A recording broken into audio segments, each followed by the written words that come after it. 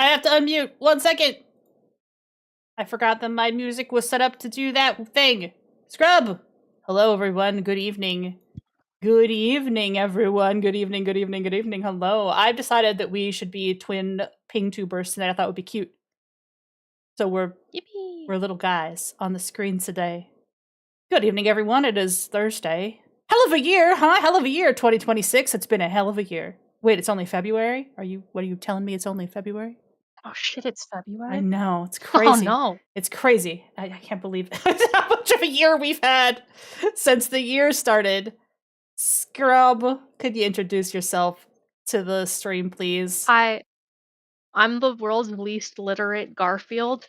I'm the one who doesn't know how to read, and Lita has volunteered to teach me how to read. It's going to be really exciting to read our first book that I've ever read in my life together.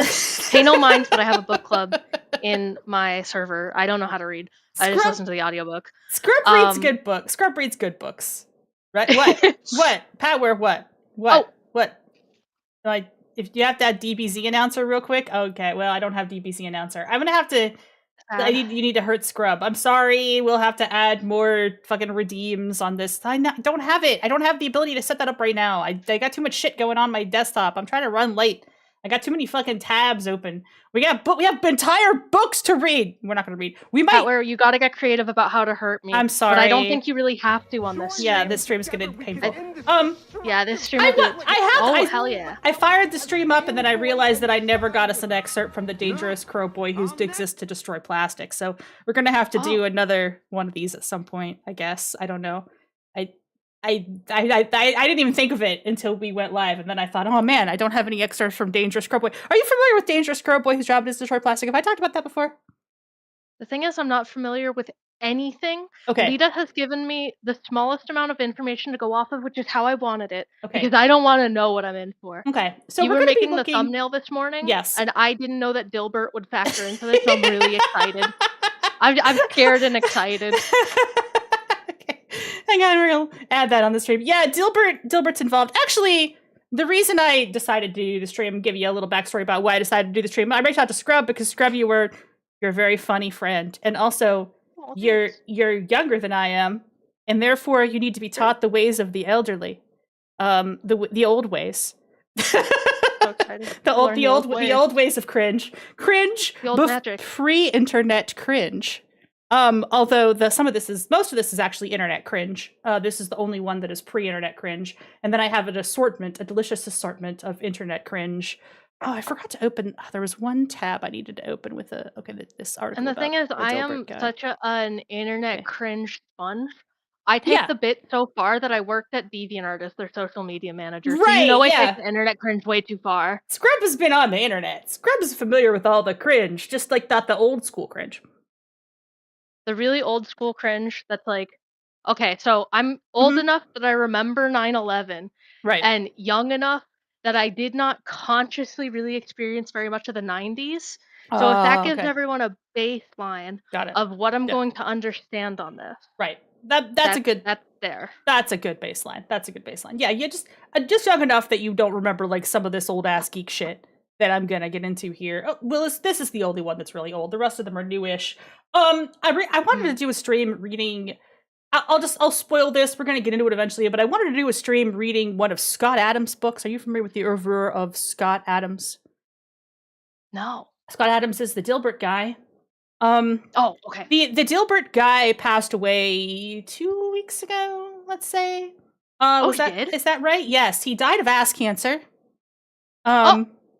Yeah, he had prostate cancer that had reached his spine. Dilbert, I have an interesting history. Many people my age liked Dilbert when it was new, because it was a funny little parody of workplace culture that we just maybe weren't actually aware of what workplace culture was like, because it was like 90s workplace culture. The Eye of Argon can't be that bad, can it? Oh, and then we're only Busy Bee. Are you familiar with the Eye of Argon? Okay, we'll get there. Yeah, he did get cancer. He did pass away. I'm being polite about it, but I really shouldn't be polite about it because in the last several decades, really, dude went very, very downhill. and became like a really, really bad racist. I got that right. Like these, like he had a lot of money. He had a little money, and that little bit of money, and that wave of imposter syndrome that must have crippled him every day, really got to him after a while. And he started posting about how, DEI and God, he hated women. He was a very divorced man. Not maybe not the most divorced man. That would still be Elon Musk, but a very, very divorced man. And he died with no family, no friends, no heirs. And yeah, can't imagine why. So like Dilbert is like public domain. I don't know. Yeah, because nobody owns Dilbert now, because like, I mean, I will say that he's literally public domain, but like nobody even knows who owns the rights to Dilbert, because the syndicate that used to own Dilbert actually disavowed and gave it back to him, because they didn't want to be associated with this guy after his racist tirade about how much he hated black people, which he was very public about. So that's the Dilbert Guy. We're gonna read his first philosophy book today. Are you excited?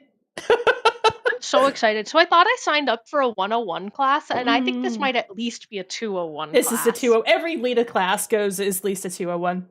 Every Countess Lita class is at least a 201. But you know what? We're going to start with 101. We're going to start with... Scrub, you're familiar with My Immortal. The fan fiction, My Immortal.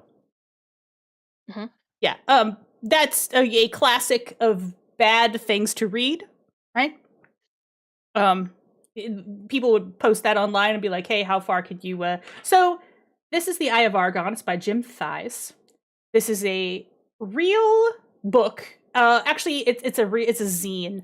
I'm gonna show what it looked like, and then we're gonna read a slightly easier to read version of it, because this is a recreation of a zine, as you can see, from November of 1970. So this is the My Immortal of the 1970s. Awesome. So back in the day, of course there was no internet. There was internet in the 1970s, but really dumb poor Scrub with the Thunderdome. Yeah, this is the Thunderdome. Back in the day, you did not get this on the internet.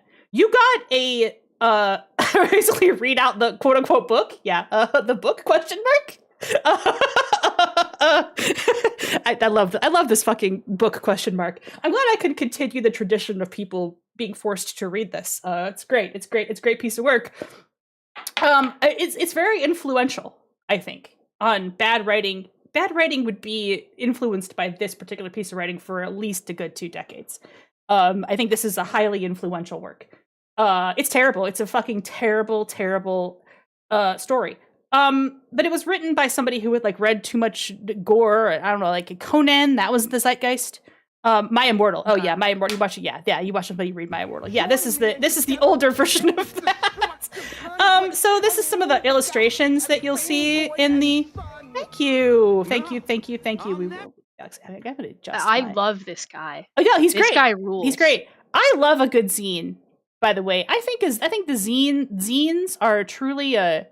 Zines are a fucking whole vibe. I'm gonna just do a quick control. We should make the world's stupidest zine someday on stream. I would love to make a zine. You can write it. I can illustrate it. It'll be really that'd fun. be great. We should definitely make a zine together. That'd be great. I was at the drive-in movies, and they were handing out somebody's random zine with like coloring pages and shit in it, and I'm like, hell yeah, we gotta bring this shit back, man.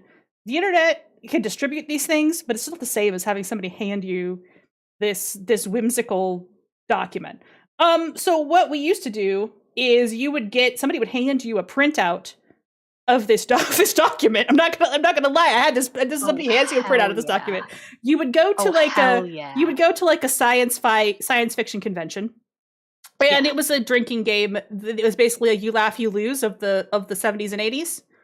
Awesome. You start reading the story, and then if you lose it, you get to pass the story on to the next person. I love that. I do. Yeah, that was an old timey drinking game that the nerds used to play. So I had my printed copy of this, that was passed around between folks, and we had the ball reading this terrible fucking thing.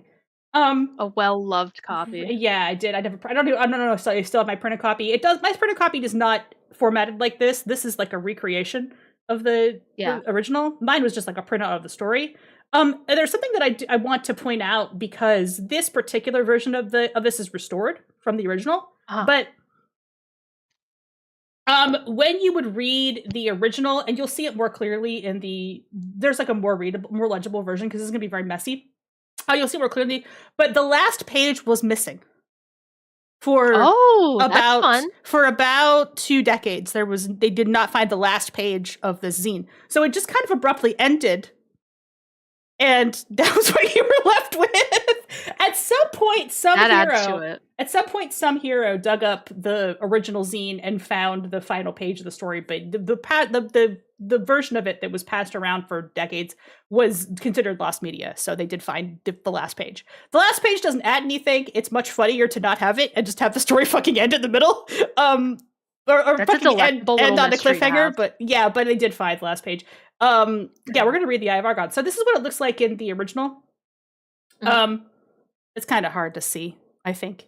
But Have you that ever is seen Control-Alt-Delete with the middle panels removed and it being funnier? I imagine it's the same thing. yes, it was funnier because we did not know how it ended, but this is what it looks like. There's some lovely illustrations, by the way. Oh, I did put a sexual content warning on the stream because we're reading the Eye of Argon. And the Eye of Argon has some, I don't want to say sex scenes in it. It's not really porn, but it's got some implied nudity. And there's one person, at one point, somebody has a. God, I really don't want to spoil it. I really just think we should now that spoil we've it. seen what it looks like, I think Scrub should The just begin reading. illustration Go ahead. the illustration's captivating me already. It's Yeah. implied nudity because only one nipple is out, and that's Yeah, okay. she That's got the not nudity one yet. she got the one titty out. And the other one is Yeah. covered up a little bit. And she's also, I don't know if you've noticed, but chained to the wall here. You know, I was trying to determine if that was chains or not, but she looks really happy about this, so I have a feeling I know what I'm in for. Yeah. Uh-huh. Okay, great. So yeah, there's some sexual themes in the Eye of Argon. There's not really it's not sexy to put it mildly. Yeah.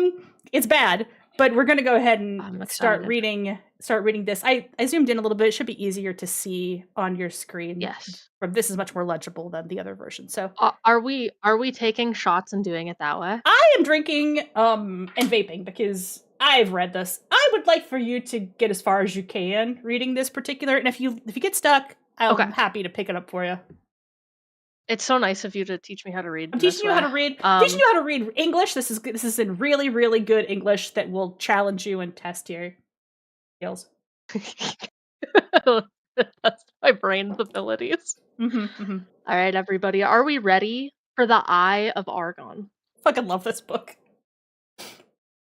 The weather-beaten trail wound ahead into the dust-racked climbs of the barren land which dominates large portions of the Norgolian Empire. Age-worn hoofprints, smothered by sifting sands of time, shone dully against the dust-splattered crust of Earth. Holy purple prose! The whole thing is like this. 2 sentences in, the Mhm. tireless sun 7 cast pages of this. parching. Can I wait? I need to make a caveat. When Mhm. I was 12, I learned what purple prose was by people a little bit older than me making fun of me on the Neopets RP boards, and it really taught me how to write. Mhm. So I'm loving this. Yeah, It this really is it. reminds- This it's is catapulting me. this is so vintage. This has got all of it. It's got it all. It's a hell real yeah. vintage piece. The tireless sun cast its parching rays of incandescence from overhead, halfway through its daily revolution. Small rodents scampered about, occupying themselves in the daily accomplishments of their dismal lives. Sorry, Gel, Jesus. Dust sprayed over 3 heavy mounts in blinding clouds, while they bore the burdensome cargoes of their struggling overseers, which did I mention was burdensome and they're bearing it? Prepare to embrace your creators in the Stygian haunts of hell, barbarian! Gasped the first soldier, all in one gasp, which is very impressive. That was a lot of words. Gasp, yeah. Well, somebody told him not to say said. That's bad. That's bad. You don't say said, right? It is catapulting me exactly back to that, too. The classic. Only classic. after. Classic, yeah. This is actually giving me such, I feel like I'm back on the RP forums. This is so beautiful. I'm really happy right now for this. Only after you've kissed the fleeting speed of death, wretch, returned Gringer. Okay, what a name. Also, I am imagining this in Xavier, warrior, angel, whatever that thing is You called. know, I'm imagining oh it my like god, that. we've been tipped Renegade 420. angel. Thank you, thank you. Oh, Yes, hell yeah, this nah. is Grigner pictured as Xavier Renegade Angel is perfect. Just keep that image in your head. Perfect. A sweeping blade of a sweeping blade of flashing steel riveted from the massive barbarian's hide, enameled shield. Whoa, I didn't know where that sentence was going. As it's rippling, its rippling right arm thrust forth. See, you laughed, I so you laughed. would be out. I You'd have to pass it. Yeah, okay. It's your turn.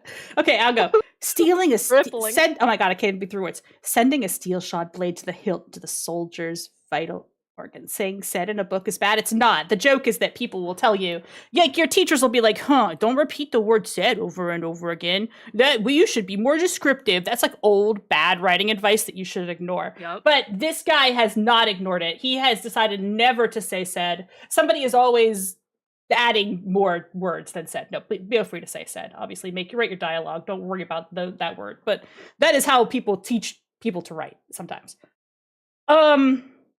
Where was I? Oh yeah, the disemboweled mercenary crumpled from his saddle and sank to the clouded sward, sprinkling in the parched dust with crimson droplets of escaping life fluid.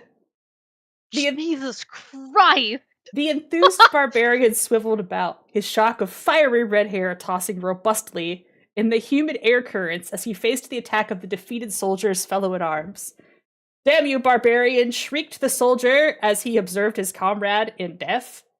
A gleaming scimitar smote a heavy blow against the renegade's spiked helmet, bringing a heavy cloud over the accordion's misting brain. Shaking off the effects of the pounding blow to his head, Grigner brought down his scarlet-streaked edge against the soldier's crudely forged hauberk, clanging harmlessly to the left side of his opponent. The soldier stead whinnied as he directed the horse back from the driving blade of the barbarian.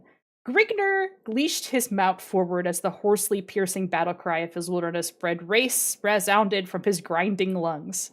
A twisting blade bounced harmlessly from the mighty thief's buckler as his rolling right arm cleft upward, sending a foot of blinding steel ripping through the Cimmerian's exposed gullet. Some of these words are just, why? A gasping gurgle from the soldier's writhing mouth as he tumbled to the golden sand at his feet and wormed agonizingly in his deathbed. He wormed agonizingly. Do you think he was just going to random pages in a thesaurus and being like, yeah, yeah? This is one of my favorite lines. Grigner's emerald green orbs glared lustfully at the wallowing soldier struggling before his chestnut swirled mount. I fucking love orbs for eyes. That's Neopets forums. That's where you got it from, man. I used to play a game where we would find the worst fucking character descriptions on furry mucks. Ooh. And that would be really fun to read. Yeah, those were really fun. Not that I would persecute, but some of y'all are very bad at describing your guy. And you like to use phrases like emerald green orbs. That was a classic. Scowling voice. Okay, I'm laughing now. Reverberated over the dying form in a tone of mocking mirth. You city-bred dog should not learn not to antagonize your better. Waiting his weary mount ahead, Grigner resumed his journey to the Norigolian city of Gorzam, hoping to discover wine, women, and adventure to boil the wild blood coursing through his savage veins. The trek to Gorzam was forced upon Grigner when the soldiers of Kryn were leashed upon him by a faithless... This game was going to give you an aneurysm? Yeah, that's the whole point. That's the whole point. This is only the first one.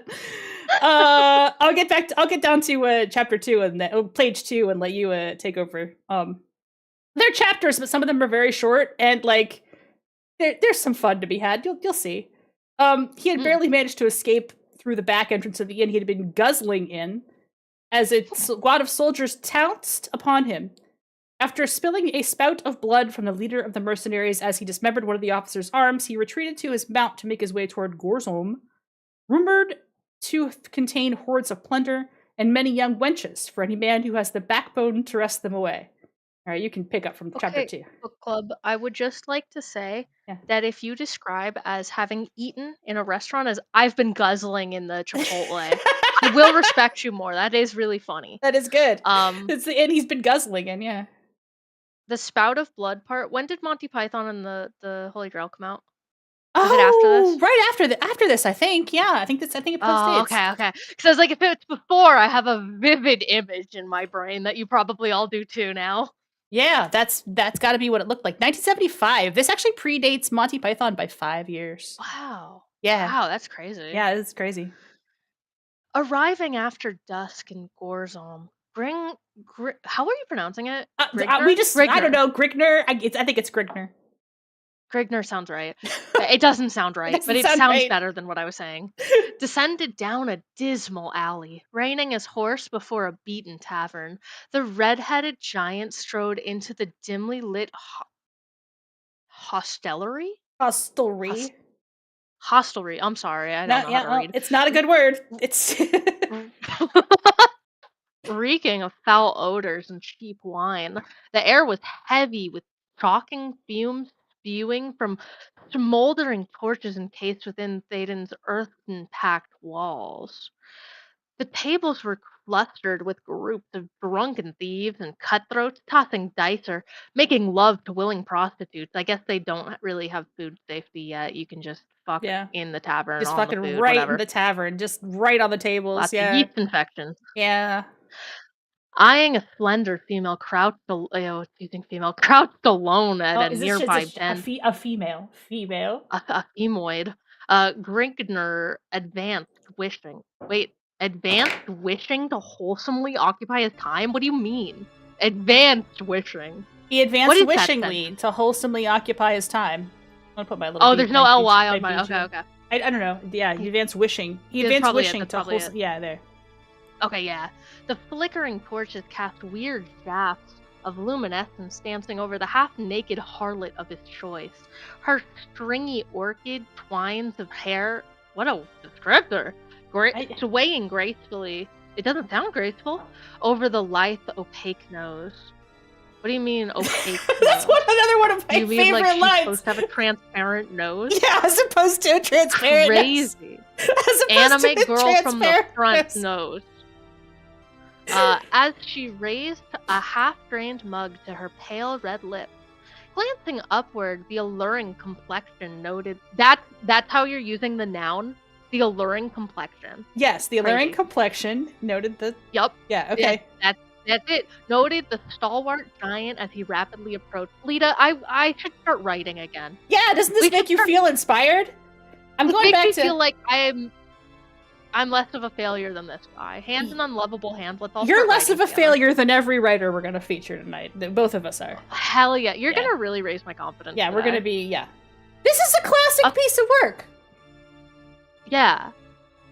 A faint glimmer sparked from the pair of deep blue ovals, new one, of the amorous female. The amorous female? That sucked, bro. As he's the most virgin man ever. As she motioned towards Grigner, enticing him to join her, the barbarian seated himself upon a stool at the wench's side. Wrong tense. Exposing his body. Like, the wench is, like, multiple of them instead of her side. I love that. Wait, are you just, like, taking off his clothes here? Awesome. Yeah, right? Yeah, it's time for the... I told you, I marked the stream of sexual themes reading the Eye of Aragon. It's time for fucking.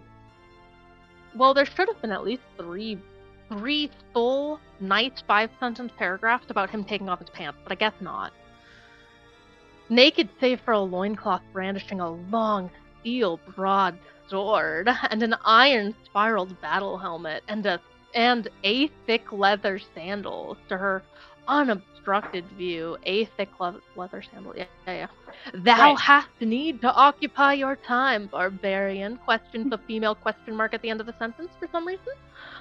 Only if something worth offering is within my reach, stated Grigner as his hands crept up to embrace the tempting female, who welcomed them with open willingness. From where do you come, barbarian? And by what are you called? Gasped the complying wench as Grigner smoothed her lips with the blazing touch of his flaming mouth after eating nothing but hot Cheetos and no vegetables ever because mommy can't tell him not to. Yeah, his mouth is flaming. He's been eating the hot Cheetos. That's all he eats is his whole diet. It's really All he knows messed him is up. how to eat hot chip and lie. Yeah, no, that is him. I bet he won't be bisexual though. This guy seems really insecure in his masculinity. No, he doesn't know how to be bisexual. Not yet. The engrossed Titan ignored the queries of the inquisitive female. Can we use a word other than female challenge? You're really good at it for every single other word in the entire thesaurus, but not this one. No.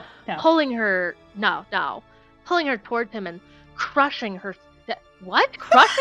sagging nipples to his yearning chest? Okay. Without struggle, she gave in, winding her soft arms around the harshly bronzed hide of Grigner-corded shoulder blades. As his calloused hands caressed her firm, protruding bust. That's not how you use that word, that's fine. You make love well, wench. Are they fucking? I guess. Yep. That's what sex is. He's just feeling her boobs on his chest. That second, whoa, this is the most I've ever gotten. Second base is fucking. That's what sex is. Okay. Yeah, admitted Grigner. He admitted it. As he reached for the vessel of potent wine his charge had been quaffing. That's a word I haven't seen in writing in a long time, like since the Neopets forums. That's a very Neopets. That's a very you see quaff a lot in like roguelikes because that's you drink a potion. Mm-hmm. Yeah. A flying foot caught the mug Grigner had taken hold of, sending its blood-red contents sloshing over a flickering crescent, leashing tongues of bright orange flame to the foot-trodden floor. "Remove yourself, sir! The wench belongs to me!" blabbered a drunken soldier, too far consumed by the influences of his virile brew to take note of the superior size of his adversary. Grigner lithely bounded from the startled female. We should have a female counter, like just Chat's already like, I'm gonna take a sip every time he's a female. You're gonna be dead. He's a thesaurus for every word but woman. He can't figure out that word at all. Crazy. His face lit up to an ashen red ferocity. His eyes locked in a searing feral blaze toward the swaying soldier. "To hell with you, braggart!" bellowed the angered accordion as he hefted his finely honed broadsword. The staggering soldier clumsily reached towards the pommel of his dangling sword, but before his hands ever touched the oaken hilt, a silvered flash was slicing the heavy air. The thews of the savages... No, you're fine. Lashing right arm... The thews of the savage's lashing right arm bulged, from the glistening bronze hide, as his blade bit deeply into the soldier's neck, lopping off the confused head of his senseless tormentor. Damn, I don't think he had to go that far, bro. You really ruined the vibe. I think listen, he interrupted what that guy assumed was sex. He'd never had it before. That's crazy. Not entirely sure what sex is, but yeah. With a nauseating thud, the severed oval toppled to the floor. No! As the segregated torso of Grigner's bovine antagonist swayed. Holy shit, Grigner, you're so mean. Then collapsed in a pool of swirled crimson. In the confusion of the soldier's fellows, we're missing some words here, confronted Grigner with unsheathed cutlasses, directed towards the latter's scowling makeup. "The slut should have picked his quarry more carefully," roared the victor in a mocking baritone growl as he wiped his dripping blade on the prostrate form and returned it to its scabbard. "The fool should have shown more prudence. However, you shall rule your actions while rotting in the pits," stated one of the sprawling soldier's comrades. Grigner's hand began to remove his blade from its leather housing, but retarded the motion in face of the blades waving before his face. That is how you would use that word, yes. That's actually the correct use of that word, yes. Correct usage of that word for once. "Dismiss your hand from the hilt, barbarian, or you shall find a foot of steel teeth in your gizzard." Grigner weighed his position. Mm-hmm. That's not how you would use gizzard. I don't think that humans don't even have that organ. No, they don't. That's in birds. That's a bird thing. I like this illustration. Yeah, you got Grigner weighed his... Right. Yeah.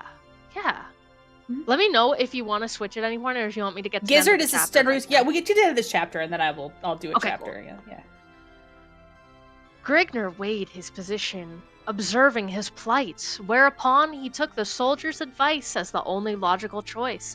To attempt to hack his way from his present predicament could only warrant certain death. He was of no mind to bring upon his own demise if an alternate path presented itself.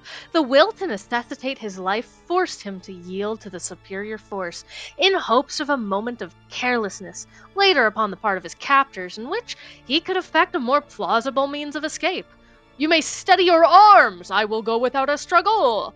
Your decision is a wise one, yet perhaps you would have been better off if you had forced death. The soldier's mouth wrinkled to a sadistic grin of knowing mirth as he prodded his prisoner on with his sword point. After an indiscriminate period of marching through slinking alleyways and dim moonlighted streets, the procession confronted a massive seraglio? I think so. Seraglio. And also, Crown of Calcium says you could just use gizzard as like a generic word for your guts. So okay, we'll allow it. Jim. Oh, We'll okay, allow yeah. It, Jim In Thighs. oldie times, I yeah, think you maybe are correct. maybe I'm you gonna could. look up what a seraglio is. Yeah, definitely.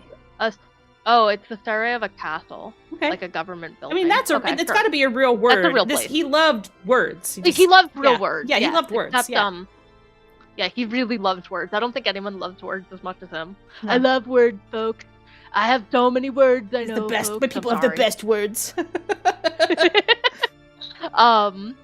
The palace area was surrounded by an iron gating with a lush garden upon all sides.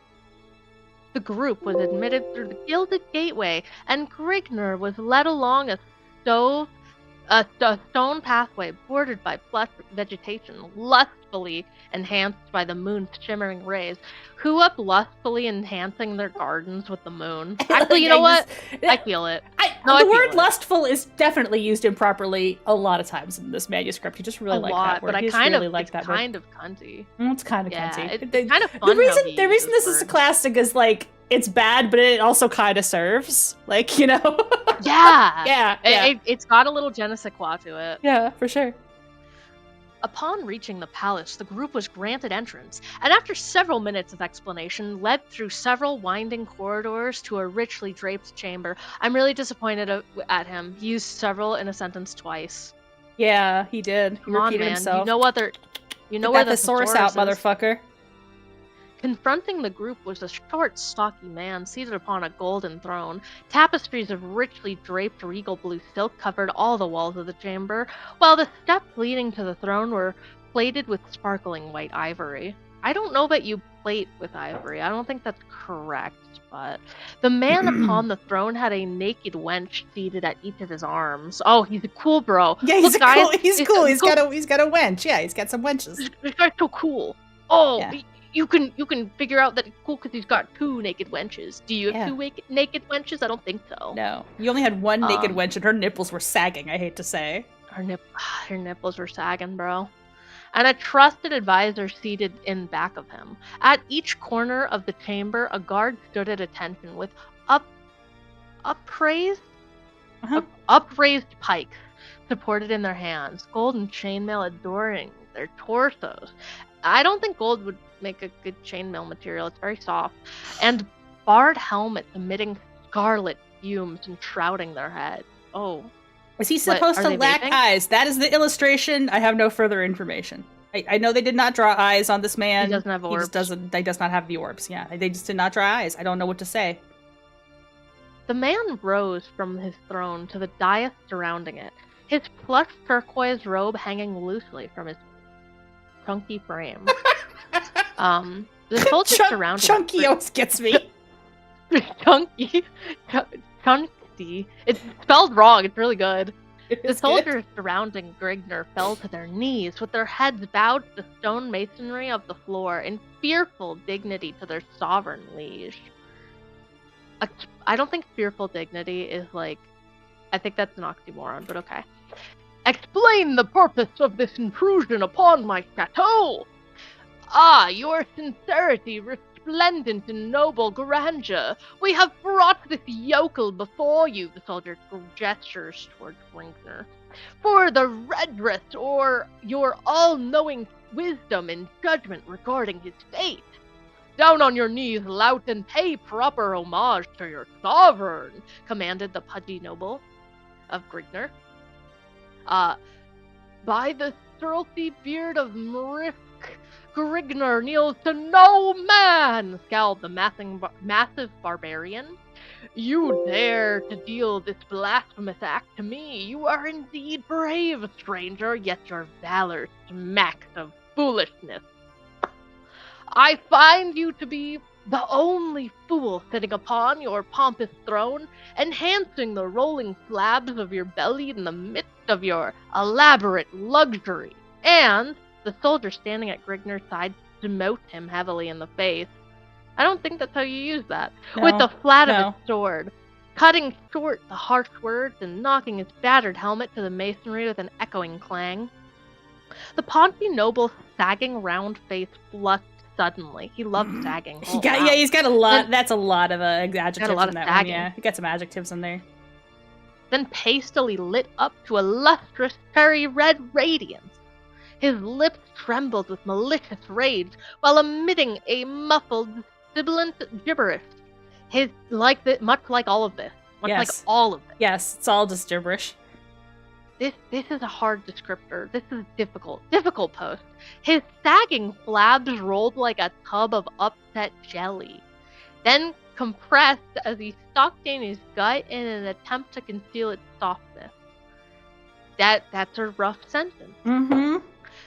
The prince reimagined his... Yeah, it's a lot. It's a lot of... It reminds me of maybe descriptors of Santa Claus a little bit. I don't really Murph is the most... People... One of this writer never actually said this word, words of all time. Yeah, I don't know where these names are crazy. Yeah, the names are like, I just closed my eyes and picked some I don't like vowels. I just like, can I buy a vowel advice? Listen. If vowels were not used in Lord of the Rings, I won't use vowels here. Yeah. The prince regained his statue, then spoke to the soldiers surrounding Grigner, his face conforming into download PDF now, an ugly expression of sadistic humor. Take this uncouth heathen to the vault of misery! You're turning to the vault of misery! Bro, take him to the vault of misery! Yes. Take him to the vault of misery. Yes.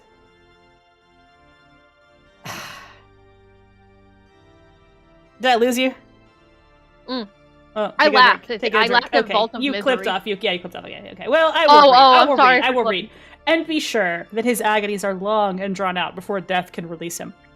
As you wish, sire, your command shall be heeded immediately, answered the soldier on the right of Grigner, as he stared into the barbarian's seemingly unaffected face. The advisor seated in the back of the noble slowly rose and advanced to the side of the master, motioning the wenches seated at his sides to remove themselves. He lowered his head and whispered to the noble, Eminence, the punishment you have decreed will cause much misery to this scum, yet it will only last a short time, then release him to a land beyond the sufferings of the human body. Why not mellow him in one of the subterranean vaults for a few days, then send him to life labor in one of your buried mines? To one such as he, a life spent in the confinement of the Stygian pits will be an infinitely more appropriate and lasting torture. The noble cupped his drooping double chin on the folds of his brimming palm, meditating for a moment upon the rationality of the counselor's words, then raised his shaggy brown eyebrows and turned toward the advisor, eyes aglow. As always, Agafnid, you speak with great wisdom. Your words ring of great knowledge concerning the nature of one such as he, saith the king. The noble turned toward the prisoner with a noticeable shimmer reflecting in his frog-like eyes and his lips contorting to a greasy grin. I have decided to void my previous decree. The prisoner shall be removed to one of the palace's underground vaults. There he shall stay until I have decided that he has sufficiently simmered, whereupon he is to be allowed to spend the remainder of his days at labor in one of my mines. Upon hearing this, Grigner realized that his fate would be far less merciful than death to one such as he, who was used to roaming the countryside at will. A life of confinement would be more than his body and mind could stand up to. This type of life would be immeasurably worse than death. I shall never understand the ways of your twisted civilization, I simply defend my honor, and I am condemned to life confinement by a pig who sits on his royal ass wooing whores and knows nothing of the affairs of the land he imagines to rule. Lectures Grickner, question mark? I love the use of question marks. I don't understand it, but I love it. Also, I just like to admire the artwork. Yeah, again, this is the... He looks like a line cook who is about to expire. It also looks like he's kind of just smoking a joint. Yeah, it definitely does. He's got a doobie. Yeah, he's got a doobie. Yeah, he's kind of smoking a joint here with his doob, and he's got his four chins, so that's how you know he's a fat, greasy motherfucker. It was very nice of an illustrator. Even though he's got the broadest shoulders ever, but I also do like, I like on the sleeves that they didn't draw the rest of it, and it does look like a tiny hand by the signature. It does. It looks like he's got the tiniest little bald, like angry fist. Yeah. The doobie image goes hard. It does go hard. I love a good outsider piece of art. I've got some really good outsider art, some of this old ass zine shit, and it's pretty fun most of the time. You know, what we miss out on with the internet as well is that people post art, and generally speaking, like the good stuff kind of floats to the top. So you see a lot of good art all the time. I really think like the Fierin looking up angle was like a meme from the old days because we saw like a bad drawing and we all went, "Aw, I love it." Actually, the way that we get bad art now is through Jackbox TKO. Yeah, that's true. Jackbox is the way. We got to do a Jackbox night at some point. Yeah, I think I will read chapter 3 as well because chapter 3 is short. Okay. I think. Where was I? Where'd I leave off here? Yeah, we, oh, question mark. I left off with the question mark. It really threw me. Enough of this. Away with the slut before I lose my control. Also, use the slut a lot in a way that I don't think is appropriate. You get bad art with AI. Yeah, but it's bad in a different way. It's bad in a different way. Okay, but I used the word slut in a gay way, and I'm imagining he's doing that. That's true. That's true. The barbarian is a slut. Yes, the barbarian is a slut. People constantly call him a slut.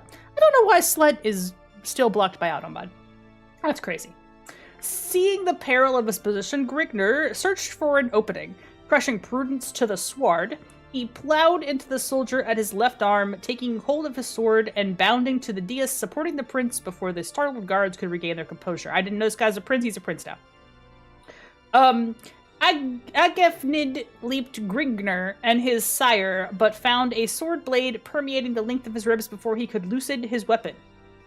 The counselor slumped to his knees as Grickner slid his crimson blade from Agnifid's ribcage. The fat prince stood undulating, in insurmountable fear. Undulating? Yeah, he was undulating. He's trembling like a big sack of shit before the edge of the fiery-maned comet, his flabs of jellied blubber pulsating to and fro in ripples of flowing terror. He's just so fat. He's just the most... This man has so much fat phobia. It's like he's straight out of the 2000s. Very. Where is your wisdom and power now, your majesty? Growled Grickner. The prince went rigid as Grickner discerned him, grazing over his shoulder. He swiveled to note the cause of the noble's attention, raised his sword over his head, and prepared to leash a vicious downward cleft. But that whole sentence was nothing. I get what you're saying, but that's not how any of those words work. But fell short as the haft of a steel-rimed pike clashed against his unguarded skull. Just so it's clear, the prince is fat? Yeah, right? Better or worse than Wait, I didn't get that from all those descriptors, really? Yeah, did they mention he was fat? Then blackness and solitude, silence shrouding, and ever-peaceful reigned supreme. Before me, Sirrah, before me has always... Ha ha ha, nobly cackled. Consciousness returned to Grickner in stigmatic pools as his mind gradually cleared of the cobwebs cluttering its inner recesses. Yet the Stygian cloud of charcoal ebony remained, an incompatible shield of blackness, enhanced by the bleak absence of sound. Grickner's muddled brain reeled from the shock of the blow he had received to the base of his skull. The events leading to his predicament were slow to filter back to him. He dickered with the notion that he was dead. Sorry. All right, well, Damn, whoop dickering with their notion. All right, let's go. You laughed. I did laugh. I can't. How's that dickering with their notion? Okay. But look, chapter 3, I was never going to be able to get through the fact that it's chapter 3, and then chapter 3.5. 3.5? Oh, that's really Why? Why is it like this? Hey, you know, he dickered with that notion that he was dead and had descended or sunk, however it may be, to the shadowed land. Oh no, he went to the shadow land. Oh, he went to the shadow realm, bro. To the shadow realm with you. Bring Gringer. Beyond the aperture of the grave, but rejected this hypothesis when his memory sifted back within his grips. Okay, my memory. Oh, Sorry. Oh, that Sorry. was loud. That was the link route. That was loud and correct buzzer. We had to push that for Granic Calcium. Dude, I do feel like I would be hitting that buzzer 24/7 right now. It would just be a constant background sound. Yeah. I do think that my memory sifts back within my grips when I go through a doorway, and then I go through it again. That's true. Forgetting. You forget why you went through the doorway. You have to, yeah. Yeah. This was not the land of the dead. It was something Jägermeister. infinite. Right, it's ketchup. Ketchup. It's ketchup. Infinitely more precarious than anything the grave could offer. Death promised an infinity of peace, not the finite misery of an inactive life of confined torture, forever concealed from the life-bearing shafts of the beloved rising sun. I love the shafts of the beloved rising sun. Like, I love the Also, shafts. I took my audio processing off entirely, so hopefully I am more audible. Oh, sure. Yeah, I can hear you. Yeah, I had to turn you up just a smidge, but I didn't want to turn you up too Okay, loud cool. because I didn't want to break it. Yeah.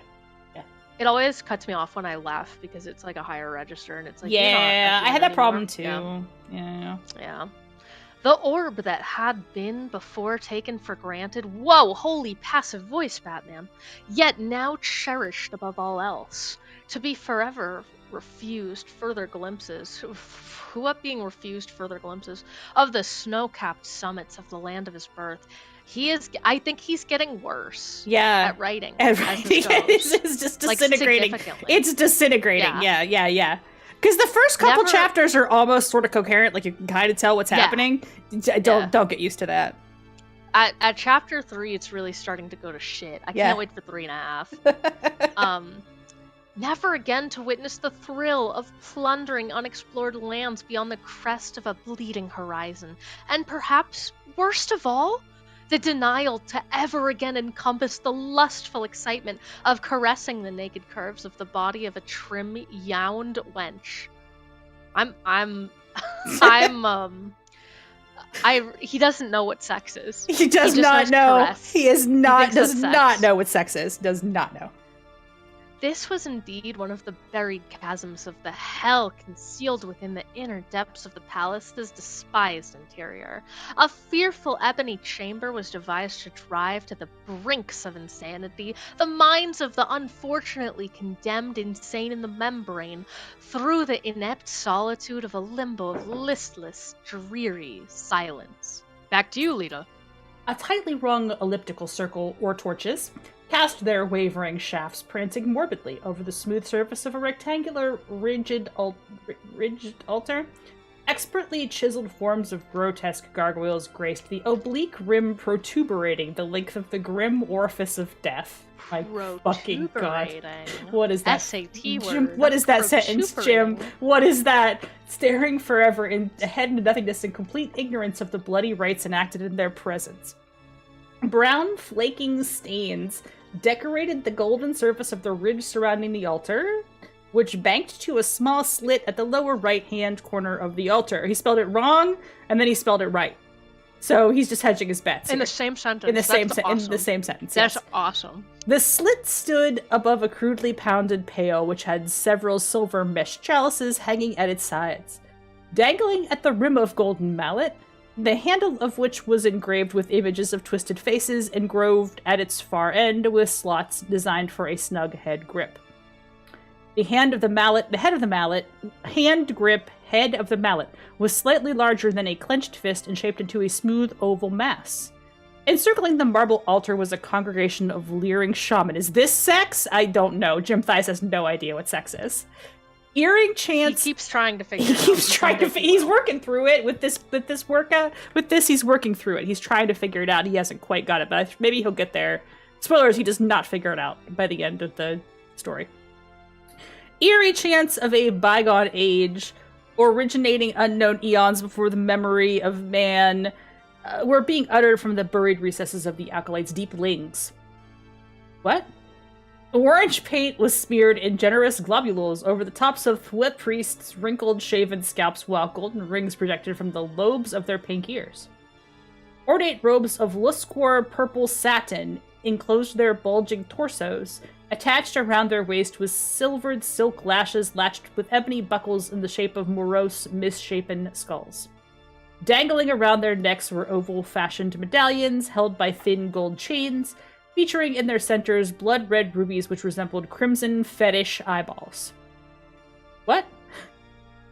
Cushioning their bare feet were plush red felt slippers with pointed golden spikes projecting from their tips. Situated in front of the altar and directly adjacent to the copper pail was a massive jade idol, a misshaped, hideous bust of the shaman's pagan deity. The shimmering green idol was placed in a seating posture on an ornate carved throne raised upon a round, ivory plaited dais. Its bulging arms and webbed hands rest on the padded arms of the seat. Its head was entwined in golden snake-like coils hanging over its oblong ears, which tapered off into thin, hollow points. Fetish means a talisman. Yeah, I mean, I get it. I get what they're going for here. I get what he means. It's a bad sentence. It's all a bad It's sentence. a very Every bad sentence is a bad sentence. Yeah, they're all bad sentences. I that is not the wrong use of the word. It's just that there's a lot There's a lot happening here. But is it the wrong use of the English language? The whole time, yes. Absolutely. Yeah, absolutely. Its nose was a bulging triangular mask, sunken in at its sides with tau gaping nostrils. I don't know what that means. Dramatic beneath the nostrils was a twisted, saggy-lipped mouth, giving the impression of a slavering, sadistic grimace. At the foot of the heathen deity, a slender, pale-faced female, naked, but for a golden, jeweled harness enshrouding her huge, outcropping breasts, supporting long silver laces which extended to her thigh, stood before the pearl-white field with noticeable shivers traveling up and down the length of her exquisitely molded body. Her delicate lips trembled beneath soft, narrow hands as she attempted to conceal herself from the piercing state of the ambivalent idol. What? Glaring directly down her was the stony, cycloptic face of the bloated deity.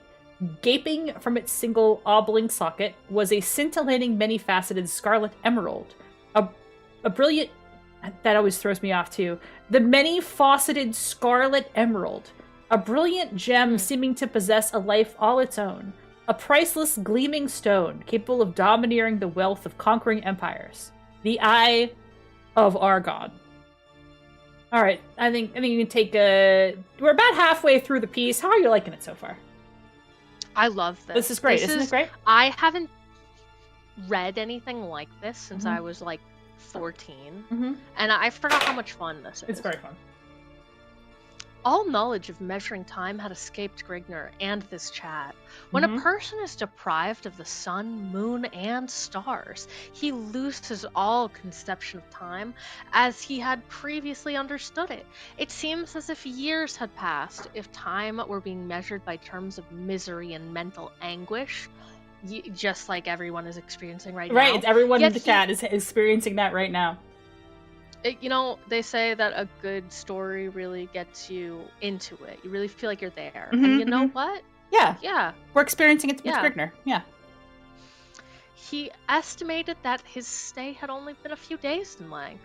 He has slept 3 times and has been fed 5 times since his awakening in the crypt. However, when the actions of the body are restricted, its needs are also affected. The need for nourishment and slumber are directly proportional to the functions the body has performed, meaning that when free and active, Grignr may become hungry every 6 hours. And witness the desire for sleep every 15 hours. Whereas in his present condition, he may encounter the need for food every 10 hours, and the want for rest every 24 hours. And now we shall describe how many breaths Grignr takes in 1 minute. Right? It's very specific. It's very specific. Yeah. Yes. All methods he had before depended upon were extinct in the dismal pit. Who up being extinct in the dismal pit? Hence he... Yeah. We're in the dismal pit together. Well, all of us. Hence he may have been imprisoned for 10 minutes. Okay. Sorry. He may have been imprisoned for 10 minutes, got me.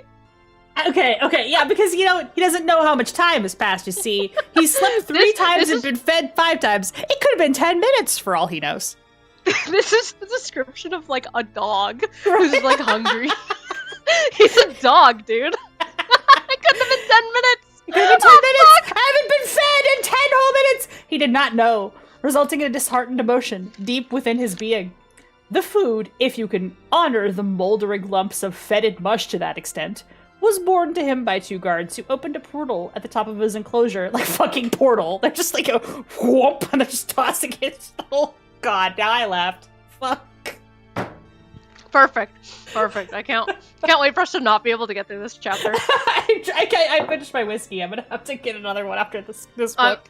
I've got some red wine, and I think I need to chug some Screwball, honestly. Yeah, we have it's not working fast enough. Ads are happening on Twitch, by the way, but yeah, it's up to you again. I couldn't handle Portal at the top of the enclosure. Sorry. I think it's time for me to take a shot, actually. Okay, take a shot. Because the ads are happening. Yeah, let's do a shot. Take a shot. I will get another drink next ad break. I've got charcuterie, I've got wine, and now I'm gonna have peanut butter whiskey because that sounds like it would go like excellently. That's yummy. I finished off the vodka with a little orange, and now I gotta get me a whiskey. I'm out of sour mix, so I just have to drink it straight with a little on the rocks, maybe some bitters. Yeah. I don't mind. Let me know when you're chugging whiskey. Yeah, I'm good. You can go whenever. No, let me know when you're ready to do the shot with me.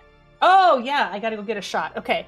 I will be right back. Everybody in chat, go get a shot. Everybody go get a shot. We'll get a shot right now. Or your Benjamin. Whatever you fancy. We're gonna do shots now. We've reached, how many minutes has it been? Maybe 25? Oh, it's an hour. Oh my god! It could have been an hour or it could have been 10 minutes! I don't know!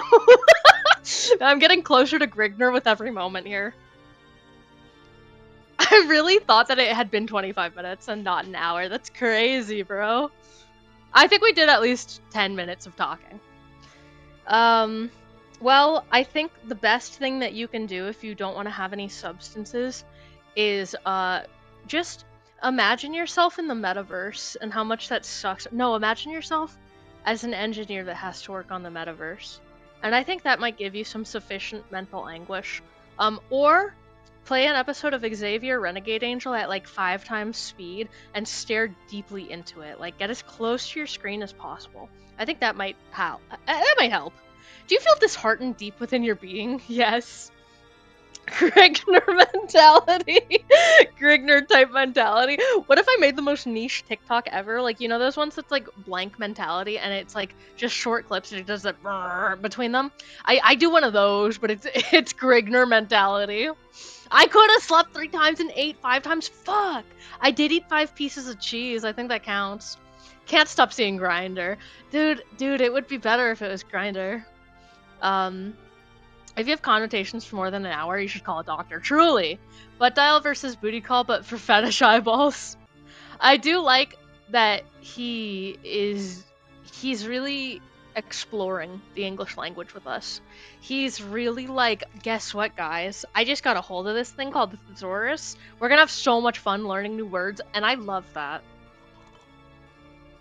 Like, you know what? More of us... He's brave for this, actually. He's hashtag brave for this. More of us should open a thesaurus and start writing bullshit with every random page we flip to. Yeah, I'm gonna get back to writing my romantasy tomorrow. This has inspired me. I can't wait. I'm gonna do it. I can't wait to, like, you know, read a good book. Read a good book? Not tonight. Yeah, read a good book. My book is not good yet. It's only 1/3 of the way done. I'm sure it is. Finish by the end of the year. Well, my therapist is like, I need to read your book. And I was like, oh, you want to just look into my fucking soul? Okay. Yeah, she does. Okay, yeah. Well, I guess that is your job, right? All right, well, I'm going to make it a little less shitty before I send it to you. But yeah. Anyway, it took me longer than I thought to find a shot glass. That was why it took me a whole minute. But I've got myself a shot of tequila, which is the best to do a shot, right? Yes. Yeah. So that's actually my preferred shot. That's the best shot. So let's salute, huh? Skål. Ah, that's a shit, man. Woo! Peanut butter. Love a good shot of tequila. Wow, that went right to my nose. Mm-hmm. Is it my turn or yours? Oh, I think I laughed. I think it's your turn. I laughed at the portal. We're here. We're here at retrieving the food and water bowels. Yes, God, bowels. Good. Yes. It is bowels. It is what it says. At the top of his enclosure and shoved it to him in wooden bowels. That's impressive. Retrieving the food this and time water it says bowels. bowls. But that time he said bowls correctly, but then he fucked up and said bowels. Then he forgot. Yeah, then he forgot how to spell, yeah. Retrieving the food and water bowels from his previous meal at the same time, after which they threw back the bolts on the iron latch and returned to their other duties. Since deprived of all other means of nourishment, Grigner was impelled to eat the tainted slop in order to ward off the pangs of starvation. Though as he stuffed it into his mouth with his filthy fingers and struggled to force it down his throat, he imagined it was that which had been spurned by the hounds stationed at various segments of the palace. Please go into detail about the hounds for a couple paragraphs. Yeah, and then why not? They walked left. Why and not? Then they sniffed. There was little in the barren vault that could occupy his mind or body. After all, it had been perhaps 10 minutes. A whole 10. It could have been a whole 10 minutes. He had paced out the length and width of the enclosure time and time again. He did that trend of running a 5K in his little enclosure. He'd run a little 5K. He broke every bone in his body. He was trapped in the darkness. Well, God, do you know that meme, the Shadow of the Hedgehog one? Mm-hmm. Okay, good. I figured you would. That's a Shadow of the Hedgehog meme. You gotta know that. Of course, I got it. Yeah. I got it. It'd be a disgrace if I didn't. And tested every granite slab which consisted the walls of the prison. That's what it says. All right. Okay, in hopes of finding a hidden passage to freedom, all of which was to no avail other than to keep him busy and distract his mind from wandering to thoughts of what he believed was his future. He had memorized the number of strides from one end to the other of the cell, and he knew the exact number of slabs which made up the bleak dungeons. Half-life, full-life consequences. God, it really is! Numerous schemes were introduced and alternately discarded. Yeah. In turn, as they succored to unravel him, no means of escape which stood the slightest chance of success. Anguish continued to mount, as his means of occupation were rapidly exhausted. Suddenly, without notive, he was routed from his contemplations as he detected a faint scratching sound at the end of the crypt opposite of him. The sound seemed to be caused by something trying to scrape away at the granite blocks of the floor of the enclosure consisted of the sandy scratching of something like an animal's claws. Grigner gradually groped his way to the other end of the vault, carefully feeling his way along his hands ahead of him, when a few inches from the wall, a loud, penetrating squeal, and the penetrating part's a word I didn't think he knew. He doesn't know. He doesn't know what sex is, but other things might involve penetrating. Yeah. Okay, that makes sense. And the scampering of small padded feet reverberated from the walls of the roughly hewn chamber.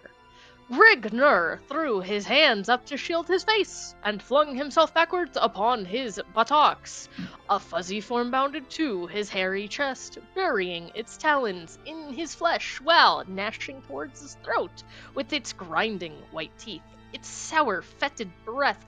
That's actually the first time I have seen him use a semicolon. Yeah, it's very weird. Yeah. It's just suddenly a semicolon. That's the first time. He learned what it was. That's fascinating to come 4 chapters in. I want to say this. That's not the correct use of a semicolon. No. It's not how you use No, but he did learn what but one he tried. was. He tried. He's got many compound and run-on sentences, and he did learn that they exist now. Yes, he tried his best, but that's not correct punctuation, That's not right. No, it's not right, but we're glad you tried. Fetid breath scorching the squirming barbarian's dilating nostril. He does not understand how to use apostrophes. No. He doesn't understand, ownership of stuff with a a plural. I just think it's sometimes the beautiful that apostrophe he's- is used when it's not needed, and other times Yeah. we just don't need an apostrophe at all. I think it's beautiful he's trying. He's doing his best. Grigner grappled with the lashing flexor muscles of the repugnant body of a gargantuan brown-hided rat, striving to hold on to its razor teeth from his juicy jugular, as the beady gray organs of sight. Organs of sight? His beady gray Yeah. organs of sight. Organs of sight is good. It's really good. Glazed into the flaring emeralds of its prey. Remember, he's got the emerald orbs. Right. Taking hold of the rodent around its lean, growling stomach. If I grabbed an animal and I could feel its stomach growl, that would squicks me out. You're not Grigner. You know what? You're not powerful like Grigner. I'm not as powerful as Grigner. No, Grigner's strong. Way. He's how. mighty. I've never known the sagging tits of a woman. Yeah, you've never had a sagging nipples sagging smashed to nipples. your chest or whatever it was. No, wait. I have. Crushed. I Yeah, have. okay, Never mind. never I mind. have, Never Grigner. mind. You have known. Grigner pried it from his crimson-rent breast, removing small patches of flayed flesh from his chest in a motion between the squalid black claws of the starving beast. Holding the rodent at arm's length, he cupped his right hand over its frothing face, constricting his fingers into a vice-like fist over the quivering head. Retaining his grips on the rat, Grigner flexed his outstretched arms while slowly twisting his right hand clockwise. I'm trying to do it in real life right now. Yeah, he doesn't. And his left counterclockwise. Oh, perfect.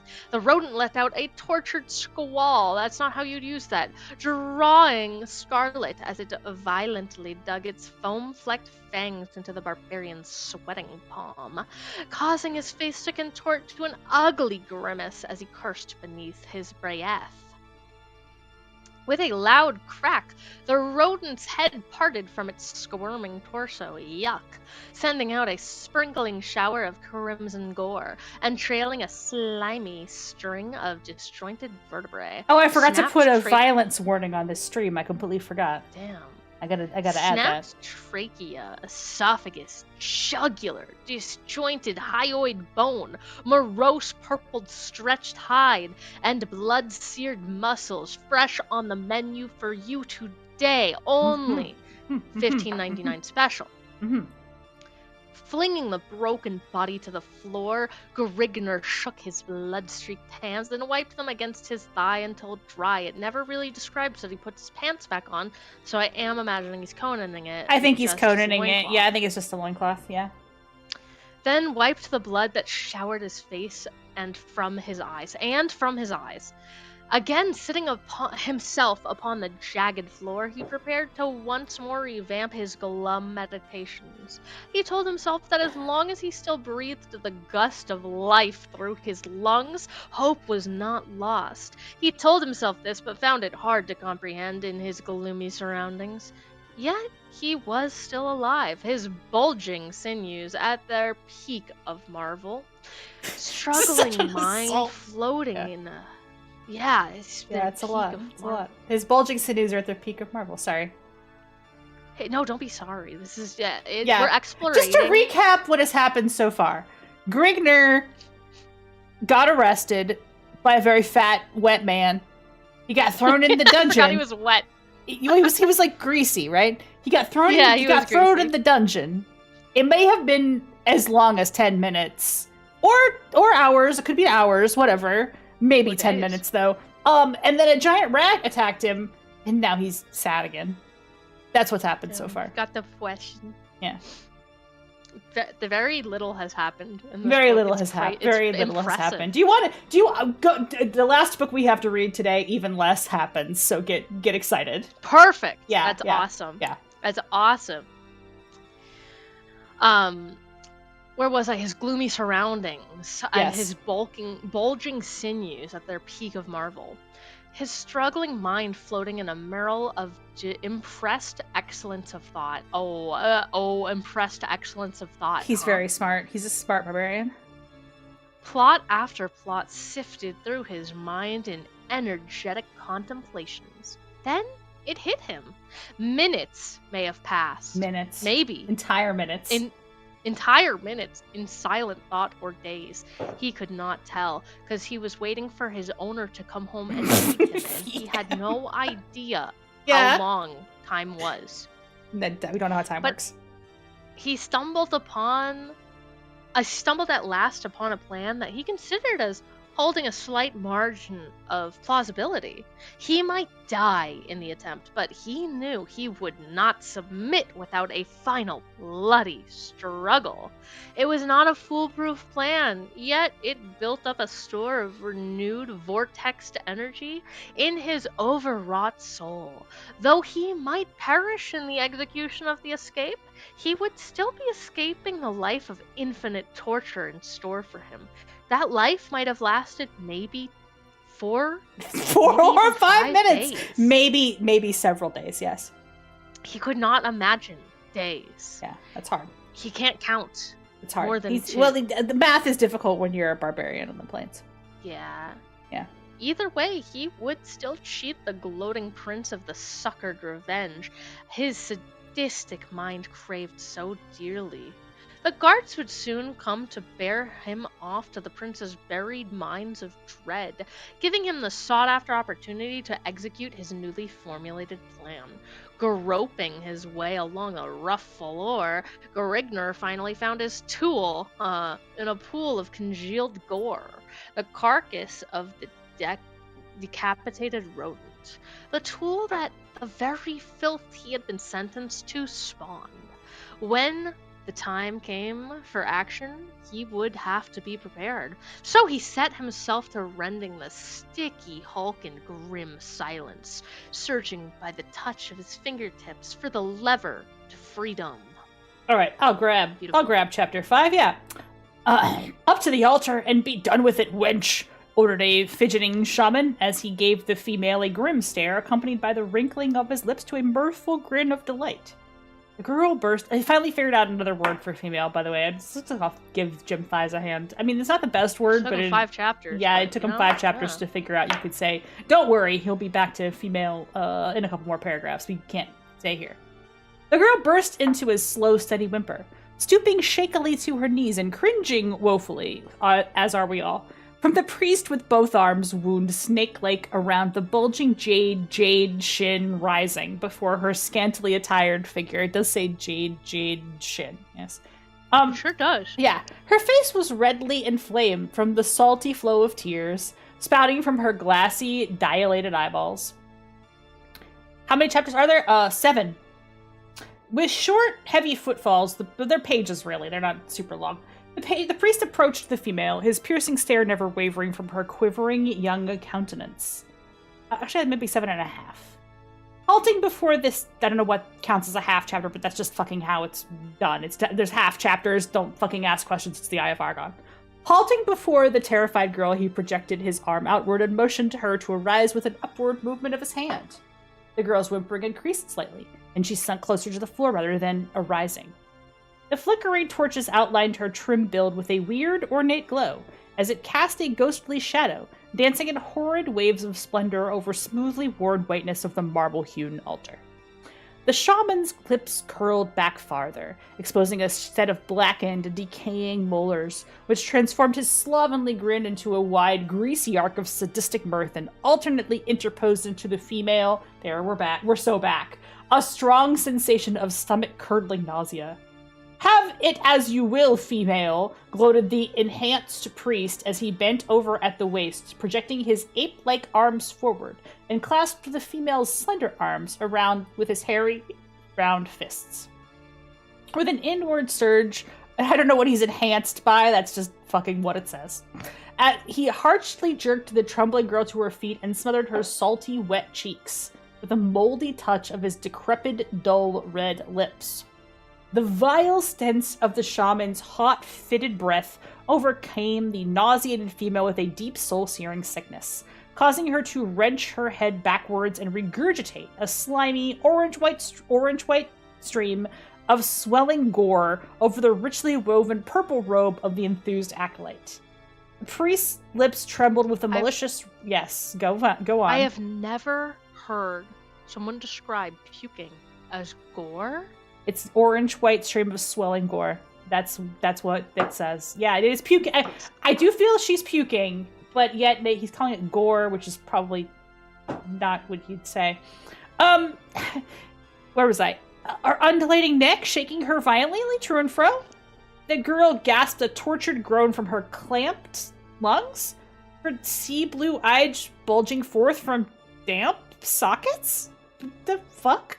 Cocking her right foot backwards, she leased it desperately outwards with the strength of a demon possessed, lodging her sandaled foot squarely beneath the shaman's testicles.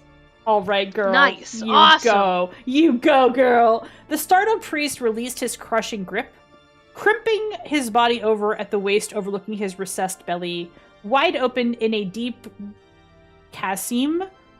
His face flushed to a rose red shade of crimson, eyelids fluttering wide with eyeballs protruding blindly outwards from their sockets to their outmost perimeters. He really needs to, lean into the kick and the balls. He's got to describe it with, every word he's got, right? Well, his lips covered waveringly about, allowing an agonized wallow to gust forth as his breath billowed from burning lungs. His hands reached out, clutching his urinary gland, as his knees wobbled rapidly about for a few seconds, then buckled, causing the ruptured shaman to collapse in an egg-huddled mass to the granite pavement, rolling helplessly about in his agony. The pathetic... Your bladder? Yeah, apparently she kicked him all the way in the bladder. She kicked... Wow. His hands clutched his urinary gland. I can't... I don't know what he's... I assume that it's meant to be his dick that he's clutching right now? Yeah, definitely. It was described in a way. Yeah. The pathetic three of the squat. I don't think a urinary gland is a real thing. It's too bad. That's what Jim Thies wrote. We have to respect it. Groveling in a dejected misery upon the hand-hewed granite-laid pavement, worn smooth by countless hours of... I'm going to fly at about 7 chapters, because we're on 6. It might be a little bit more than that. Worn smooth by hours of arduous sweat and toil, but I know there's a 7.5, so... A welter of ichor oozing through his clenched hands attracted the perturbed attention of his comrades from their fitted olations. The actions of this rebellious wench bespoke the credence of an unheard-of sacrilege. Never before in a lost maze of untold eons had a chosen one dared demonstrate such blasphemy in face of the cult's idolic deity. The girl cowered in unreasoning terror, helpless in the face of an emblazoned acolyte's rage, her orchid-tussled face smothered betwixt her bulging bosom. Excuse me? What?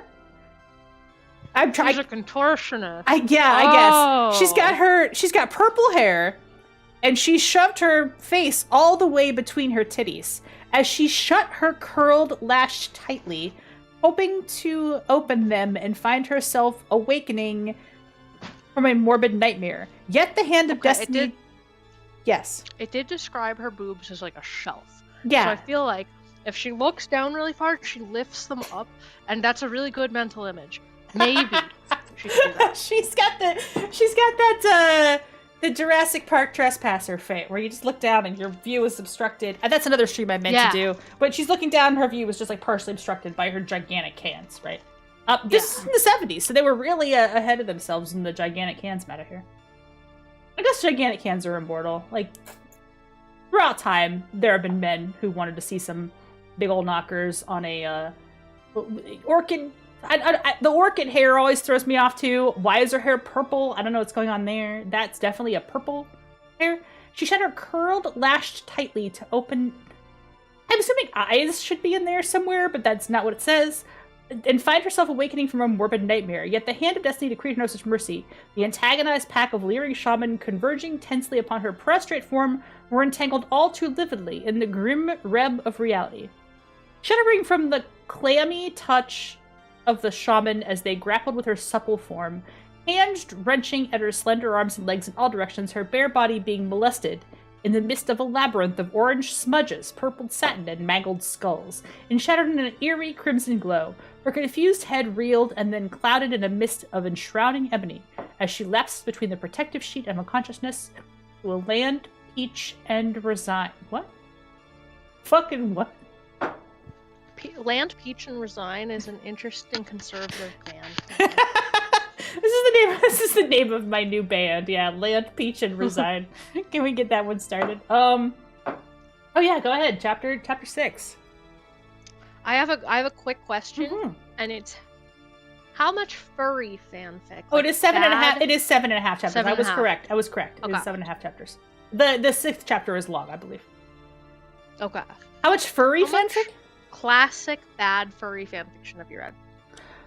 You know, I don't think I've read very much classic bad furry fanfiction. I did read a lot of furry muck RP. That's pretty cringe, but does the words furry and train ring any bells to you? No, what's furry train? What's that? Oh my gosh. Okay, would you like to do another stream where I show you horrible fanfic? You need to share your culture with me as I have shared my culture with you.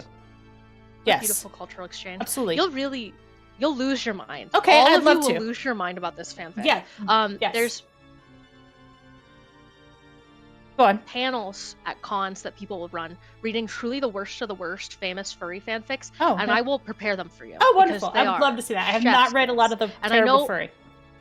Perfect. I know this panel only takes an hour to do, and they round robin read it with voice actors, so I know it'll be like significantly I'm giving you the tour. I've got 3 items, a fourth if we get to the fourth one. The fourth one is the most boring dog shit you'll ever read in your life. Awesome. But if you want to get to the boring dog shit, stay tuned for that. This one I think we'll find out where the night takes us. So here's what I like about the Eye of Argon. We've got 2.5 chapters left to go of the Eye of Argon. Oh, they're pages, but chapter 6 is a little bit long. There's something here, right? Like it's kind of beautiful in a way. Like he clearly sucks, but in an interesting way that I like, right? Yeah. It's enchanting in a way. Yeah, it is. It's compelling, for sure. "Take hold of this rope," said the first soldier, "and climb out from your pit, slut. Your presence is requested in another far deeper hellhole." I have a second follow-up question. Uh-huh. Have you ever read the Locked Tomb series? No, what's that? Wait, have I? Oh, I want to do this for book club, but it's kind of a commitment. Okay. That's the thing. The first book, if you like the first book, it's the correct vibe.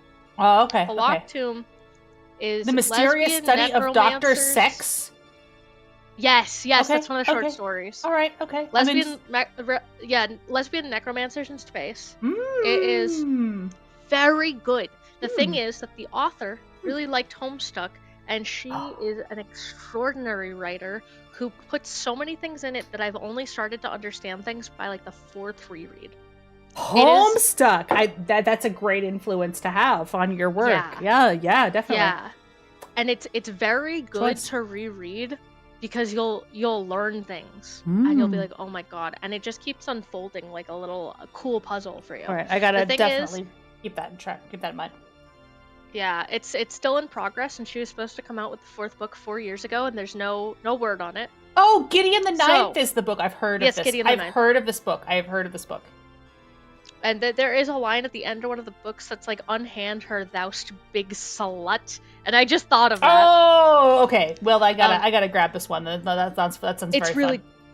Really good. So here's my caveat about this series for everyone listening. The first book is so much fun. You will have a great time. It's fun from beginning to end. Your narrator is a woman himbo lesbian who she just doesn't know what the fuck is going on. You get first person limited. Well, it's third person limited from her point of view.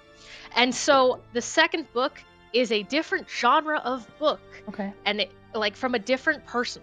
So every book has been a different genre of book from a different person. And the first one, if you don't like the ones after that, that's totally understandable because the first one's really fun. But just imagine if Johnny Bravo was a woman. Oh, I love that. This is the plot. I love that. And it's That's a murder fun. mystery type story. And I'm really excited to read this. This sounds good. Yeah, this is kind of what I'm doing because I had an idea for a book and I started writing it. But then I had an idea for a second book and it's a completely different book with completely different characters. It's so fun. It's honestly a really fun. Yeah. It's not a sequel. It's a completely different idea because I want to write like a straight one, but then I also want to write a gay one. You know? Yeah. Yeah. So, I'm just going back and forth between these two ideas.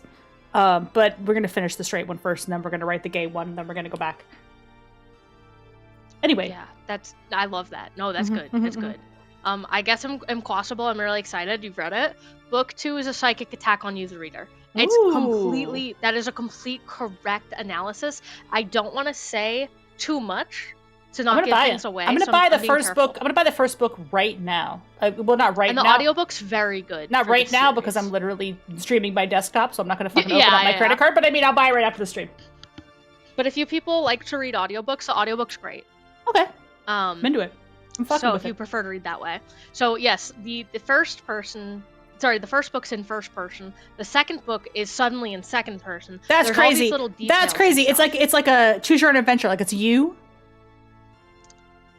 You'll find out. Okay. I can't tell you more. Okay, don't tell me your partner loved book 1. So I also bounced off book 2 a couple times because book 2 is a very difficult pill to swallow after the first book. Mm-hmm. It's very different. You're like, what the fuck? Mm-hmm. It's not as fun. So I will give the caveat. I won't be mad at any of you if you like book 1 and you stop with book 2. Book 2, that's fine. It gets very, very good by the end of book 2. You start being like, this is the smartest written thing I've ever read in my life. Ooh, I'm excited. It's I like really to read worth good things. Sticking with it. I like to read good things, I said, making you only read bad things. Yeah, but this is also enrichment. This is a good kind of bad, though. Yeah, it really is. Mm-hmm. And this is the last I'll say about it. Mm-hmm. Mostly from Impossible. I read part of book 2 once my concussion had healed enough for me to have the ability to read again. And that was a wild choice on my part. You read book 2 while in a mental hospital? Oh my god, we are linked. God, we are brothers. That's insane to have done. Oh. Yeah, I didn't have anything else to do. When I got a concussion, it was really bad. So the first week, I could not think. It would physically hurt me to think. So I tried to be as unconscious as possible. It took till week 3 for me to even be able to listen to music without hurting my brain.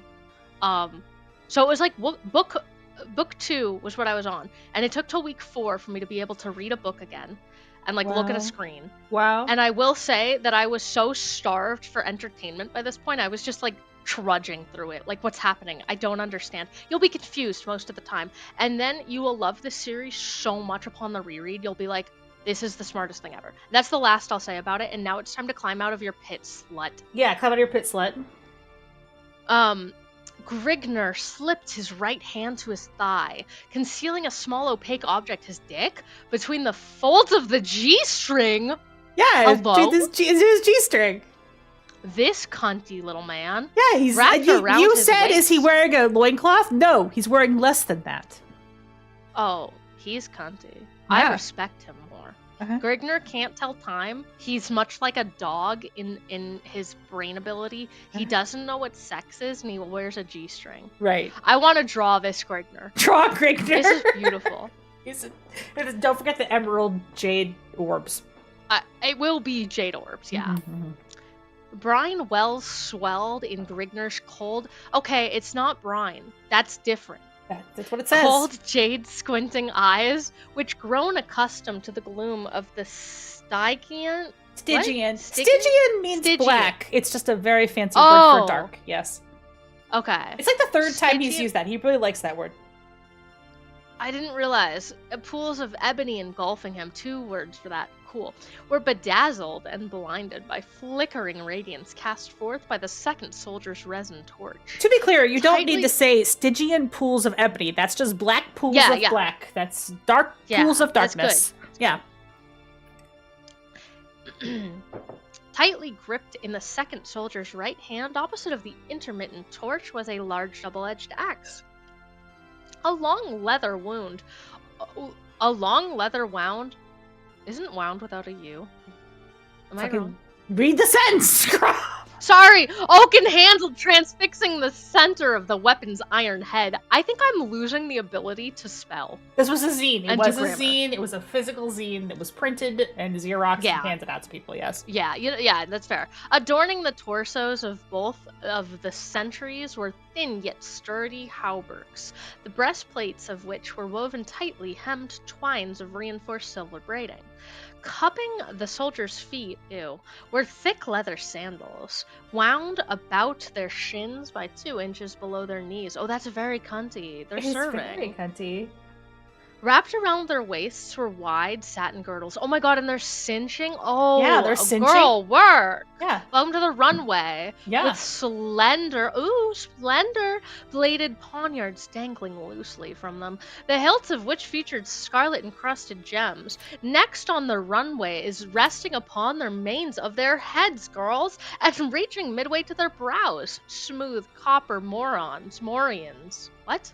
Morions, spiraling the lower portion of their helmet, where shirt upcurved spikes, divas, where a golden hump spiraled from the top of each bassinet, girls, beneath their chins, round around their necks, and draping their clad shoulders dangled regal purple satin cloaks, which flowed midway to the soldiers' feet. It's really important you have an accurate image of the fashion in the Eye of Argon. He needs to describe all the outfits, otherwise you don't understand just how much these guys are fucking serving cunt.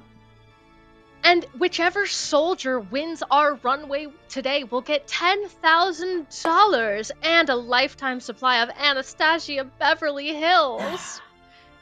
Hand over hand, feet braced against the dank walls of the enclosure. Huge. Oh, fuck, huge Grigner! Fuck, huge Grigner! Oh, that gotcha, huh? Huge Grigner gotcha. Huge Grigner!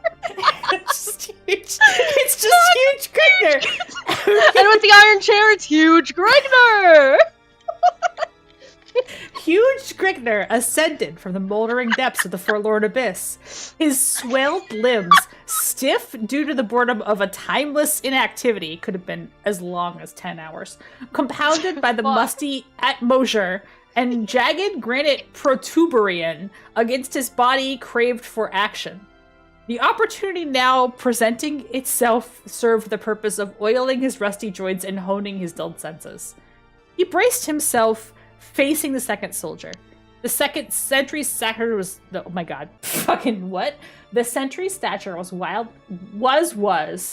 wildly exaggerated in the glare of the flickering crescent cupex in his right fist. He's getting more incoherent. It gets more incoherent as it goes.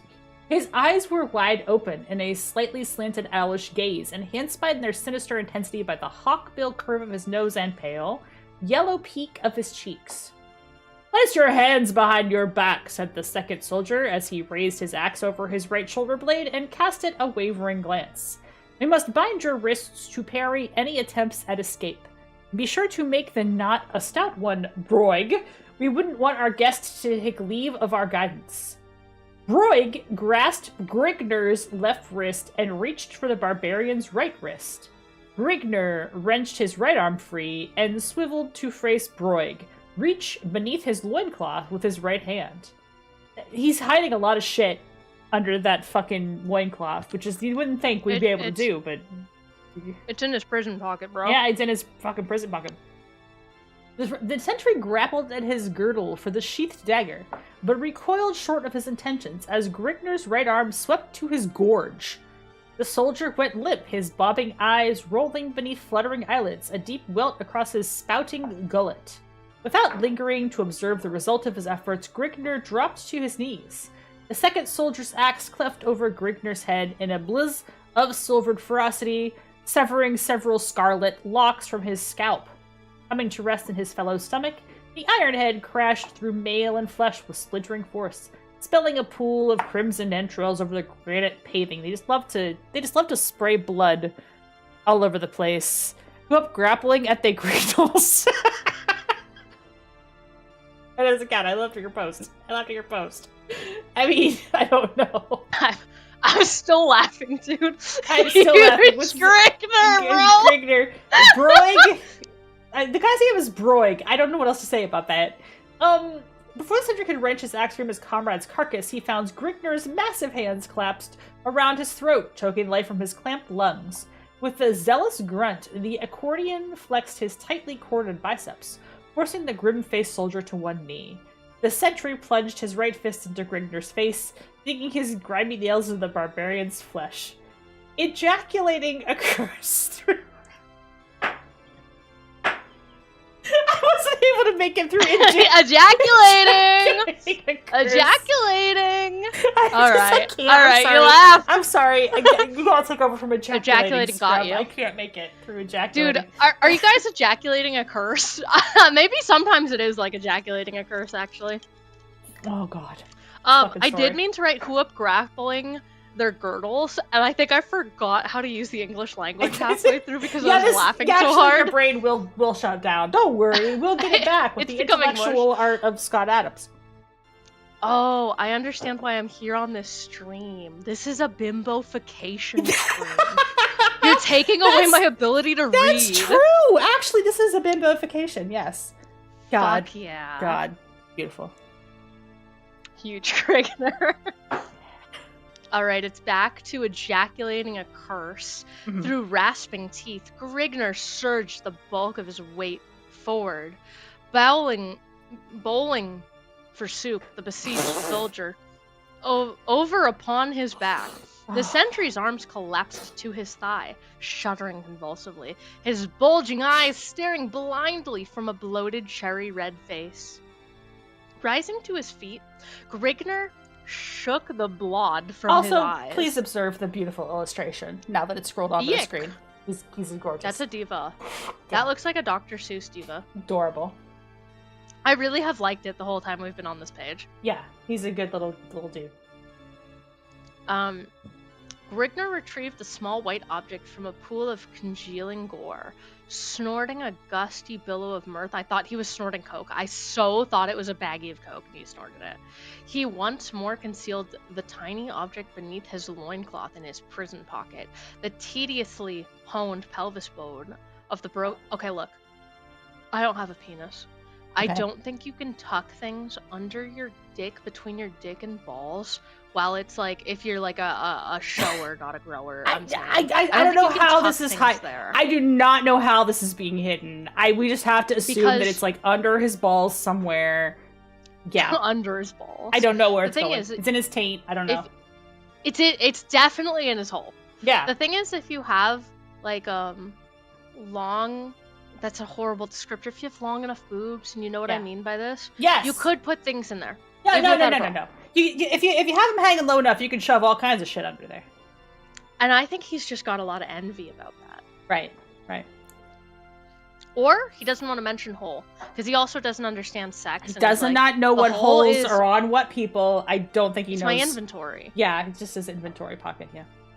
And sometimes I like it when I put my inventory in there. Don't worry about it. It's just how cool and masculine and manly I am. You can do a lot of fascinating things with your scrotum. Damn, God really nerfed me by not giving me one of those. Yeah, man. I don't have one of those either. I don't know what are the possibilities. I remember, this is just a quick aside, one of my friends messaging another friend being like, I'm drawing a porn commission. Does your dick float when you're in the bathtub? And I think about that because I don't know what the answer was. I don't know what the answer was. Does it? No. Chat, does it? Like if you're submerged. Oh, a tanuki. Yeah. No. Oh my god, you're right. Where they like lift their ball sack like over their head and use it as a parachute. Ah, perfect. Yes. That's it. Oh my god, we figured it out. Storing stuff in his subspace pocket inside his dick, inside his balls. So true, Jason. Returning his attention towards the second soldier, Grigner turned to the task of aerating his limbs. I thought it was aerating. I was thinking of his taint again. Yeah. Attiring his limbs. To move about freely through the dim recesses of the castle would require the grotesque garb of its soldiery. Soldiery? That's what it says. That must be like a Middle English kind of way. I think he's saying I need to disguise myself as a soldier. I think that's what he's saying. Oh yeah, no, I like the usage of words. It's really fun and fascinating and exciting. Yeah. Utilizing the silence and stealth acquired in the untamed climes of his childhood. Okay, that's crazy. Grigner slink through the twisting corridors, the winding stairways, lighting his way to the confiscated torch of his dispatched guardian. Knowing where his steps were leading to, Grigner meandered aimlessly in search of an exit. I don't think that was how you wanted to write this. That's the stupidest fucking sentence. Knowing where his steps were leading to, he meandered aimlessly. Make up your gym thighs. Make up your mind. We're almost done with this fucking story. Make up your mind, gym thighs. He's I think high as balls at this point. I think so. Past 5 words. He's high as balls. It's the 70s. He's high as balls. Mm-hmm. In search of an exit from the chateau's dim confines, and if he can find an exit from Mr. Beast's chateau, he gets $1 million. Oh my god! Fuck yes. The wild blood coursing through his veins yearned for validation from millions of YouTube viewers just like you at home, and freedom of the livid wilderness lands. Coming upon a fork in the passage he trekked, Mr. Beast jumped out with his scary smile. Voices accompanying by the... Sorry, I just start doing this at this point. No, Mr. Beast Voices is accompanying... here. He's part of this He's now. here. He's here behind you right now in your rooms, everyone. You better not turn around. Hey, Mr. Beast, if you're watching this YouTube video, fuck you, buddy. Just, Mr. Breast. Voices accompanied by clinking footfalls discerned to his sensitive ears from the left corridor. Wishing to avoid contact, Grigner veered to the right passageway. If aquested? As to the purpose? A quest? Hold on, I'd like to look up this one. It's what Sometimes it says. I've been looking up words because I just... This trip is amazing. I thought Thank you, he was something acquired or gained in formal context, but he might have meant something else. We can never know, truly. This is what the ancient tomes tell us. I think they're implying that he shook the blood from his eyes and ruffled his curly red mane, and then he disguised himself as a soldier. Yes. I think is what they're saying. I think. And then he's gonna have gay sex. Right. I mean, Jason, thank you for being here for this. This is great. Thanks Metal Lord, we're reading the ancient tomes. We're reading the best. This is the ancient tomes. We're reading the greatest books ever written. I have 4 of them. They're all terrific. Excellent. If quested as to the purpose of his presence, his barbarous accent would reveal his identity, being that his attire was not that of the castle's mercenary troops. In grim silence, Grigner traded down the dingily lit Fuck if I know. corridor. Dingily lit corridor. You know, it really is making me illiterate with every sentence. It's really awesome. It's the bimbofication's This is the working. bimbofication stream. The bimbofication beam is working right on my brain. What brain? A stalking panther creeping warily along on padded feet. After an interminable 10 minutes period of wandering through the dull corridors, no gaps to break the monotony of cold gray walls, Grigner espied a small winding stairway. Descending a flight of arced granite slabs to their posterior, that is insane. That's insane, bro. That's an insane sentence. Is that not how you normally use posterior in a sentence? She breasted boobily down the stairs. It's the posterior of slabs. There's no wenches involved here. Yeah, he's forgotten that there's no woman, and he's imagining women. He's too horny. And they're sagging. He's horny but confused. He's got spirit. Yeah, he's got the spirit. Yeah. Grigner was confronted, but you know what it reminds me of? Uh-huh. Like someone who's like Mormon. Uh-huh. And they're just like, they don't understand that they're horny, yeah. and they're not quite getting it, and they're Right. like, I really like this thing, I don't know why. Anyways, we should jump up and down on a bed. Right.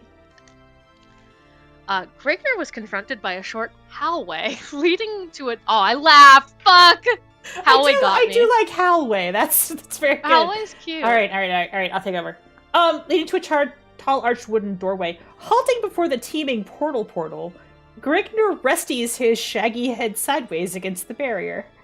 Detecting no sounds from within, he grasped the looped metal handle of the door. God, this is a real paragraph here. His arm surging with a tremendous effort of bulging muscles, yet the door would not budge.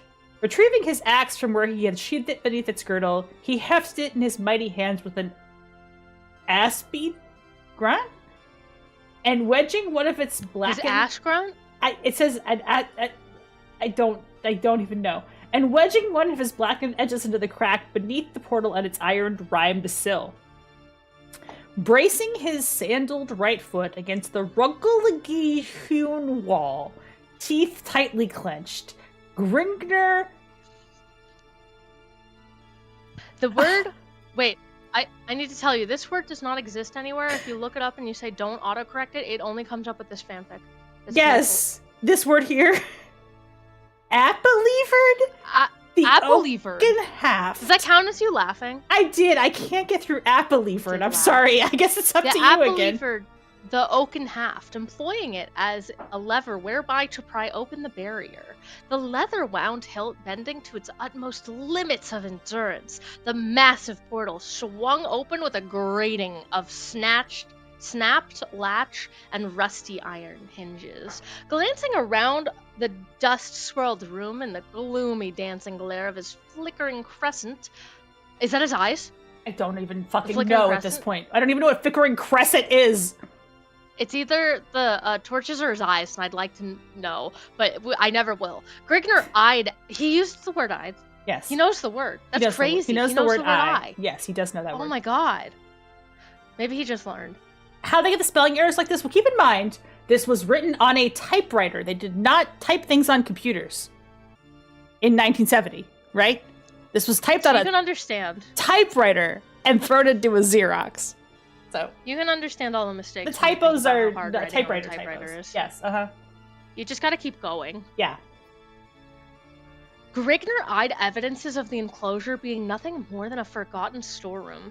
Miscellaneous articles it required for the maintenance of a castle were piled in disorganized heaps at I think I fucked up.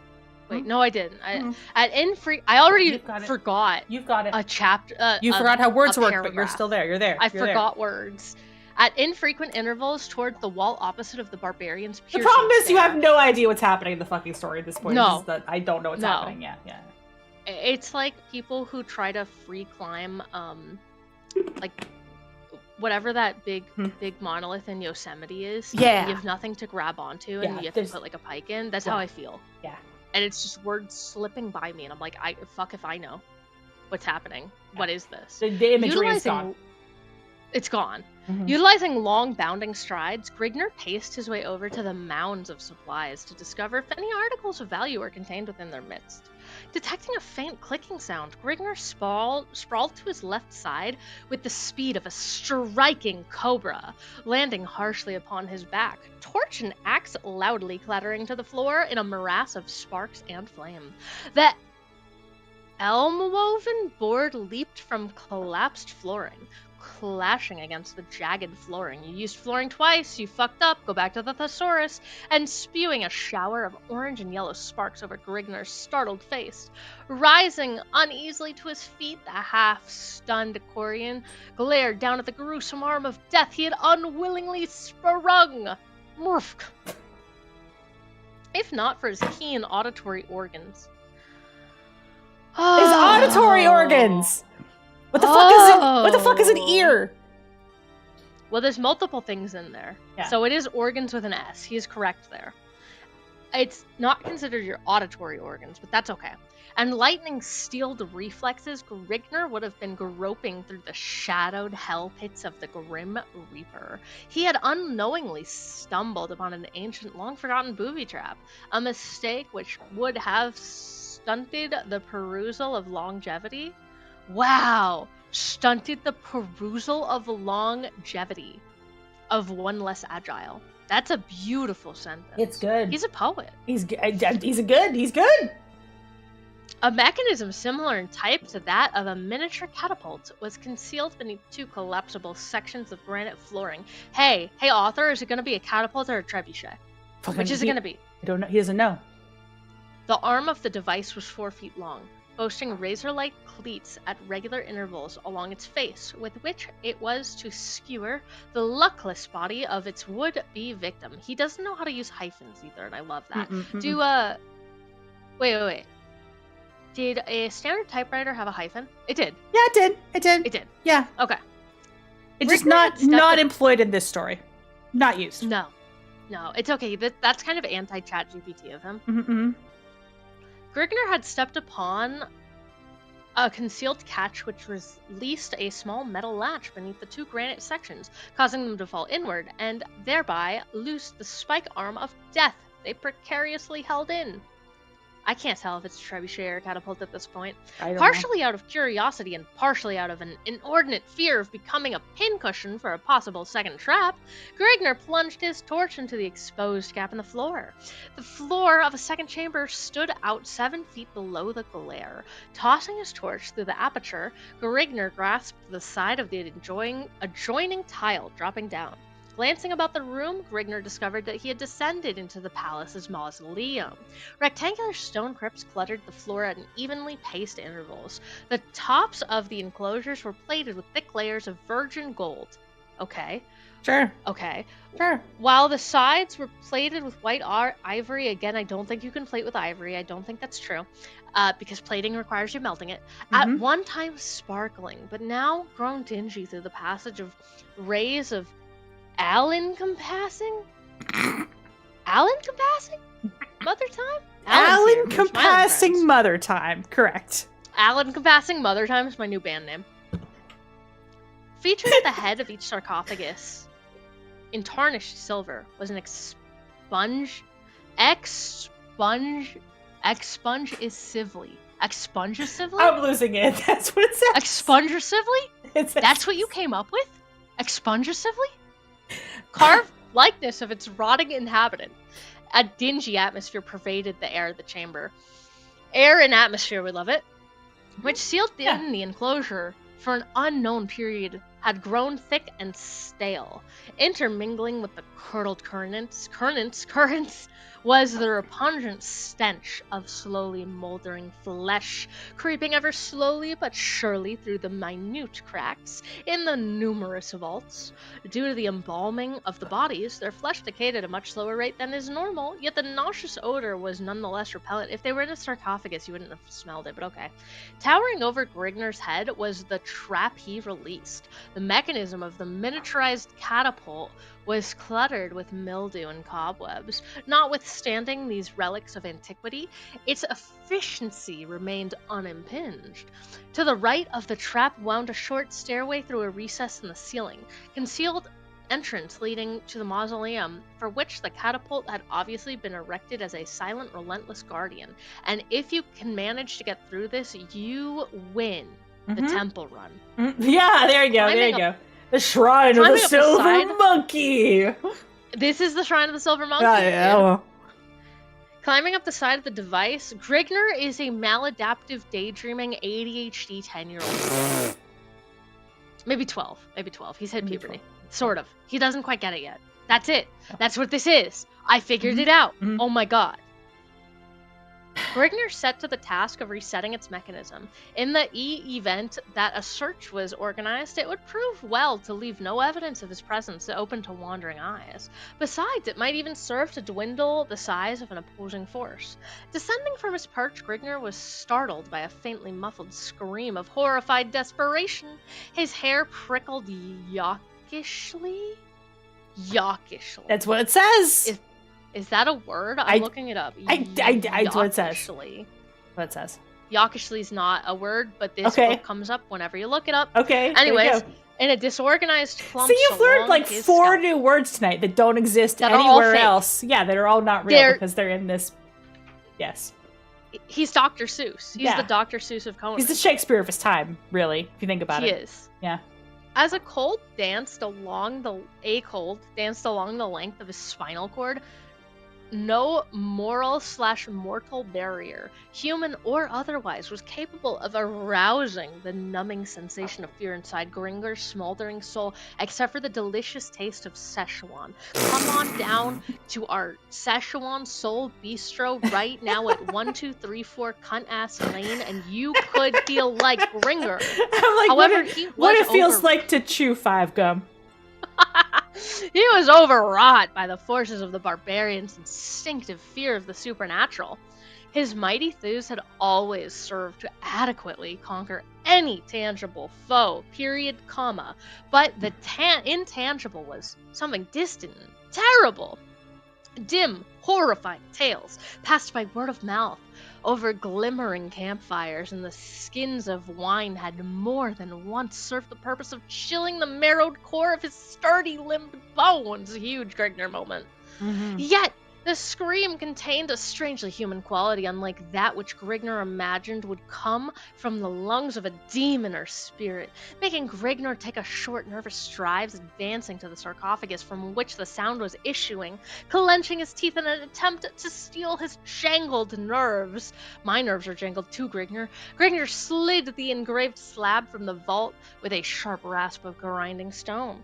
Another long-drawn cry of terror-infested anguish met the barbarian, scorching the shrill piping of a demented banshee, piercing the inner fibers of his superstitious brain with the primitive dread, and awe. Primitive dread, and awe. Primitive dread, correct.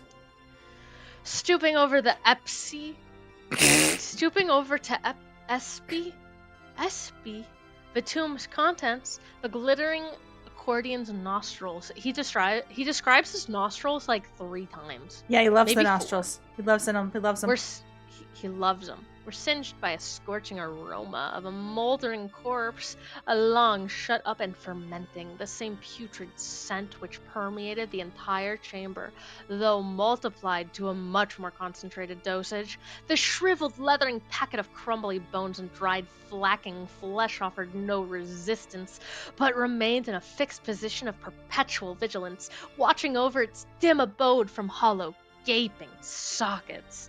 The tortured cries were not coming from the tomb, but from the Twitch chat, from some hidden depth below, pulling the reeking corpse from its resting place. Truly. Grigner tossed it to the floor in a broken, mangled heap. Mangle mentioned. Upon one side of the crypt's bottom was attached a series of tiny hinges while running parallel to the opposite side of a convex railing like protuberance. Sure, latest to appear as part of the interior surface of the sarcophagus. Again, not how you use a semicolon, but I'm really glad you tried. No. It's not right. Trying. It's not right, but I'm glad best. You tried. Yes. Raising the slab upon its bronze hinges, long removed from the gaze of a human eyes. He used eyes! Oh my god! Second time! He does know what eyes are. He does not know what sex is. He knows what they are, but not if they're in someone's head. He does know what eyes are. Yeah, If you're describing the ones in someone's head, it's not eyes. They're orbs or ovals or something. They're orbs, yeah. Grigner perceived a scene which caused his blood to smolder. Not unlike bubbling molten lava. You should get that checked out, bro. I think you'll die in 3 seconds from that. WebMD says you're already dead. You're dead. Directly below him, a whimpering female. Fuck! We have to hit the female button. Female. It's been a long time since. Yeah, that's because there hasn't been a woman in the story for a while. Yeah, no. It's just been Grigner wandering around in the dark, tripping over his dick for the last 8 paragraphs. Yeah. Lay stretched upon a smooth surface marble altar. A pack of grassy-faced shaman clustered around her in tight circular formation. Crouched over the girl was tall, pot-bellied priest, his face dominated by a disgusting open-mouthed grimace of sadistic glee. Survived from the acolyte's clenched right hand was a carven oval-faced mallet, which he waved menacingly over the girl's shadowed face. An incoherent gibberish flowing from his grinning, thick-lipped mouth. He has that filler, bitch. Oh, he's got the injections, dude. Okay, I'm about to get political. Okay. I saw somebody do a JD Vance post today, and they gave JD Vance the lip fillers. Mm-hmm. They're giving him the Mar-a-Lago slut face. They are giving him the Mar-a-Lago slut face. It's crazy. They're yassifying Vance. He's gonna become the rare Vance. Dude, good for him. He's really pioneering. Yeah. In the face of the broad-breasted female. It says broad-breeded. It says broad-breeded. Broad-breeded. Broad-breeded? Sorry. I think it's back to you. It's back to you, Lita. I fucked you up, but I need to make sure you got that sentence correctly.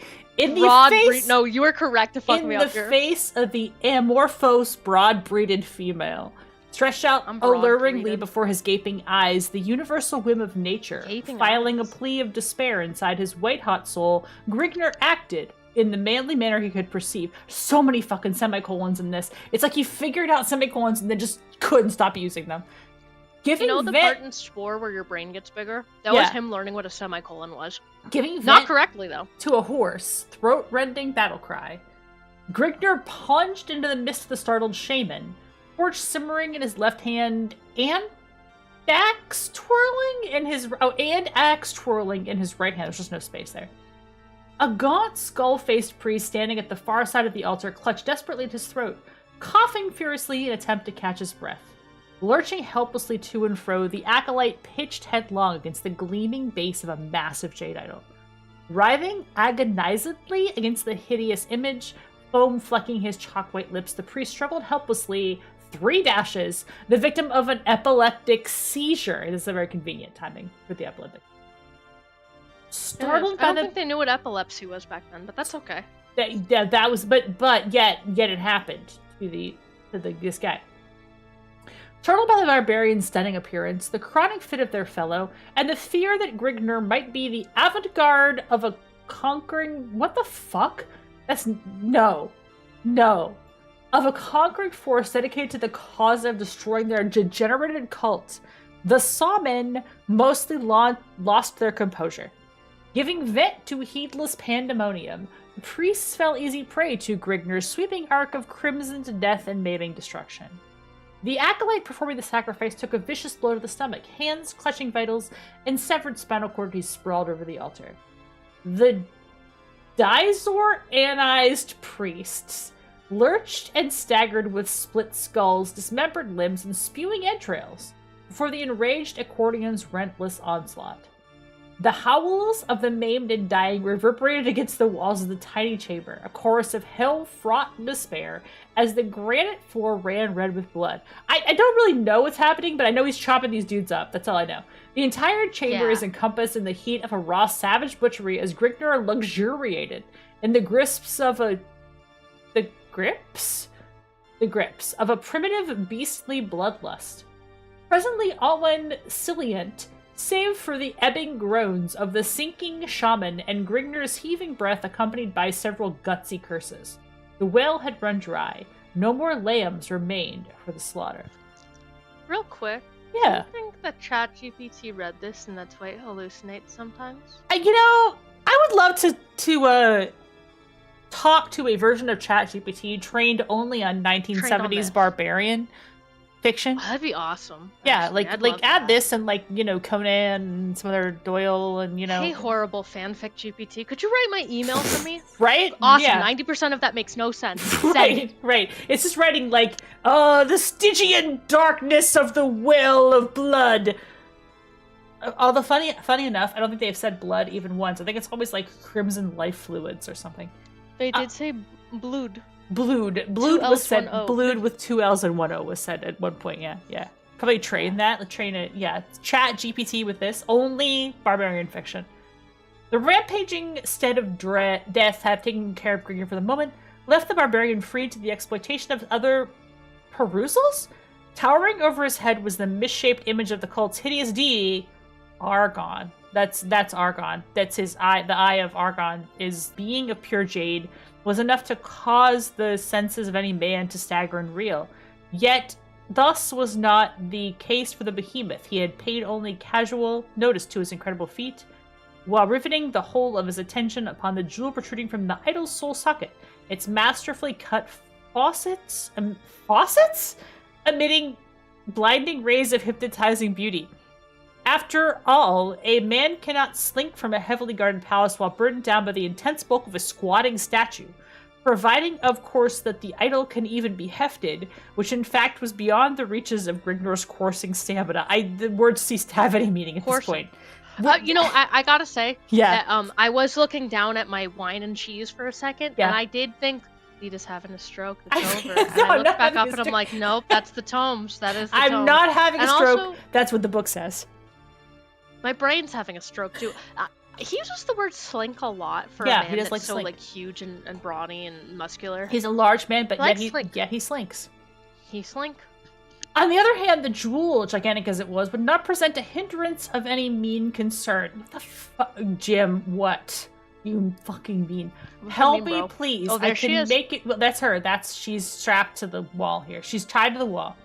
I can help it make worth your while, pleaded a soft, anguish-strewn voice, wafting over Grigner's shoulders as he plucked the dull red emerald from its roots. It's a red emerald. Now, this has always bothered me. Yes, you can have a red emerald. That's called a ruby. Yeah, I was gonna say, there's emeralds that come in different colors, but that's just a ruby? It's the same, right? If it's corundum. It's the same. Yeah. Okay. That's called a ruby. It's a chaos emerald. He's a oh. Grigner faced the female that had lured him into this bloodbath, but whom had become all forgotten in the heat of the battle. He'd forgotten about the female. You! Ejaculated the accordion in a pleased tone. He ejaculated again. He ejaculated, but he was pleased about it. I thought that I had seen the last of you at the tavern, but verily I was mistaken. My God, what a fucking good sentence. Sentence. Really good sentence. That's a really good sentence. That's an all-timer.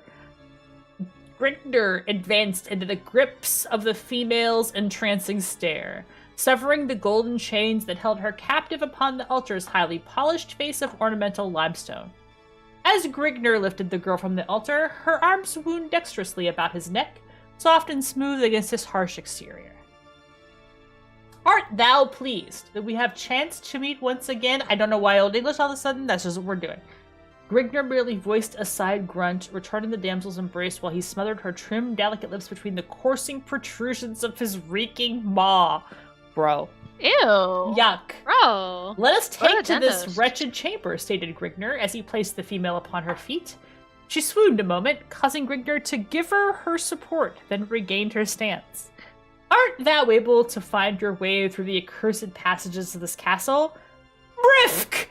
Every one of the corridors of this damned place are identical!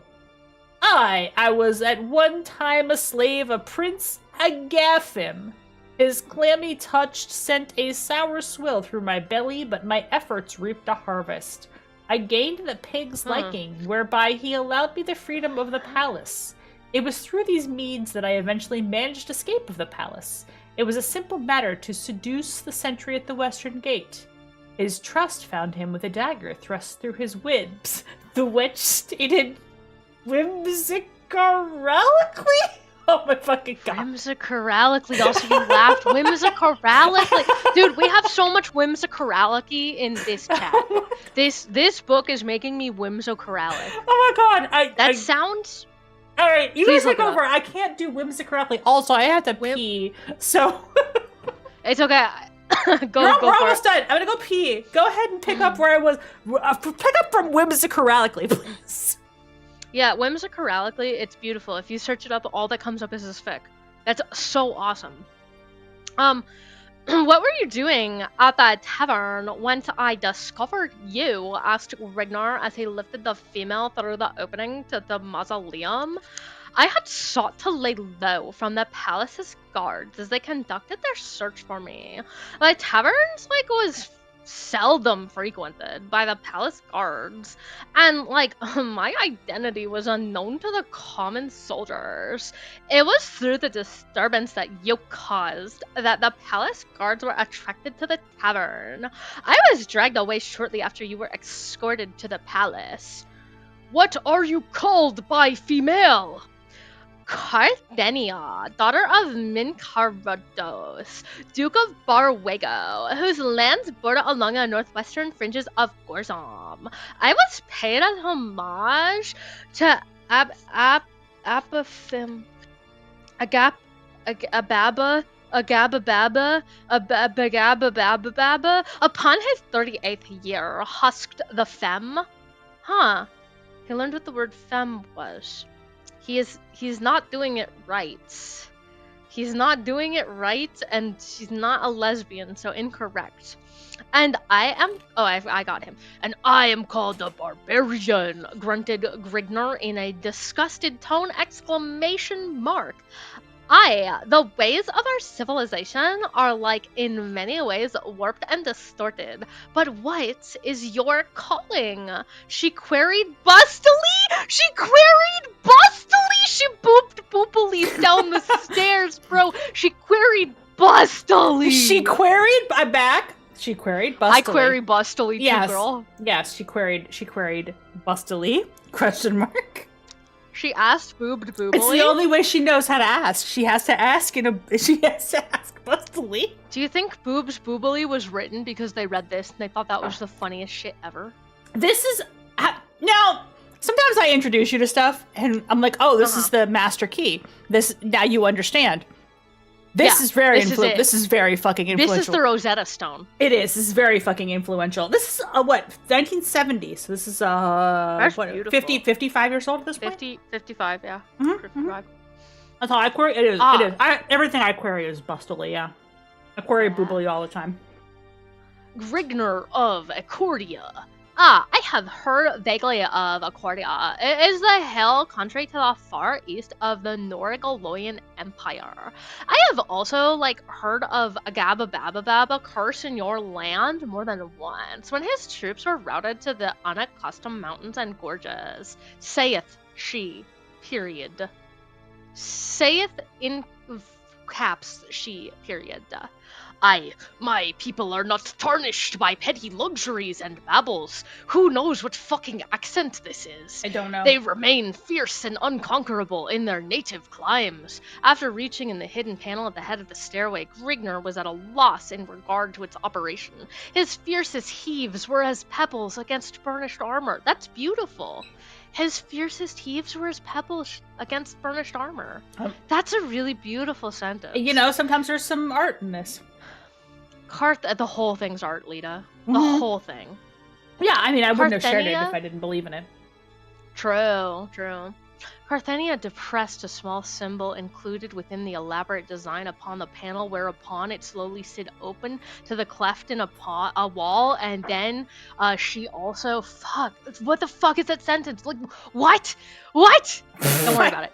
How did you come to be a victim of those crazed wrong person. How did you come to be a victim of those crazed shaman?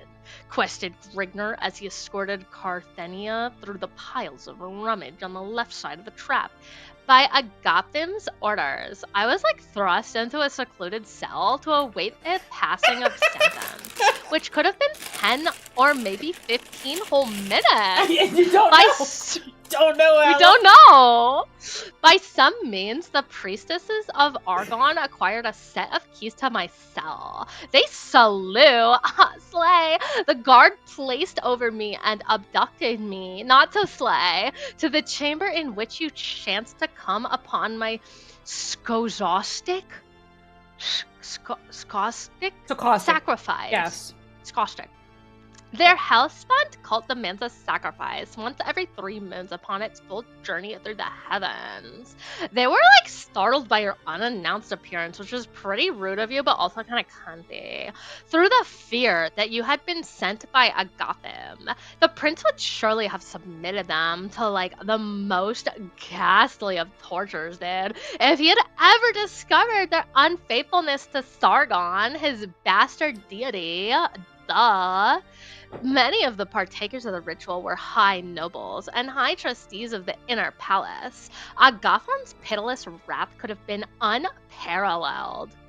They have no more to fear of Agathim now, bellowed Grigner in a deep, mirthful tone, a gleeful smirk upon his face. I have seen that they were delivered from his vengeance. Engrossed by Carthenia's graceful stride and conversation, Grigner failed to take note of the footfalls rapidly approaching behind him. As he swung aside the arched portal linking the chamber with the corridors below, a maddened, blood-lusting screech reverberated from his eardrums.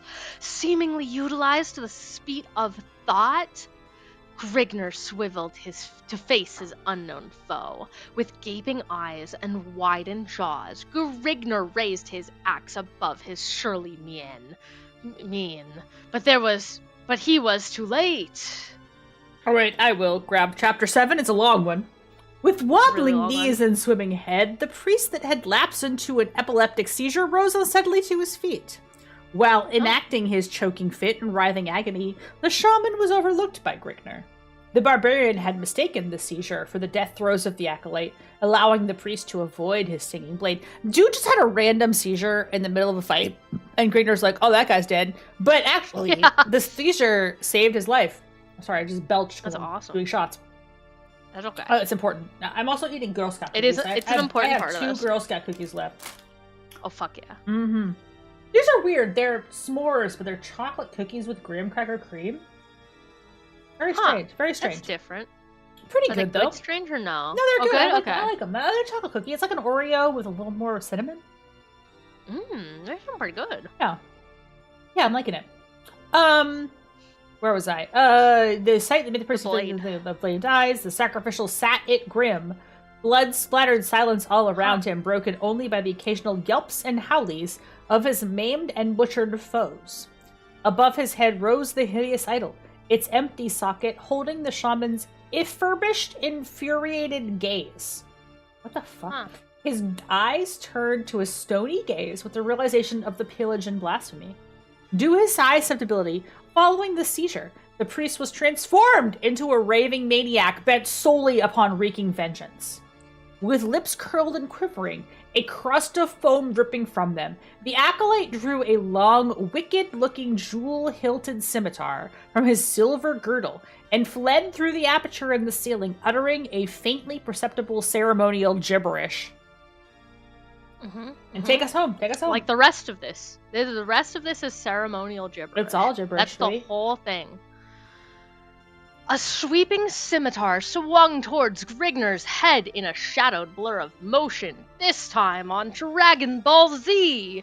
With axe raised over his head, Grigner prepared to parry the blow, while gaping wide-eyed in open-mouthed perplexity. Suddenly, a sharp snap resounded behind the frothing shaman. The scimitar, halfway through its fatal sweep, dropped from a quivering, nerveless hand, clattering harmlessly to the stonage. Cutting his screech short with a bubbling red-mouthed gurgle, the lacerated acolyte staggered under the pressure of the released springboard. After a moment of hopeless struggling, the shaman buckled, sprawling face down in a widening pool of blood is here again. Yay! Oh, but it's I missed you. Blood. Yeah! Woohoo! Blood! Yay! We don't know how to spell blood, but we do know the word. And entrails. Oh, His regal purple robe blending enhancingly with the swirling streams of crimson. Yeah, Grigner is looking at him like, kind of like, Right? It's been a while since he looked at something lustfully, so. It has. If there's 2 things I know about our boy Grigner, it's that he is horny for blood and women's sagging nipples. Right. I thought I'd killed the last of those dogs, muttered Grigner in a half-apathetic state. Nay, Grigner, you doubtless grew careless. You doubtless grew careless? Sure, while giving vent to your lusts. But let us not tarry any long, lest we overtax the fates. The paths leading to freedom will soon be barred. The wench's cries must certainly have attracted unwanted attention. Wait, the wench mused? Who cares who's writing this anymore? Who cares who's saying this? Who cares who's talking? I don't even know who's talking anymore. The wench was... Yeah, fuck it, whatever. By which direction shall we peruse our flight? Hold on. Up that stair and down a corridor, a short distance is a concealed entrance to a tunnel seldom used by others than the prince, and known to few others save the palace's royalty. It is used mainly by the prince when he wishes to take leave of the palace in secret. It is not always in the prince's best interest, if you know what I mean, to leave his chateau in public view. Even when under heavy guard, he is often assaulted by hurtling stones and rotting fruits. Like, damn, boy. The commoners have little love for him, lectured the Ner lady. Hold on, I have to take a sip. What the fuck is a Ner lady exclamation point? Could I have you take one more paragraph real quick? I will. It is amazing that they would ever have left a pig like him become their ruler. I should imagine that his people would rise up and crucify him like the dog he is. Alas, Grignr, it is not all as simple as all that. His soldiers are well paid by him. So long as he keeps their wages up, they will carry out his damned wishes. I'm sorry, I have to sneeze. The crude implements of the common folk would never stand up to an onslaught of forged blades and protective armor. They would be going to their own slaughter. Let's give Jim Thighs a hand. That is the correct use of a semicolon, at long fucking last. Stated Carthena to a confused but angered Grignr as they topped the stairway. It's so beautiful he learned. He learned. That means all of us are capable. Yeah, that's right. All of us That's are right. capable. Have that growth mindset. You can learn how to use punctuation as you write your opus that will last a half decade. Because Dude, Rory, I think that too. We're setting the bar really high in February. I think we can top it. No, I'm all think year. I'm going to be a maniac all fucking year. You guys don't know what I'm doing for Valentine's Day. Get ready for Valentine's Day, motherfuckers. Oh, fuck That's going to be a whole fucking thing, man. I'm ready. Valentine's Day, I have special art. I'm a VTuber and I'm a fucking idiot. Ooh. We're gonna do some ASMR like you wouldn't believe from the 1980s. This is 1970. I got you one from the 1980s. And wait. I think it's 84 or 85? Yeah, I think it's 84 or 85 when I'm going to read to you on Valentine's Day. Because I gotta keep the old traditions alive. Yes. Where was I? How can they barely live under such impression? Return Carthena is in disgusted tone as she cast an appeased glance toward the stalwart figure at her side, whose left arm was wound dexterously about her slim waist, is slowly wading towards casting their images in intermingling wisps as it dangled from his left hand. Presently, Carthena came upon the panel, concealed amongst the granite slabs and discernible only by the burned-out crescent above it. As I pushed the crescent aside, Sorry, hiccuping now. Too much less whiskey. We're really falling apart. He's and I just looked at the first book. Fortunately, the weather's art is long, but I feel this one is worthy of the full read, especially since it cuts off abruptly, which is magical. As I push the crescent aside, push the panel inwards. Katharina, her name is not spelled right, motioned to the panel as she was referring to and twisted the crescent in a counterclockwise motion. Grignr braced his right shoulder against the walling. The walling? Concentrating the force of his bulk against it. The slab gradually swung inward with a slight grating sound. Carthena stooped beneath Grignr's corded arms and crawled upon all fours into the passage beyond. Grignr followed after easing the slab back into place. Winding before the pair was a dark, musty tunnel, exhibiting tangled spiderwebs from its ceiling to wall and an oozing, sickly slime running lazily upon its floor. Oh, can I tell you something exciting? Yeah, tell me. So last year was the first year I ever traveled to Europe, and I went to Ireland with my friends. It was really fun. My grandparents are from Ireland, so I could actually get citizenship, which I'm trying to secure now because everything. Yeah, you know what? Go for it. Yeah. I did go to Blarney Castle, and I understand the slime of a castle. I have felt the slime. You felt castle slime? Oh, good. I felt castle slime, dude. It was awesome. I get it now. I get it. It really is slime. That's how I would describe it. Cool. And my friends kept me from licking the slime. That's all I wanted to say. Oh, okay. Well, that's a shame. Did you kiss the Blarney Stone?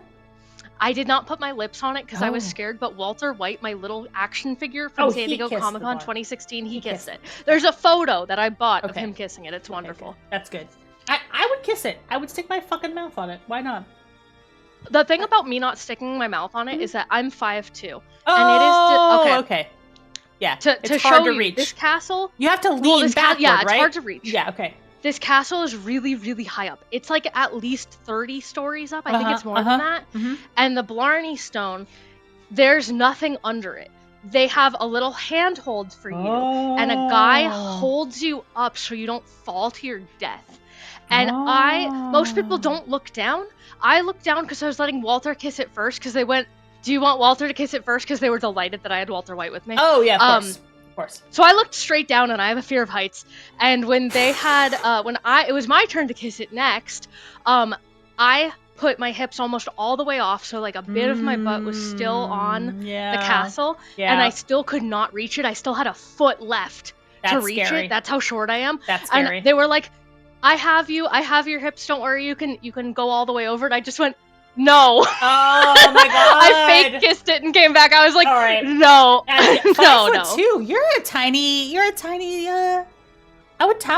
5'7". Oh, perfect. I'm the short so that my soul can be closer to hell where it belongs. Okay. All right. That's fair. Yeah. That's fair. That's the really good story. I'm sorry you didn't get to kiss it, but I'm glad Walter got to kiss it. Walter got the blessings, and it was a great trip. So, as long as Walter got the blessings. Not all men are of the same mold that you born of. They chose to live as they are, so to say their filthy necks on the chopping block, returned Garthina in a disgusting tone, as she cast an appeased glance toward the stalwart figure at her side whose left arm was wound desperately about her slim waist. Okay, I did read that part already. Presently, Garthina came upon the panel, concealed amongst the other granite slabs and discernible only by the burned-out crescent above it. As I pushed the crescent aside, pushed the panel inwards. Garthina motioned to the panel she was referring to and twisted the crescent and counterclaused motion. Grignr braced his right shoulder against the walling, concentrating the force of the bulk against it, and slab gradually flung inwards. I lost track of where I was. I read this part already. I think I'm here. Winding before the pair was a dark, musty tunnel, exhibiting tangled spider webs, my people, from its ceiling wall to wall, and an oozing, sickly slime running lazily upon its floor. Hanging from the chipped wall upon Grignr's right side was a half-moldered corpse, its gray, flacking arms held in place by rusting iron manacles. Garthina flinched back into Grignr's arms at the sight of the leering, set and ugly, distorted grimace, staring horribly at her from hollow, gaping sockets. This alcove must be used by Agathim as a torture chamber. I wonder how many of his enemies have disappeared into these haunts never to be heard from again, pondered the hulking brute. Let us flee before we are also caught within a Gamma's ghastly clutches. The exit from this tunnel cannot be very far from here, said Garthina with a slight sob to her voice as she sagged in Grignr's encompassing embrace. Aye, it will best to be finished with this corridor as soon as possible, but why do you flinch from the sight of death so, Mrift? You have seen much death this day without exhibiting such emotions, exclaimed Grignr, as he led her trembling form along the dingy confines. The man hanging from the wall was Doi Anta. He had committed the folly of showing affections for me in front of Agathim. He never meant any harm by his actions. At this point, Garthina burst into a slow, steady whimpering, choking her voice with gasping sobs. There was never anything between us, yet Agathim did this to him. The beast! May the demons of hell's deepest haunts claw away at his wretched flesh for this murderous act, she prayed. I detect that you felt more for this fellow than you wish to let on. But enough of this! We can talk of such matters after we are once more free to do so. With this, Grignr lifted the grieved female to her feet and strode onward toward the corridor, supporting the bulk of her weight with his surging left arm. Presently, a dim light was perceptibly filtering into the tunnel, casting a dim reddish hue among the moldy wall of the passage's grim confines. Garthina had ceased her whimpering and partially regained her composure. The tunnel's end must be nearing. Rays of sunlight are beginning to steep through into... Grignr clammed his right hand over Garthina's mouth and with a slight struggle pulled her over to the shadows at the right-hand wall of the path, while at the same time thrusting this torch beneath an overhanging stone to smother its flickering rays. Be silent! I can hear footfalls approaching through the tunnel, growled Grignr in a hushed tone. Please peep the art of Garthina there. She's covered in stars. I have been looking at her mouth. Yeah, her mouth is. Understand if her it's a mouth star is. Or not. Her mouth is fascinating. There's like a lot of extra curves there. She looks like a Hollywood hair Barbie. Yes. All you hear are the horses crowd at the far end of the tunnel. That is the further sign that we are nearing our goal, she stated. All that you hear is less than I hear. I fear footsteps coming toward us. Silence yourself that we may find out whom we are being brought into contact with. I doubt that any would have thought as yet of searching this passage for us. The advantage of surprise will be on our side, Grignr warned. Garthina cast her eyes downward and ceased any further pursuit toward conversation, an irritating habit in which she had gained an amazing fucking damn it. How dare a woman talk? Fucking... Does that count as laughing? Sorry, I couldn't make it through. What the fuck is the sentence? An irritating habit in which she had gained an amazing... Yes, I did laugh at that because it's fucking stupid. Go. My irritating habit of talking. My irritating habit of having a conversation. I've known this man for maybe 10 whole minutes. That's so long. How did I learn annoying. to talk? Holy shit. Bitch, shut up! 2 figures came into the pair's view from around a turn in the tunnel. They were clothed in rich, luxuriant silks and rambling on in conversation while ignorant of their crouching foes waiting in the ambush ahead. That barbarian dog is cringing beneath the weight of the lash at this moment, sire. He shall cause no more disturbance. Aye, and so it is with any who dare cross the path of Sargon's chosen one, said the second one that's, I guess, I don't know, Scottish. But the peasants are showing signs of growing unrest. They complain that they cannot feed They cannot feed their families. No! They're only feet. Only feet. What's only the foot one called? Wiki feet? Wiki feet. The Wiki Wiki feet. foot score. Oh no! Yeah. Their family's Wiki foot score. Yeah. While burdened by your taxes where you cut off their feet, I guess. Right. I shall teach those sluts the meaning of humility. I love the usage of sluts in this whole thing. It's crazy. The use of sluts in this is incredible. It's so good. It adds to every sentence. Yeah, everybody's a slut in this.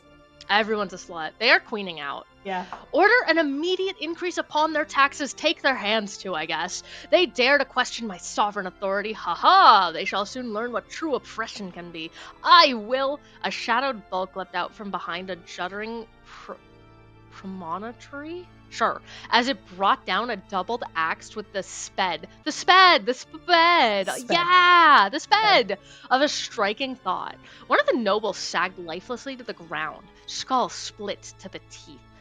Skull split to the teeth? So it was split from the back of the head to the teeth? Yes. Okay. Grigner gasped as he observed a bisected face set in its leering death agonies. It was a gaffend! No eye! The dead man's comrade, having recovered from his shock, drew a jewel-encrusted dagger from beneath the folds of his robe, also in his prison pocket, I guess, and lunged towards, the barbarian's back.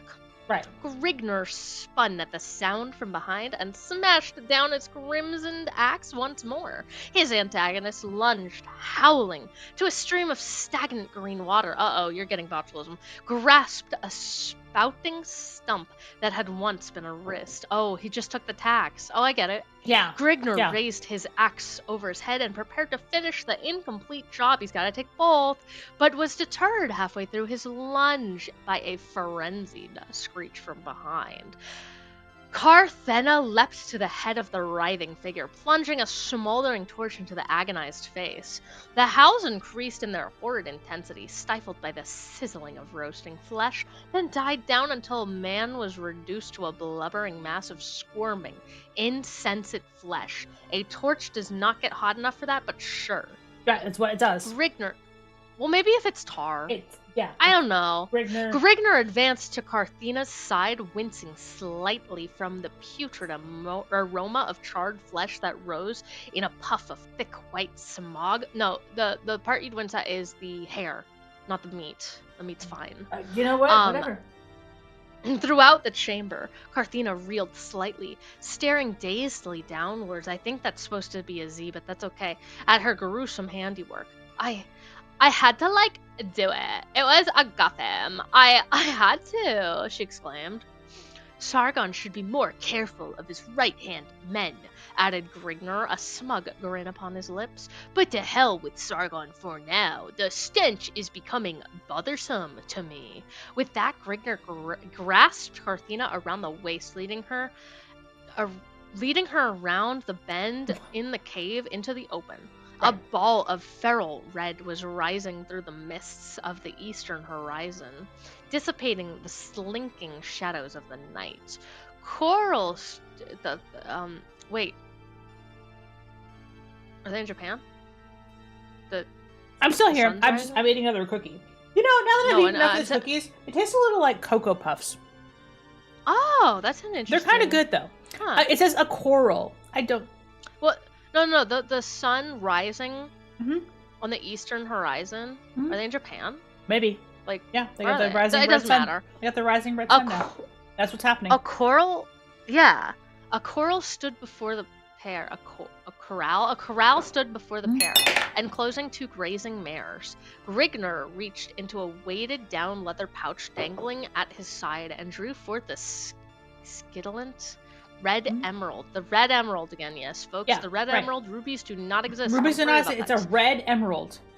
It's a red emerald. Right. He had obtained It's from Chaos the Emeralds. bloated idol. It is Chaos Emerald, yes. Mhm. Raising it toward the sun, he said, "We shall do well with Bauble."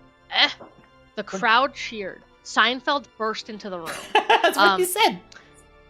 It's what he said. Carthena gaped at the gem, gasping in a terrified manner. She gaped and gasped. Okay, sure. She's gaping. The Eye of Argon. Oh, the Eye of Argon. Oh, That's what the book is called. Oh my god, that's the name. Oh, the titular Argon. Argon. For our most pitiful character. At this, the gem gave off a blinding glow, then dribbled through Grigner's fingers in a slimy red ooze. Oh, Right. She's on her period. Yeah. Grigner stepped back, pushing Carthena behind him, the droplets of slime slowly converging into a pulsating jelly-like mass. A single opening transfixed the blob, forming into a leech-like Correct. maw. Then, the hideous transgressor of nature flowed towards Grigner, a trail of greenish slime lingering behind it. The single gap puckered repeatedly, emanating a ghastly sucking sound as it sucked him the fuck off. Grigner spread his legs. No! I was joking! That's what he did. He spread his sucking legs. him off, bro. What's that laughing? It was laughing. Okay. Yeah, I laughed at Grigner spread his legs. his It's your turn. legs into a battle stance, stealing his quivering fuse for a battle royal with a Sexy thing he quivering. knew not now how to fight. Carthena wound He's her never had a arms around her blowjob. protector's neck, mumbling, "Kill it! Kill!"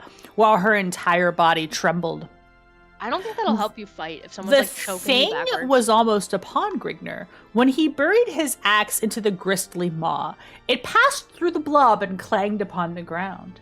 Grigner drew his axe back with a film of yellow-green slime clinging to the blade. The thing was seemingly unaffected. Then it started to slooze up his leg. That's a Slooze. word. That's a word. Lose. That is a Yes. word. The hairs Salute. upon his nape stood on end from the slimy feel of the Stoody. thing's bulk. The nautilus slucking sound became louder, and Grigner felt the blood being drawn from his body. With each hiss of hideous pucker, the thing increased in size.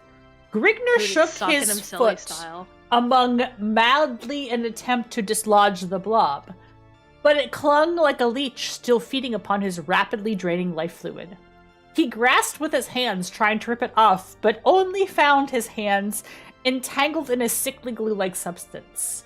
The slimy thing continued its puckering, now having grown the size of Grigner's leg from its vampiric feast. Grigner began to reel and stagger under the blob, his chalk-white face and faltering muscles attesting to the gigantic loss of blood. Carthena slipped from Grigner in a death-like faint. A Moro chilling screamed under her red rubish lips. In final desperation, Grigner grasped the smoldering torch upon the ground and plunged it into the reeking maw of the travestry. A shudder passed. Travestry. That's what it says. A shudder Yes. passed through the thing. Grigner felt the blackness closing upon his eyes, but held on with the last ebb of his rapidly waning vitality. He could feel its grip less awning, as a hideous gurgling sound erupted from the writhing maw.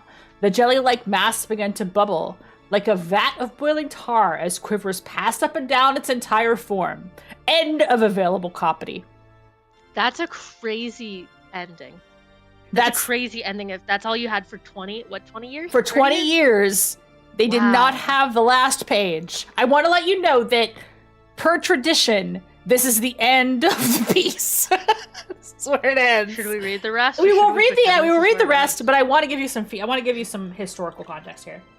That's awesome. When the final page of this story was found, there was some Mm-hmm. debate as to whether or not this was real. Oh, yeah. How Because could you- they found the you final prove? page and they thought, wait a minute, that's fake. There's no end. The Eye of Argon ends with him being eaten by the leech monster. Jim Thighs himself confirms this is the real ending. It's not very long. Go ahead. You can go ahead and read it. But the Jim Thighs himself was called. They found him. He did confirm this is the real ending. For a while, this was like, no, that's fake. Somebody made a fake ending. It seems too easy to end the story like this. Scrub, go ahead and read the final page. That's it. The lost ending, the final page, with a sloshing pop. Already it's beautiful. Already it's beautiful. With a sloshing plop. Beautiful. With a sloshing plop, the thing fell to the ground, evaporating in a thick scarlet cloud until it retained its original size. It remained thus for a moment as the pluckered maw took the shape of a protruding red eyeball, the pupil of which seemed to only unravel before it the tale of creation.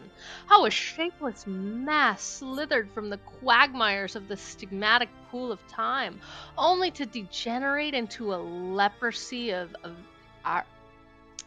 voracious lust.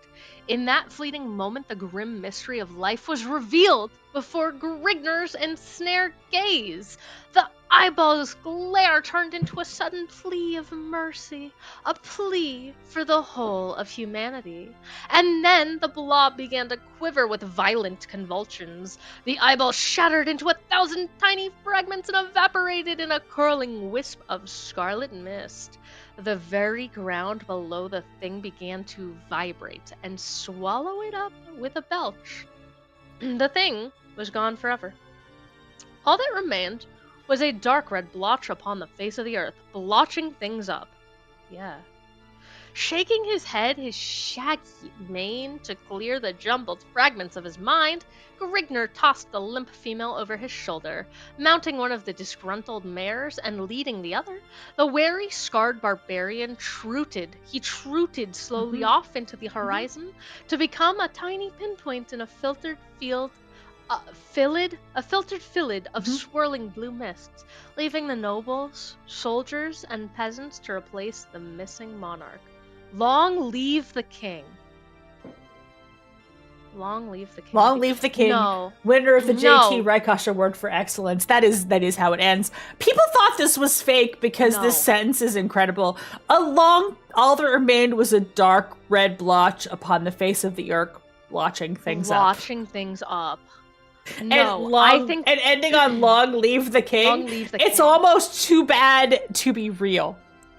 I think that he didn't really end it and he wrote the ending years later. However, I do think that the end of the available coffee is much better than the last. Right, the last page sucks. You need to end it really right bad. In the middle of He just gets eaten. Traditionally, it ends here. Traditionally, since the 1990s or so, it ended with this page, and they found the last page, and the last page is worse than the rest of the story. So that's the Eye of Argon. Scrub, how do you feel about that one? That was so great. I think we burned most of my brain cells out of my head. I don't know how I'm going to read anything else. Yeah, no, I have more. It's sad, but I have more. Awesome. But I wanted to. That was like my opening because I feel, again, I'm going to switch music, by the way. I feel like it's important to know the old ways. To set the tone. Yeah, we have to know the old ways. We have to know the old ways of the worst. This was a cool experience. It was a cool experience. All right, let's get this. Let's get some different. Sorry for interrupting here. you. Yeah, no, it's absolutely right. I do have to learn. No, you're right. You're right. I am so mad actually at what the lost ending was. He does so much more in most of the fight scenes. I'm mad at him. Yeah, I don't agree with the lost ending. He kind of craps out, right? He's like, and then he kills the slime. The end. Like other fight scenes, they were very descriptive of many men got kicked in the balls. Mm-hmm. That lots of blood and entrails. He didn't even get kicked in the balls. I think the truth is that it ended at the original ending because he was too busy jerking off by the idea of vor. The original ending, I think, is where it should stop. I include the actual ending just because it's just for historical purposes. But the historically the reading ended in the middle of this fight. And that was it. I think that's awesome, actually. Yeah, that's I haven't read a lot of books where someone like dies in battle and it just ends. It just ends. And the story does not get picked up. I think that's underutilized. Yes. I think he was kind of a visionary.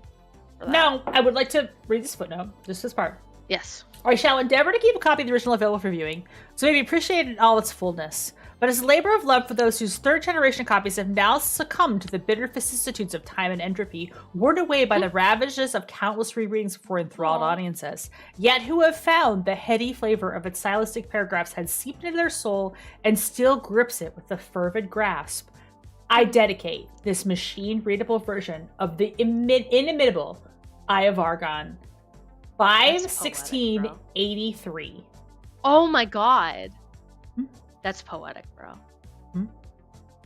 That's real history right there. Real history. I really did find its heady flavor of its stylistic paragraph seeping into my soul, and it is still gripping me with a fervent grasp. It's beautiful. It's a beautiful piece of work. It was so good. I'm really glad to have to share this with you. I'm glad to continue to share the old ways, and we must continue to pass the old ways on to the youth. We must continue to thank you for keeping tradition, keep this light, keep this torch burning. The Eye of Argon. This is what it is. What it means to get older, to share the wisdom of age with others. Isn't it beautiful that this is a pastime that has been lost to many nerds, but you are keeping it alive? Yeah, I think it's beautiful. That's what I'm doing. Would you like to read Scott Adams? Would you like to read Scott Adams' Scrubfiend? Yes. All right, I'm gonna quickly swim. Is this the Dilbert one? This is the Dilbert one. Yes. Yeah. Oh. Okay. I saw some words. You saw some. Did you see some words? This is God's debris. I'm ready to see some words. Is God's debris. Let's move it to the center here. What are we doing tonight, but so to give you a little background on this particular book, this is God's Debris. So God's Debris was the Dilbert author's thought experiment about the nature of divinity. Scott Adams did the comic strip Dilbert. He started doing this in the 90s, and he did it until his death. But he was dropped by the Syndicate maybe about 10 years ago for his astonishing racism. Ridiculous racism. He really fucking hates black people. So he created this book. This was his first book. When was God's Debris written? I think it was early 2000s, actually. Maybe 2008, something like that. 2001. It's very early. This is 2001. 9/11. His ass is dead. He did die from prostate cancer. I will not make a joke. Get your asses checked for cancer. I have a colonoscopy in a week, so I don't have a prostate, but I still have to get my ass checked. But get screened for cancer. Don't put it off if you're above a certain age. Make sure you don't get ass cancer. Scott Adams died of ass cancer. It spread to his spine. He spent his last years of his lives begging Donald Trump to come up with a cure for cancer of the asshole. I'm so sorry, it's not funny. I'm gonna get canceled. This was his first book. It's kind of funny. It's kind of funny. It's kind of funny. His other contributions to the world include the Dilbert cartoon where Dilbert got empregged. Did you know about that? No. Did you know about Dilbert Empreg? No.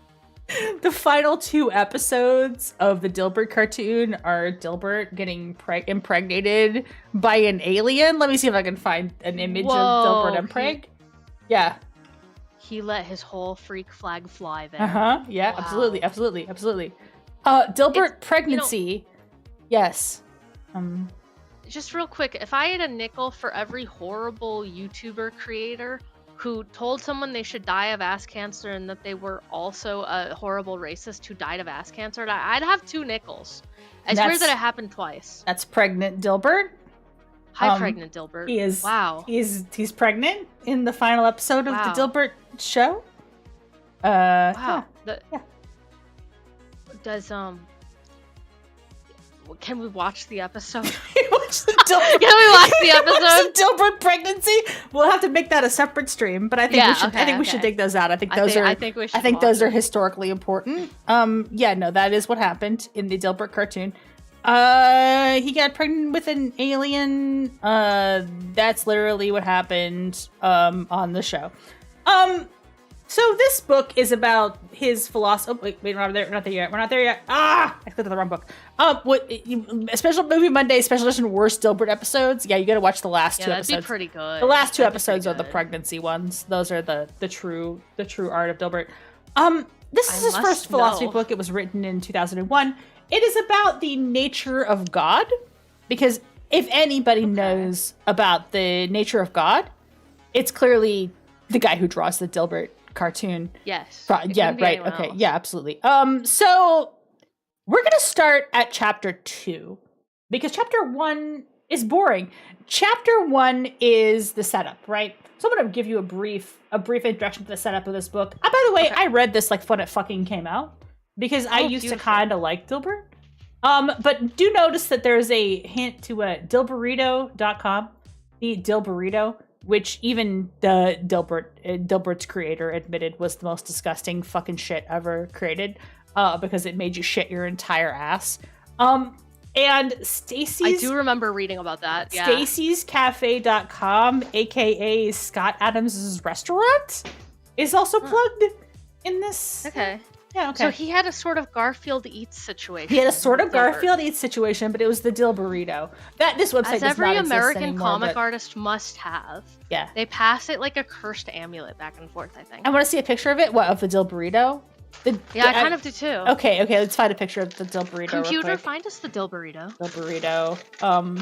No, we totally switched tracks at this point. We're picking fun of the Dilburrito at this point, but let's find an image. We have to have a little whimsy in our horrible Dilburrito.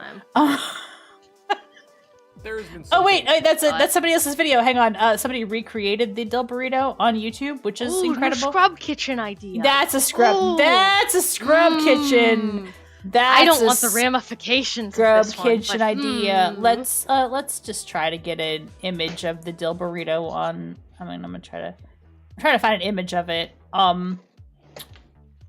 As you might imagine, it's not okay. So. You should know that the Dilbert... I do remember that, yeah, the Dilbert creator was a vegetarian, so it was absolutely full of nothing but vegetables. But beans, there's a lot of beans in the Dilburrito. Mm-hmm. Tastino veggie, rice, and stuff you like. Fortified with 100% of daily essential vitamins. They basically just, like, shoved extra vitamins into this burrito. And it was full of beans and roughage. Yeah, this doesn't sound good for your digestion. You would shit your entire ass if you ate the spicy milk. I really do not want to make this. Mexican I do not want to make this, actually. I'm afraid. It's too disgusting even for the Scrub Kitchen. The Pegnog loaf did instill a fear within me, where I just don't think that I have it in me to do something like that to my body again. Fucking thing. This is a disgusting thing. I did make all that other shit. That's true. You did. That's you true. did. You did make a pig. You did make a pig nog. This is vegetables in it. I mean, there's broccoli, beans, and more beans, lettuce, some kind of rice, perhaps. Yeah, rice. There's rice in it. And many spices. So you know. Let us know how you feel about the Dilburrito. That's a thing you could make. Yeah. That was his website in 2001 when he was still showing the Dilburrito from Scott Adams Foods Incorporated. I am picking fun of a dead guy, but on the other hand, nobody liked him. So I'm gonna skip ahead a little bit, but I'm gonna give you the premise of the God's Debris. We're gonna read this a little bit differently because this particular book is a how to put it. It's a Socratic dialogue between God and some guy. Okay. Oh. Well, between the avatar of God, this guy's that. So here's the premise: a delivery boy with a package. Arrives at the home of an old man. And the old man is the smartest old man to ever live because he's Scott Adams self-insert character. Okay, yeah. Are you with me? This makes sense. So I'm going to skip over the package because we don't need that. All we need to know is that this man arrived at this man's house. He goes to a house, whatever. And so then we're going to read the old man. I'll start And then, would you like to be the old man, or would you like to be the dumb-ass courier? I want to be the old man. You want to be the old man? Okay, well, I'll let you be the old man. I'll lead us in, but this is the story of the old man. The oversized knob offered no resistance that turned on its oiled core. This is already like fucking... it's the same fucking book. I was no longer surprised to find unlocked doors in the city. Maybe at some conscious level, we don't believe we need protection from our own species. I figured I would leave the package inside the door inside the customer's name. I had signed for customers before. No one had complained yet. It was a firing offense, but that only happened if you got caught. Inside, I could see a long, dark hallway with red faux-textured walls lined with large, illuminated paintings. At the end was a half-open door to a room that hosted a flickering light. Someone was home and could have occasionally heard the doorbell. I didn't like the look of it.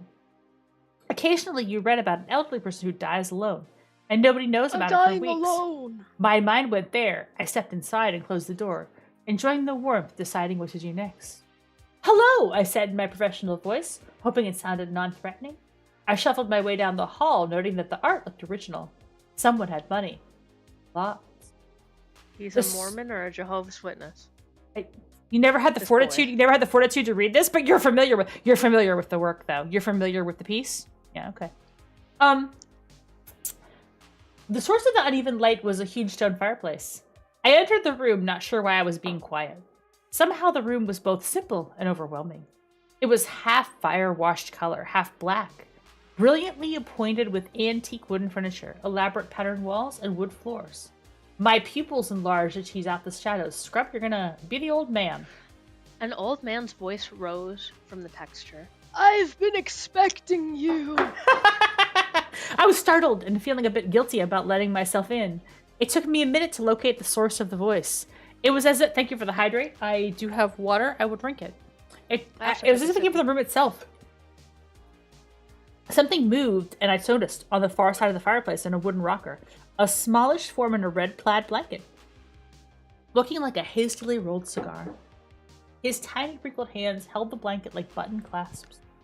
Two undersized feet in cloth slippers dangled from the wrap. "Your door was unlocked," I said, as if that were reason enough to let myself in. "I have a package." All I heard was the fire. I'm sure you did. I did have a package. I got a package. All I heard was the fire. I expected an answer. That's how it's supposed to work. When one person says something, the other is supposed to say something back. The old man wasn't subscribing. He wasn't liking or subscribing. Was he liking? No, he was not liking or subscribing. He stared at me and rocked, sizing me up, or perhaps maybe he was lost in a replay. I had already said what I needed to say, so I stood silently for what seemed too long. I thought I saw the wake of a smile, or perhaps it was a muscle tremor. He spoke in the deliberate manner of a man who had not used his voice in days, and asked a strange question. "If you toss a coin 1,000 times, how often will it come up heads?" The elderly are often spooky when they denigrate into reflections of their younger selves. They say things that make sense on some grammatical level, but it's not always connected to reality. I remembered my grandfather in his declining years, how he spoke in non sequiturs. It was best to play along. "About 50% of the time," I answered before changing the subject. "I need a signature for this package." "Why?" "Well," I said, measuring how much information to include in my response, "the person who sent the package wants a signature. He needs confirmation that it got delivered." "I meant, why does the coin come up heads 50% of the time?" "I guess that's because the coin weighs the same on both sides, so there's a 50-50 chance it will land on one side versus the other." I tried to avoid sounding condescending. I wasn't sure I succeeded. "You haven't answered why.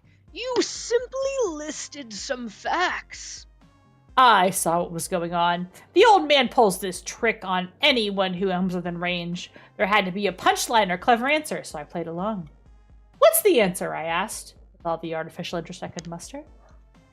"The answer," he said, "is to play my beast games, boy, to win $1 million. Is that the question has no why?" You could say that about anything. "No," he replied in a manner that seemed suddenly coherent. "This is actually Mr. Beast's Squid Games. There's 50 cameras pointed at you. We're killing you if you don't do well. If they don't like and subscribe, we're killing you. Every other question has an answer to why. Only probability is inexplicable. I waited for a moment for the punchline, but it didn't come. That's it? I asked. It's more than it seems. I still need a signature. I approached the old man and held out the clipboard, but he made no motion to take it. I could see him better now. His skin was stained and wrinkled, but his eyes were strikingly clear. Some gray hair gathered above each ear, and his posture was an ongoing conversation with gravity. He wasn't old. He was ancient. He gestured to the clipboard with his head. You can sign it. In the delivery business, we make lots of exceptions for the elderly, so I didn't mind signing for him. I figured his hands or eyes weren't working as well as he liked, and I could save him the frustration of working with the pen. I read the name before forging. Avatar. Avatar.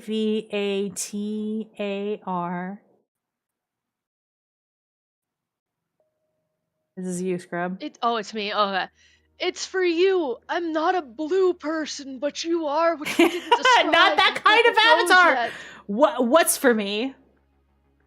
The package. I just deliver the packages, I said. My job is to bring them to you. It's your package. No, it's your wallet. Your name is Patrick Starr, isn't it? Okay, I said, planning my exit strategy. I figured I could leave the package in the hallway on the way out. The old man's caretaker would find it. What's in the package, I asked. I hoped to get past an awkward moment. It's the answer to your question. I wasn't expecting any answers. I understand, said the old man. I didn't know how to respond to that, so I didn't. He continued, let me ask you a simple question. $10 or double it and give it to the next guy. Did you deliver the package, or did the package deliver you? Did you deliver the package, or did the package deliver you? It's me, Dilbert's creator. Beat my meat.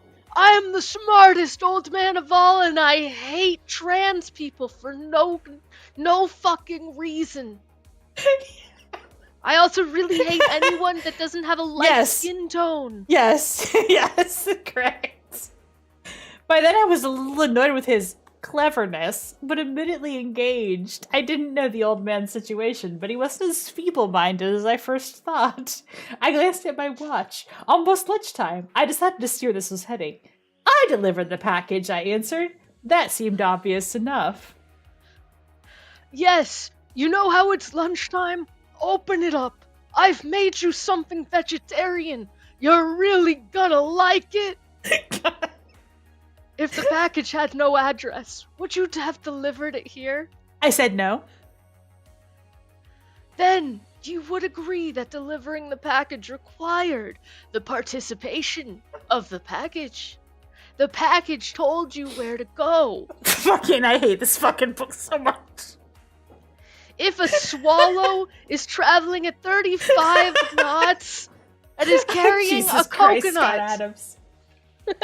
Just fucking, oh, God, he's so fucking smart. The package delivered you. I suppose that's true in a way. But it's the least important part of delivery. I did the driving and lifting and moving. That's the important part.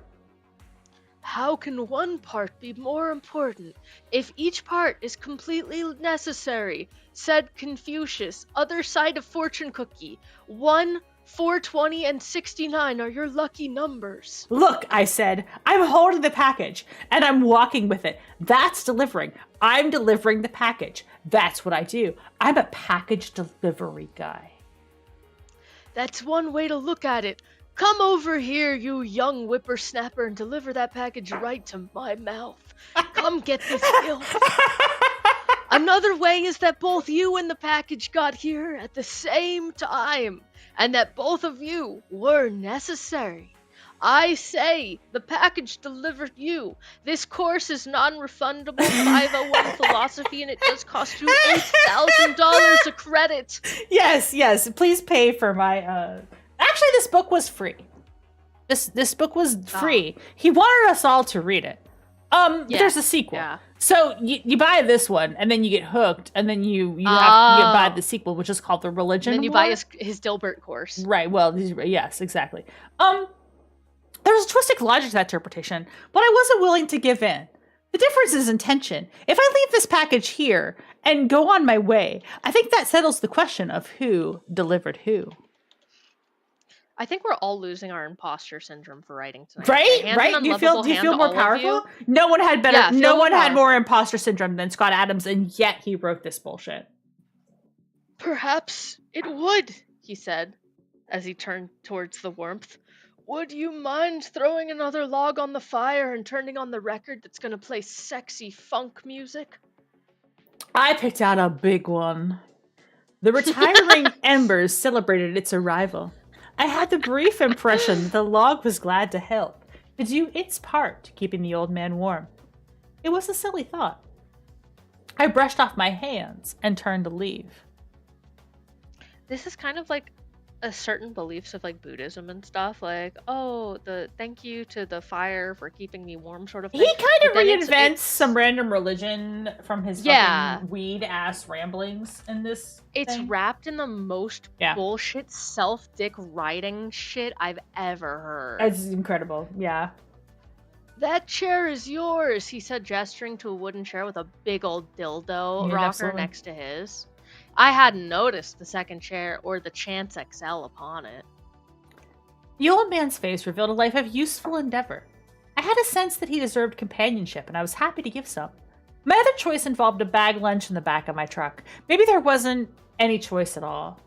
I settled into the rocking chair. Fucker. Yeah, I could eat that fucking Dilbert burrito. I could just wrap my lips around that thick Dilbert burrito.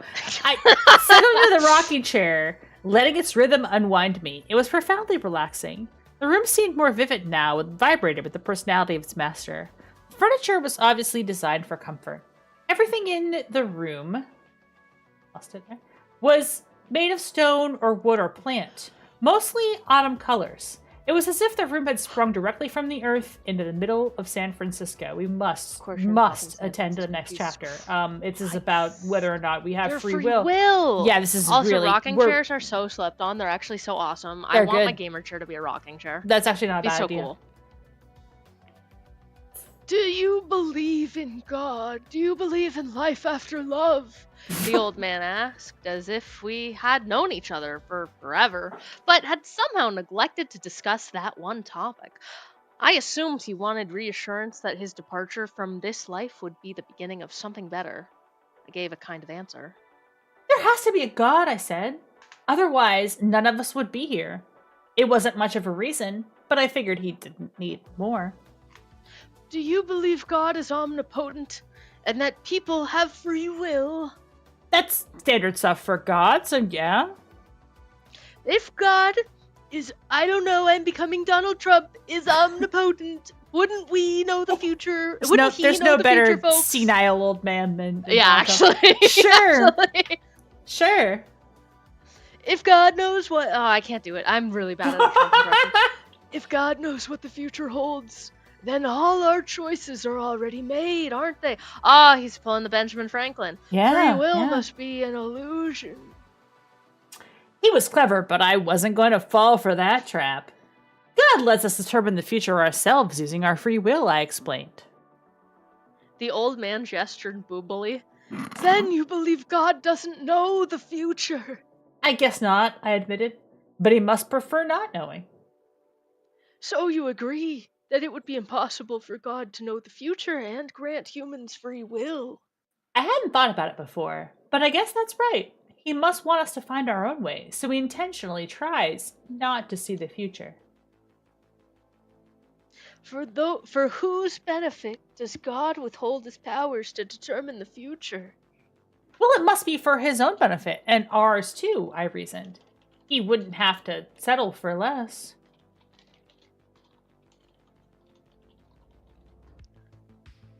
Sorry, I was responding to chat. Yeah, Sign no, up for less. clearly. The old man pressed on. Couldn't God give humans the illusion of free will?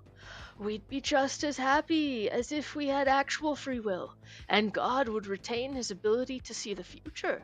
Isn't that a better solution for God than the one you suggested, you dumbass child? You fucking idiot. Why would You God fucking want to mislead us? My little chudling, if God exists, his motives are certainly unfathomable.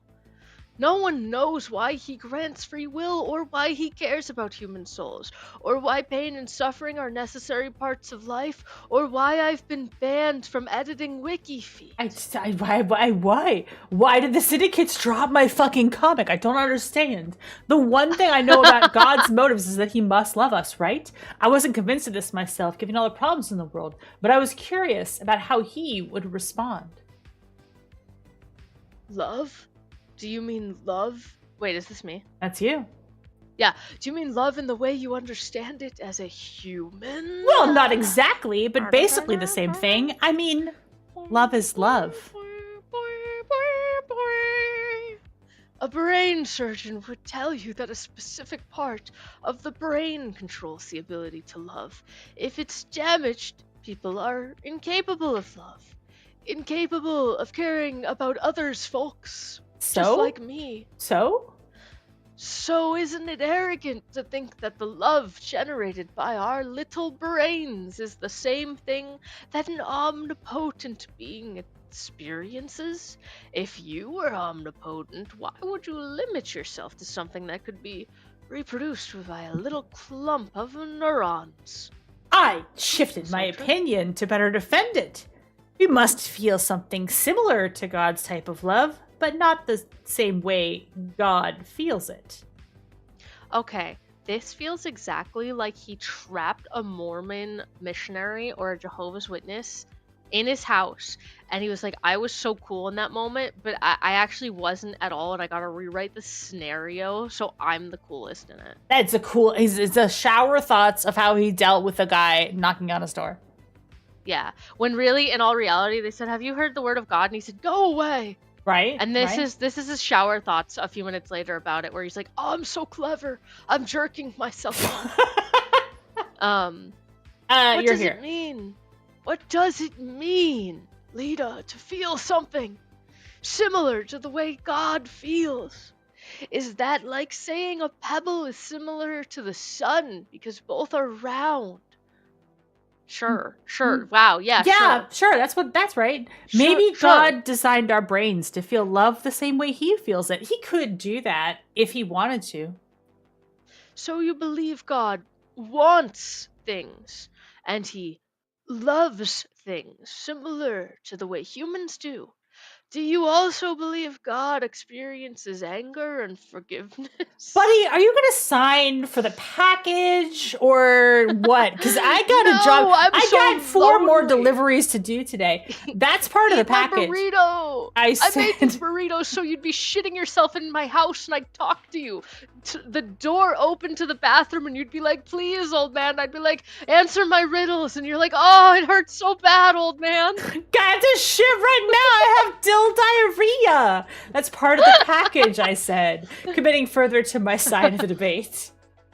So, God has a personality, according to you, and it's similar to what humans experience? I guess so. What sort of arrogance assumes God is like people? Okay, I can accept the idea that God doesn't have a personality exactly like people. Maybe we just assume God has a personality because it's easier to talk about that way. The important point is that something had to create reality. It's too well designed to be an accident. And that's just theory. A game theory. That's what God Adams theory. Are you saying you believe in God because there's no other explanations? That's a big part of it. If a stage magician makes a tiger disappear and you don't know the trick could be done without real magic, does it make it real magic like that cool movie I just saw on TV? That's different! The magician knows how it's done, and other magicians know how it's done. Even the magician's assistant knows how it's done. As long as someone knows how it's done, I can feel confident it isn't real magic. I don't personally need to know how it's done, I said. Did you guys know that a lot of magician tricks of like sawing someone in half or whatever is that the woman is a contortionist and can fold her body in half? Yeah, it's the woman. She does all the work. She's backwards in heels. I knew she was doing all the work, but I had not seen the contortion until someone showed me, and I was like, that's crazy. What? Anyways, I thought that was fascinating. And the man takes all the credit, as usual. The man takes all the credit. It's fucked up. Oh, raid! Raiders! Welcome, Raiders. We're reading a philosophy book. We're reading a philosophy book tonight. Thank you, Ricky. Scrub, you can continue. Philosophy. If someone very wise knew how the world was designed without God's hand, and it's me, creator of the Dilbert comics, hater of everybody with a darker skin tone than me, could that person convince you that God wasn't involved? In theory, yes. But a person with that much knowledge doesn't exist. To be fair, you can only be sure that you don't know whether that person exists or not. We're gonna do one more chapter of this book because it only gets stupider from here. Fuck yeah. Does God have free will? He asked. Obviously he does, I said. It was the most confidence I'd felt so far in this conversation. I'll admit there's some ambiguity about whether human beings have free will, but God is omnipotent. Being omnipotent means you can do anything you want. If God didn't have free will, he wouldn't be very omnipotent. This smacks of someone who read self-help books that were like Atomic Habits. And they wrote a book. Yes. They thought they were the cleverest child of the planet. Yeah, but the cleverest child of the 90s. Yes. Yes. 100%. And also, I don't know how much you know about Scott Adams, but let me give you a little rundown. Scott Adams was a big believer in The Secret, which is to say, basically, like, you envision it and it will happen. So a lot of his philosophy is based about, like, thinking really hard about some positive affirmation that will occur in the future to you. Also, he was very convinced that he was an expert hypnotist. Oh, even better. Oh my god, those people are always freaks. Yes. Fuck yeah. Yes. Oh, yes. This really paints a picture to me. Yes. He was really, really good at hypnosis. In fact, I know a guy who said Scott Adams tried to hypnotize him over a phone call. Awesome. Awesome. This is a kind of guy. It's a kind of guy. Yeah. And also, again, I must reiterate, incredibly divorced. Incredibly divorced. Right. Indeed. And being omnipotent, God must be able to peer into his own future, to view it in all its perfect detail, folks. Yeah, I know. You're going to say if he sees his own future, then his choices are predetermined. Or if he can't see the future, then he's not omnipotent. Omnipotence is trickier than it seems. I see where you're going with this. You're an atheist. You think science has all the answers, and you think religious people are all delusional. Oh, this is crazy. This is crazy that it's going in this direction. Holy shit. That's the book. Econ guy into hypnosis. You know everything you need to know. Yeah. Consider magnets. How the fuck do they work? The old man said. If you hold two magnets near each other, they're attracted, and yet there's no material connecting them. Yes, there is, I corrected. There's a magnetic field. You can see it when you do that experiment with the metal shavings on a piece of paper. You hold a magnet under the paper and the shavings all organized along magnetic lines. That's the magnetic field. So, you have a word for it. It's field, you say? But you can't get a handful of this thing for which you have a name. You can't fill a container with a magnetic field and take it with you. You can't cut it to pieces. You can't block its power. You can't block it? I didn't know that. That's not true. I'm Scott Adams and this is fucking deep. Shit! My bad! You can alter a magnetic field by adding other magnetic material. But there's no non-magnetic material. I'm dying. I'm fine. You can put between two magnets to block them. I saw this on how it works. That's right. That's right. This is science. This field of yours, it's strange stuff, folks. I don't know how things work, and I'm scared, and I shit myself on TV. You could see people gasp and leave, go away from me. You could hear me fart. I'm Donald Trump. I shit myself on TV last week. Absolutely shit himself. Completely shit himself. On TV, on camera. On TV. Oh, Jesus. We can see its effect. And we can invent a name for it. But it doesn't exist in any physical form. Yes, it does! Yes, it does! Magnets are physical. What are you fucking talking about? The magnetic field's something real. I'm smarter than you. I'm Scott Adams. I draw, Dilbert. How can you should take advice from me, a guy who draws a comic on how the Earth works.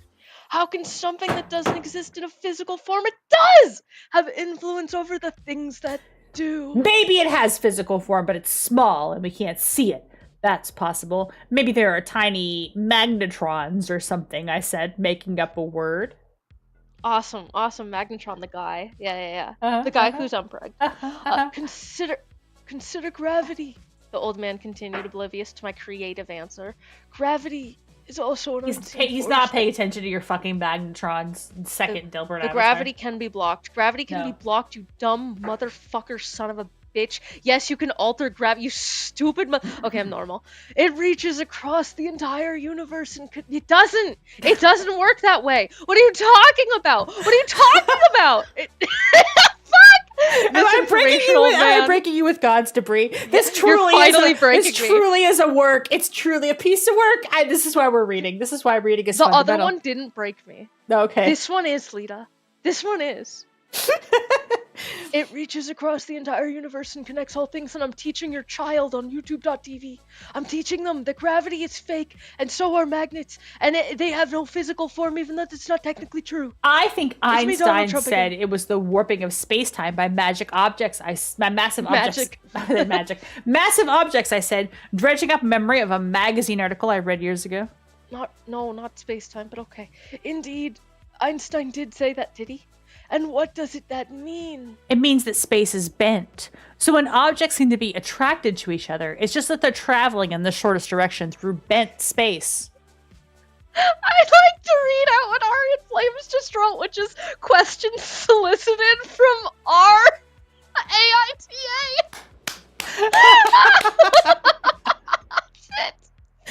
That's not what this is. This is questions solicited from a genius. Yes. One of our philosopher kings. One of our philosopher kings. He drew the comic about the guy with the tie that. Oh my god! Oh my god! Can you imagine bent space? Can you imagine bent space? No! But just because I can't imagine it doesn't mean it's not true. You can't argue with Einstein. We had fucking education about science in 2001. You can't tell me this was before we had a lot of information and education about space. We did. You can't argue. Maybe the most. You can't argue with Einstein. Dude, we taught this shit the most that year, like ever. He looked away. Oh, sorry, that's you. I figured he was either annoyed at my answer or just resting. It turned out that he was pausing to gather energy. He drew a breath into his tiny lungs and began. Scientists often invent my tiny lung. No. Words to fill the holes in their understanding. These words are meant as conveniences until their real understanding can be found. For example, magnets, they don't exist in gravity. They don't exist. They're not real. They don't exist. It's in your mind. Just like gravity. Sometimes understanding comes, and the temporary words can be replaced with words that have more meaning.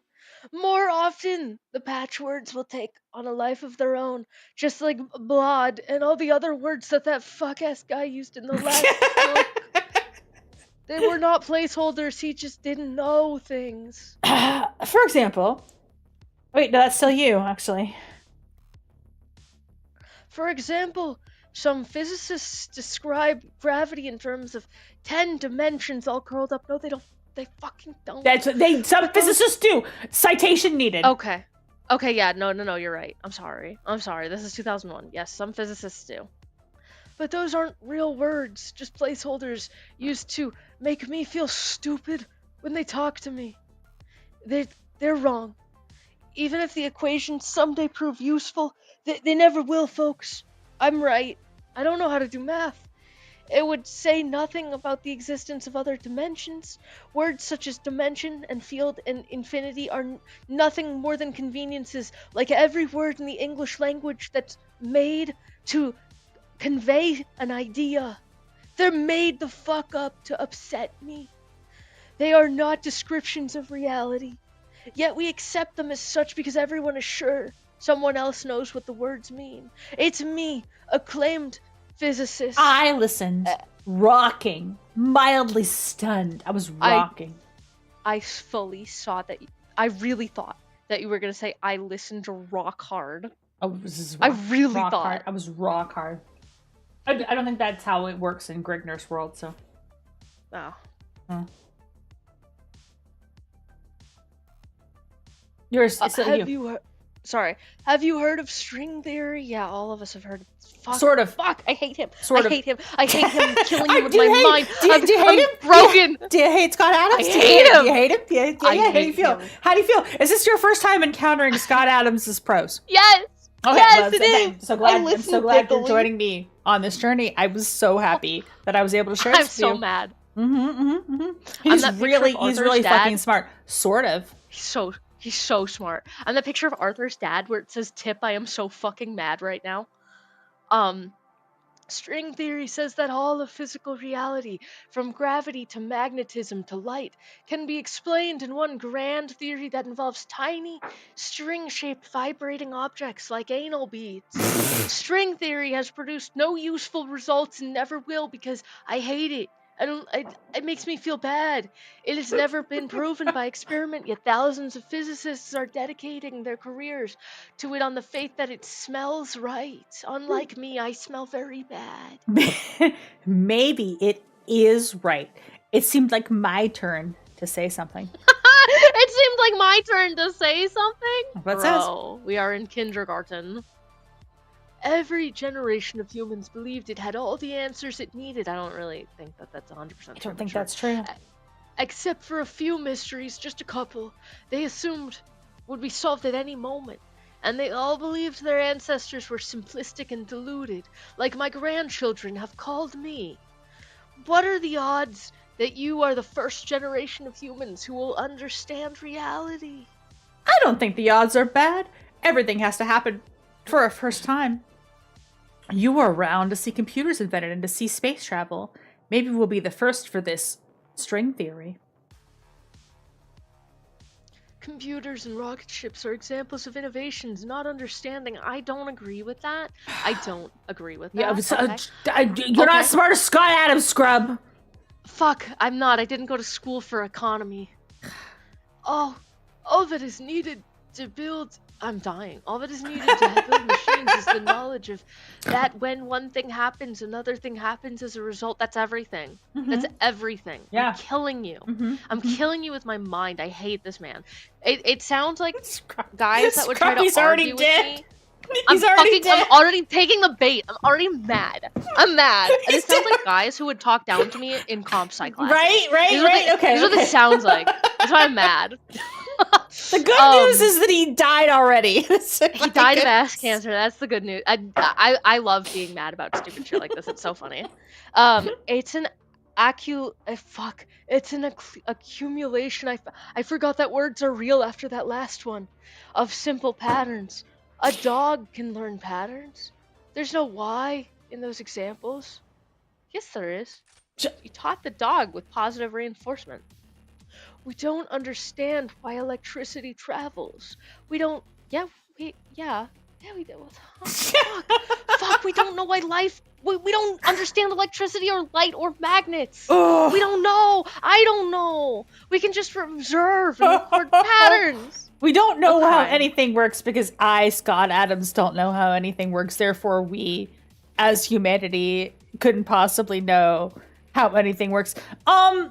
Yeah, so I'm not going to make you read the whole book. I'm going to spare you. But the whole book goes on and on and on like this. It goes on for another... It's 144 pages. It's 140 pages. Yeah, yeah, I just wanted to give you a little taste of the story, of this particular story. Wait, I want to see the relationships part. Wait, I saw something very tantalizing. Scroll up a little. Okay, scroll up a little bit. You want to do the last chapter here? Relationships? I think he's talking about how divorced he is and how women don't like him. That's why I'm like, Yeah, let's jump down to relationships. Let's close it off with the relationships chapter. The old man rocked some more and smiled at me. You're alone much of the time, my chudlet. He was right. He was right. I enjoyed being alone. I had friends, but I was always happy to get back home. How do you know that? Your pupils widen when I talk about ideas. They do? There are two types of people in the world, my young chud. One is the people who know hypnosis, and the other is people who do not. One type is people-oriented. Right, exactly. When they make conversations, it is about people, what people are doing, what someone once said, how someone feels. I read this in a self-help book in the 90s. The other group is idea-oriented. When they make conversation, they talk about ideas and objects. Life is black. See, I'm a fucking cat. I'm an it-J, you fucking worm. And I must be an idea person. I'm actually an ant-J, so I'm the fucking worst human being to exist. Ariat Flames, that one goes into my Scrubbies chat messages. I'm saving that one. This is restorative justice. It is restorative justice. A lot of violence has been done Monday. It's true. Not enough people do violence against me, and you can tell me we're doing a collab stream at any time and do this to me. I will be so down. Like, legitimately. I'm doing it. Always down. I'm killing you right now with the worst writing that I could find. Killing me with verbal hammers. Yeah, is it, am I providing? It's you, this is you, this is the old man. Yes! And it causes trouble in your personal life because you're a loser. That's rather presumptuous of you. What makes you think I have trouble in my personal life? I had to admit he was right. Everyone has an imperfect personal life, but for me that imperfection was almost a defining principle. He continued, the idea people like you are boring. Even though they're idea people, you're boring. Bro. Hey, I'm insulted, I said, not really feeling so. I will admit that I'm not the life of a party. Whenever I try to inject something interesting into a conversation, everyone gets quiet until someone changes the topic. I think I'm pretty interesting, but no one else does. All of the popular people seem to babble about nothing, but I usually have something interesting to say. You'd think people would like that. This is the most J fucking post in the world. This sounds exactly like so many guys I met in college. God. Like exactly, like verbatim. Exactly. Like they could have been quoting this. I am so fucking deep, and other people are extroverts and don't understand the power of my intellectual brain.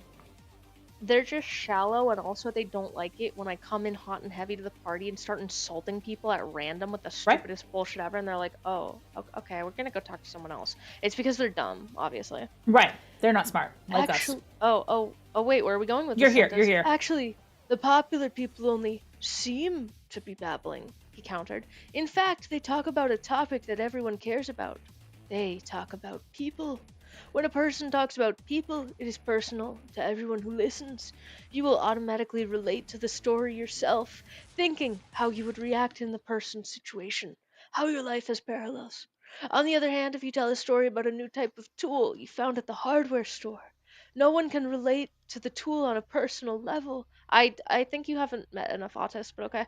It is just an object, no matter how useful and novel, and I don't have cool friends who would be like, man, okay. I'm an Allen wrench. I am an Allen wrench. What are you? How do I become more interesting?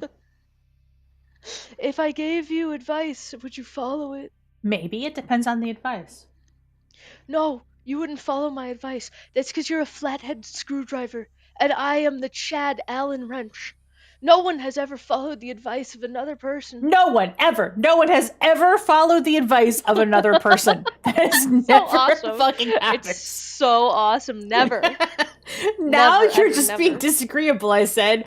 Obviously, people would follow advice all the time. That's not a delusion. All of this is delusion, bro.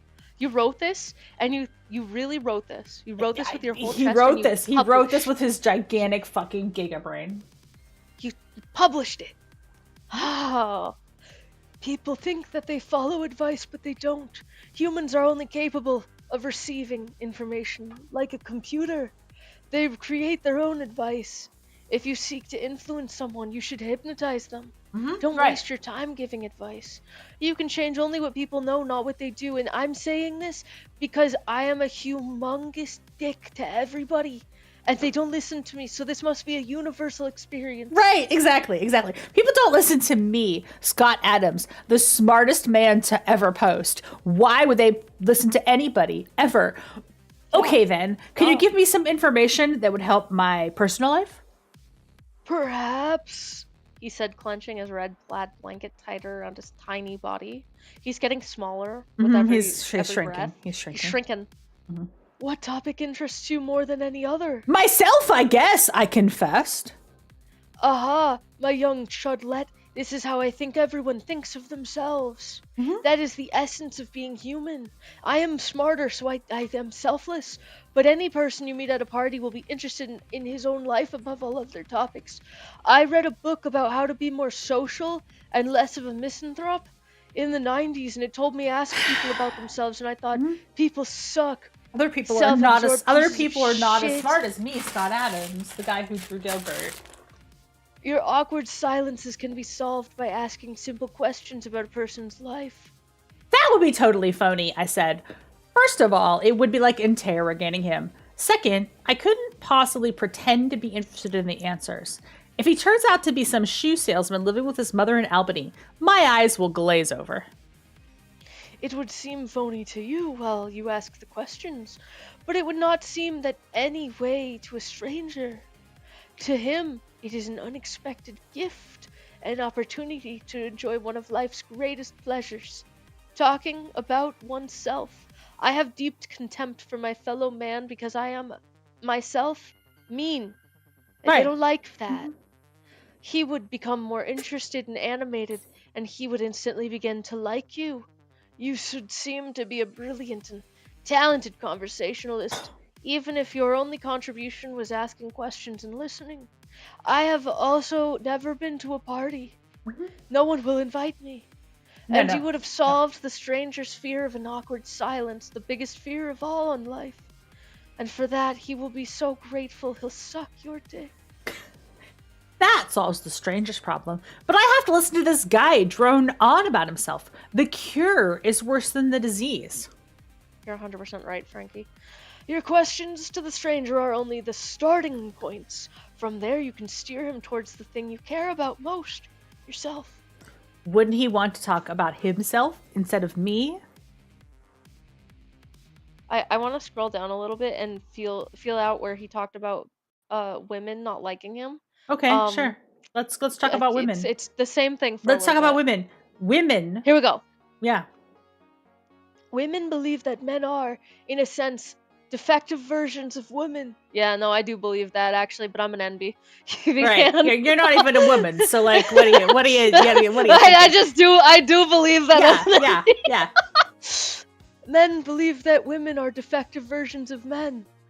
Both genders are trapped in a delusion of their own personal viewpoints that are universal. The NBs are off on the sidelines. Yeah, there's no NB people do not exist in this worldview. Keep in mind, it was 2001. We had not discovered non-binary people yet.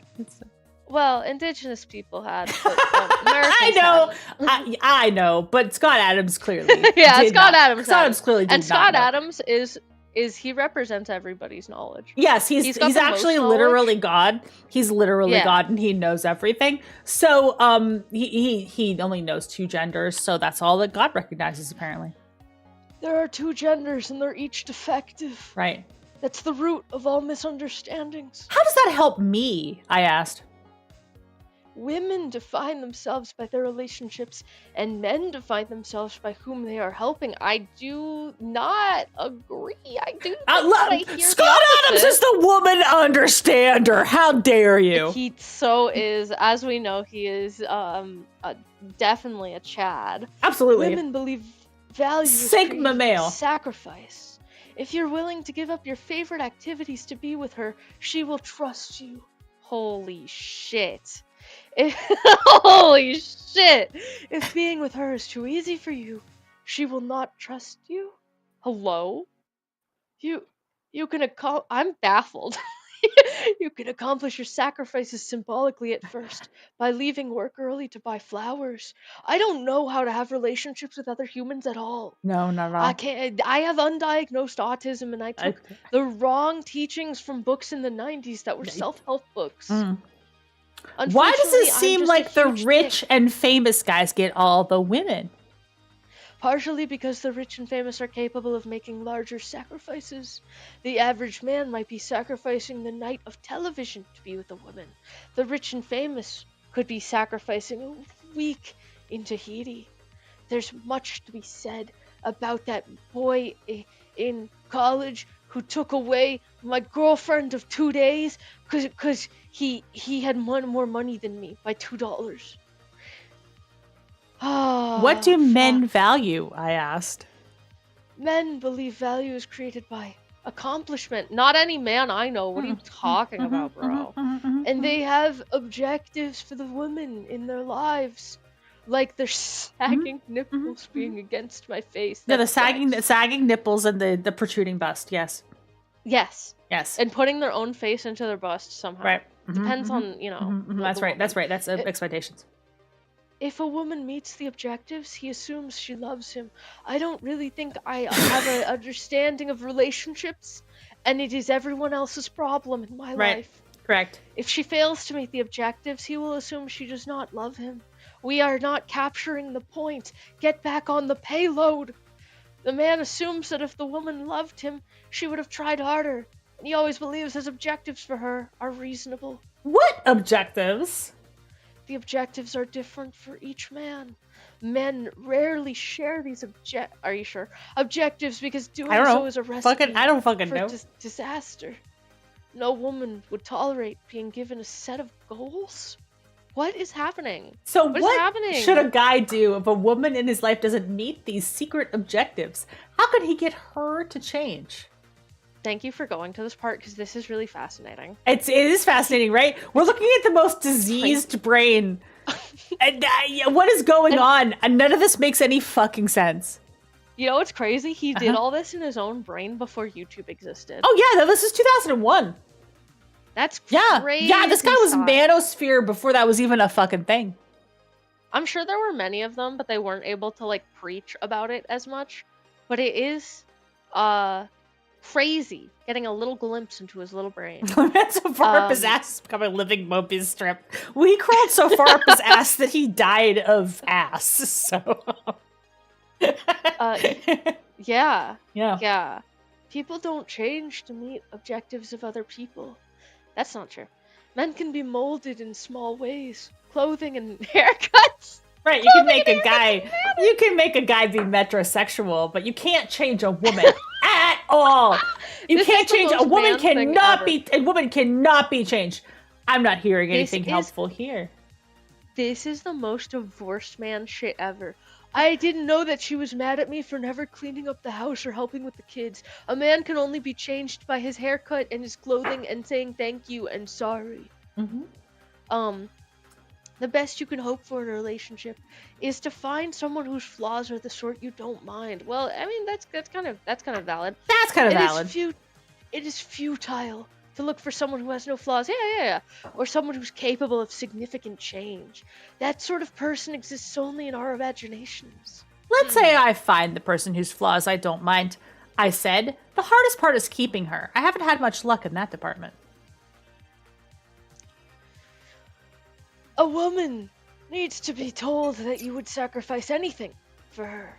A man needs to be told he is being useful. When the man or woman strays from that formula, the other loses trust. When trust is lost, communication falls apart. I don't think you need to trust someone to communicate.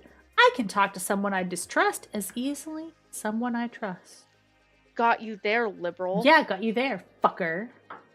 Without trust, you can communicate only trivial things. If you try to communicate something important without a foundation of trust, you'll be suspected of having a secret agenda. Your words will be analyzed for hidden meanings, and your simple message will be clouded by suspicions. I am the most undiagnosed autistic man alive, and I let it bring me a lot of bitterness. I guess I can see that. How can I be more trusted? Lie! Lie about it! Tell them Now that you're kidding, right? you're not an Allen wrench at all. You're the Phillips head. Lie! Lie about it! You should lie about your talents and accomplishments. You should lie on your just resume, lie. kid. Just lie on your resume. Lie on your resume. Lie. Describe your victories in dismissive terms. Oh my god, oh my god, oh my god, this is crazy. And you should exaggerate your flaws. So we're done with the relationship advice here. It goes into that a little bit more. Yeah, that was awesome. Yeah, that was incredible. So awesome, I learned so much about how men and women coordinate and collaborate with each other. By the way, at the end of this book, he and the hapless delivery boy who was in a conversation with him come to the conclusion that God is dead, which, we've had that. Yes, that's exactly what I thought they would say. Yes. That is like 100% what I thought they would go to. Yes, they come to it the is conclusion a that type God of is dead. guy. Right, the God is dead, and that there is more to learn about the corpse of God. And then we will begin the Religion War, which is the sequel to this book. There's actually a second book. After we have the long conversation, nothing else happens in the book. It's just this guy talking to this man in front of a fireplace. But the corpse of God, yes, the word that is fought over God's corpse. That is the. I cannot believe that this is Dilbert.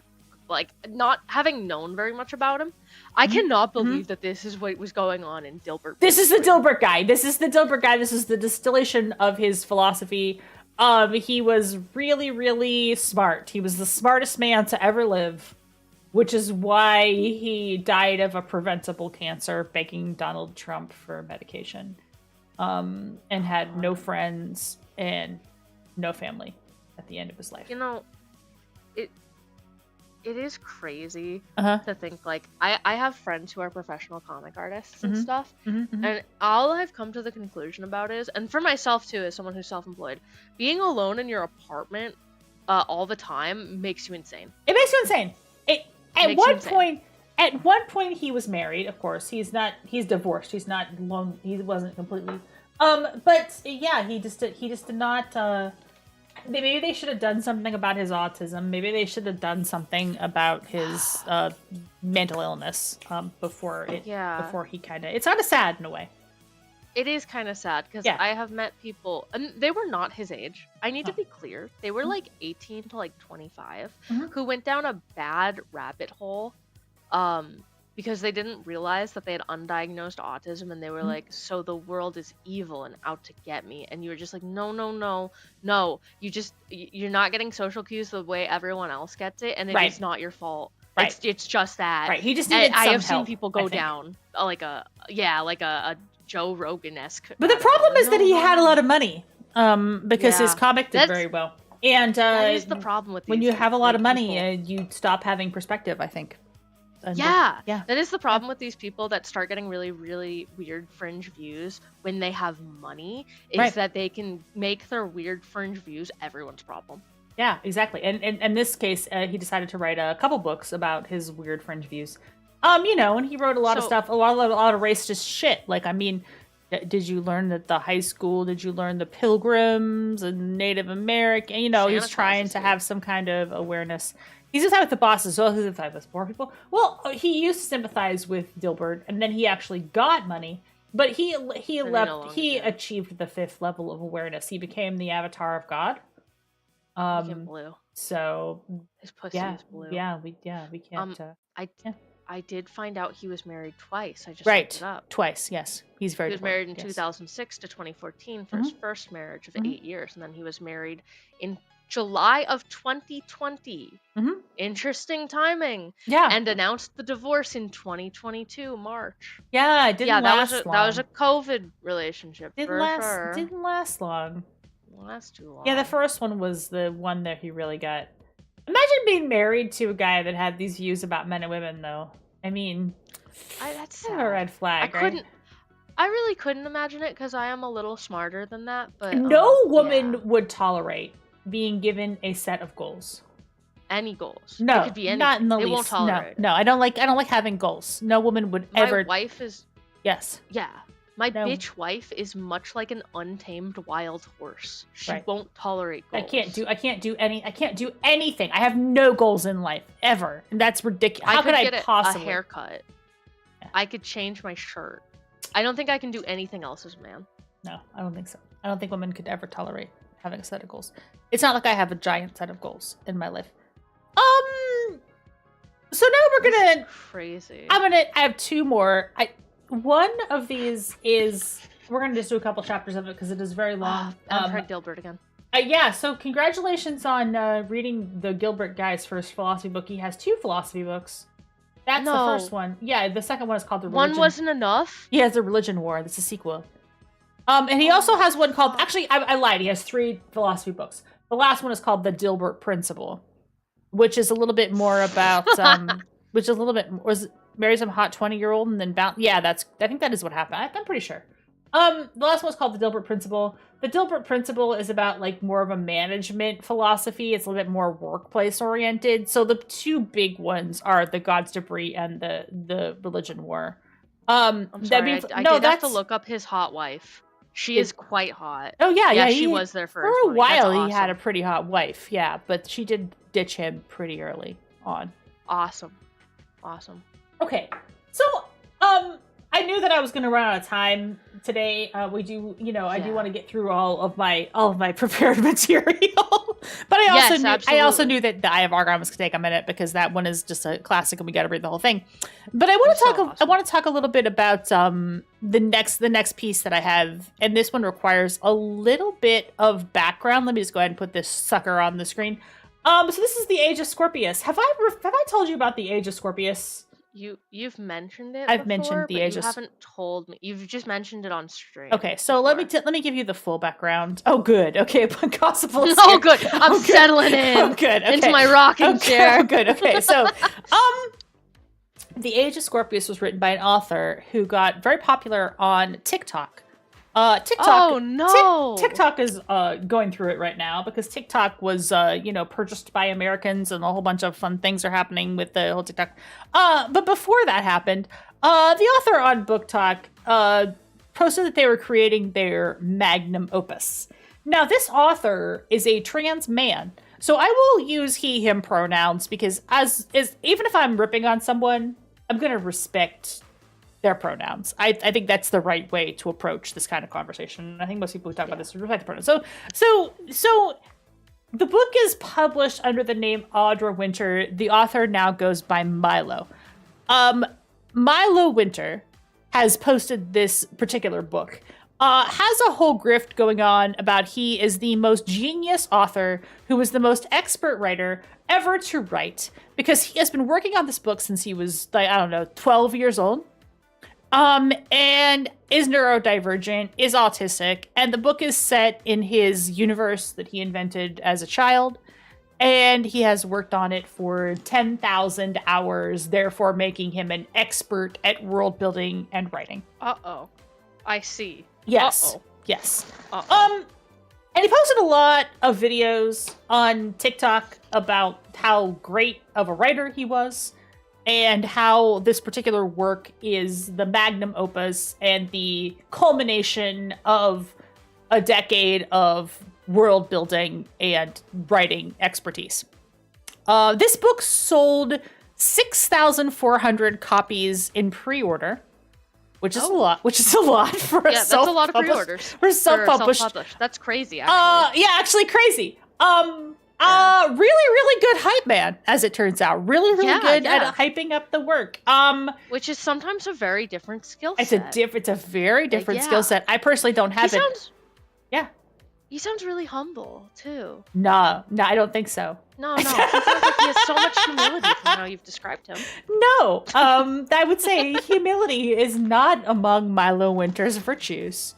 I think humility is the least of his problems. Then there is a lot that there's a lot of ink that's been spilled over this. But when I heard that there was a dramatic book that sold 6,400 copies in pre-order, was hardcover printed and signed by the author, and that the author said that this was the greatest thing since sliced bread, I was obviously fucking curious to know what the content of the actual book was, wouldn't you be? Yeah, Right? absolutely. Yeah, so I'd be absolutely. like, oh, I need to know. rubbing my hands together like I a need fly. to know what's going on in the Age of Scorpius. And I will say that when I first picked up this book and read it, I thought, oh, this is going to be funny bad. Right? Uh-oh. Like, oh, this is bad in a funny way. But then I read about half of it. And it's bad in a very, very boring way. However, the first 2 chapters, I believe, give you a taste. And then I'm going to just jump ahead to tell you what the whole book is like, because I read about 60% of this book, and I was like, fuck this book. It is really I do remember you bad. describing this plight a while back. It's a while. About reading this book. I did read the book. Yeah. I did read it. I read part of it. But I would like to refill my drink. So Yes, Scrub, if drink. possible, would you just go ahead and get us started? I'm going to read the first 2 chapters, and then I'm going to jump ahead to a part about halfway through the book, so you understand what this book is like. Yeah, we got to get a little sample. We got to get a little chili sample. appetizer. And by the way, the first 2 chapters of this book were actually free to download, so I'm not stealing from my little winter, except for later. Then I will be. I will tell you. I will give you a little preview. But if you want to download the first 2 chapters, they are actually free. Someone had rewritten the history of Conviction Woods, the cursed forest I called home. Despite all the texts describing Conviction Woods as eternally uninhabitable, there were hundreds of wartime artifacts scattered amongst the forest's grounds. The records had been altered to hide the truth of Guardian's last war, a truth that allowed the woods to protect those mysteriously meant to survive beyond its boundaries. I lingered on the edge of the farthest northern reach of Conviction Woods. This is the Hunger Games. This is explicitly the fucking Hunger Games. In fact, it's the opening of the Hunger Games. One of the editors who supposedly worked on the Hunger Games worked on this book. However, it did also come out that the author did not accept any revisions from the editor. That's really funny. Yeah, rocks. That's really funny. It fucking rocks. Dudes rule. This is the exact opening to the Hunger Games. Very, very, very awesome. Very awesome. Before me stood a crumbled and dilapidated stone arch. Old runic etched across its surface, worn away by the structure returning into the earth. A few fallen stones lay scattered across the surrounding ground, freezing into the dirt as ancient motorcycle going into my living room, as ancient remnants Did you hear that? What the fuck was that? Oh, good. It's a motorcycle. Okay. I live on a very busy street, and my computer is against oh my God, it was so loud. like a sliding window, and I took my noise gate off so you can hear me laugh. Right. Returning to the earth. Yeah. Beyond the arch's gaping mouth, laid Asidious's barren territory. Everything the light touches is ours. And see that? That's Asidious. Asidious's barren territory, and its occupants who didn't want me. Oh, they hate me meandering on their land. Me specifically. It's really annoying. Yes. It was too late for me to trace the rest of the runic on the arch. I'd only recorded the lower carvings. My arms are too short to reach the tallest stones. Aren't I cute for that? I let my eyes linger on the writing to try to memorize the patterns. The clock ticked as enemies neared. You can't rest while enemies are near. No, there's enemies near. My feet drew me away from the arch. My mind bent around the writing. The arch's inscriptions must have been centuries old. I'd never, in any of my studies, seen a combination of Union... Hunger Games again. Union languages on an artifact. Mixing 2 Union languages... You know what? Okay, you know what? I haven't read the Hunger Games book since high school. That was a long time ago for me now. The fact that I immediately am like, no, this is the exact same opening is bad because I don't remember things very well. This is so bad that even I am clocking that. That's my original fucking universe. Do not steal it. Do not steal. It's the Hunger Games combined with Homestuck, and that's all. That's all I got. I was gonna ask if there was Homestuckiness in it from the way it was drawn. A little bit Homestuck in here. Okay. Mixing two Union languages was almost unfathomable to modern-day society. Besides our common tongue, Guardian prioritized the separation of the four unions: conviction, assidious, um, Ataric, societal. In their oh my god, we live in a societal! In their own societies and territories. Even more intriguing, the Arch dated back to a war where Conviction and Assidious were enemies. A combination of the two languages was furthering proof that Guardian's recorded history was wrong. I had spent months by myself scouring over records because I'm going to be the one to figure it out. I'm definitely not going to jail for this. And books to pinpoint the location of the arch as soon as I spotted it. Mentioned in a 300-year-old document. I am the smartest and the first person to figure this out.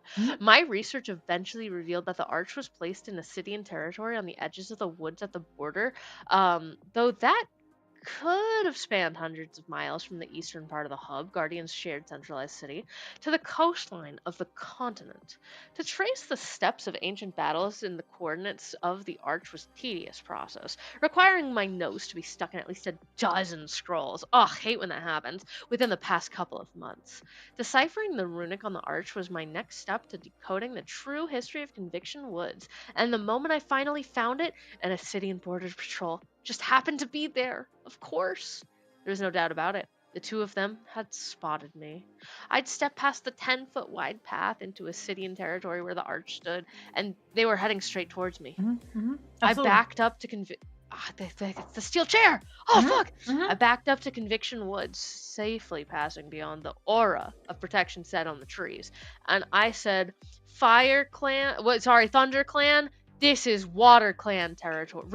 Fuck, I don't remember shit. This is River Clan territory. Get the fuck off. It's Zodiacs, okay? So there's 12 different casts that you have to keep track of. A faint shimmering of aura of gold, green, and silver light flickered and shifted on landers, and I settled into Convention territory on the opposite side of the trail. Although it was a remarkably visible banner where many Assyrians, especially new recruits, were stupid enough to break through it, no matter how many times their Stellarium higher-ups warned them.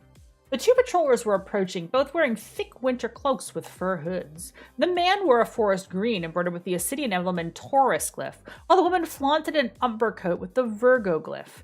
You saw her, didn't you? It hurts to read said the Taurus man. It hurts bad. It hurts bad. It hurts a lot bad.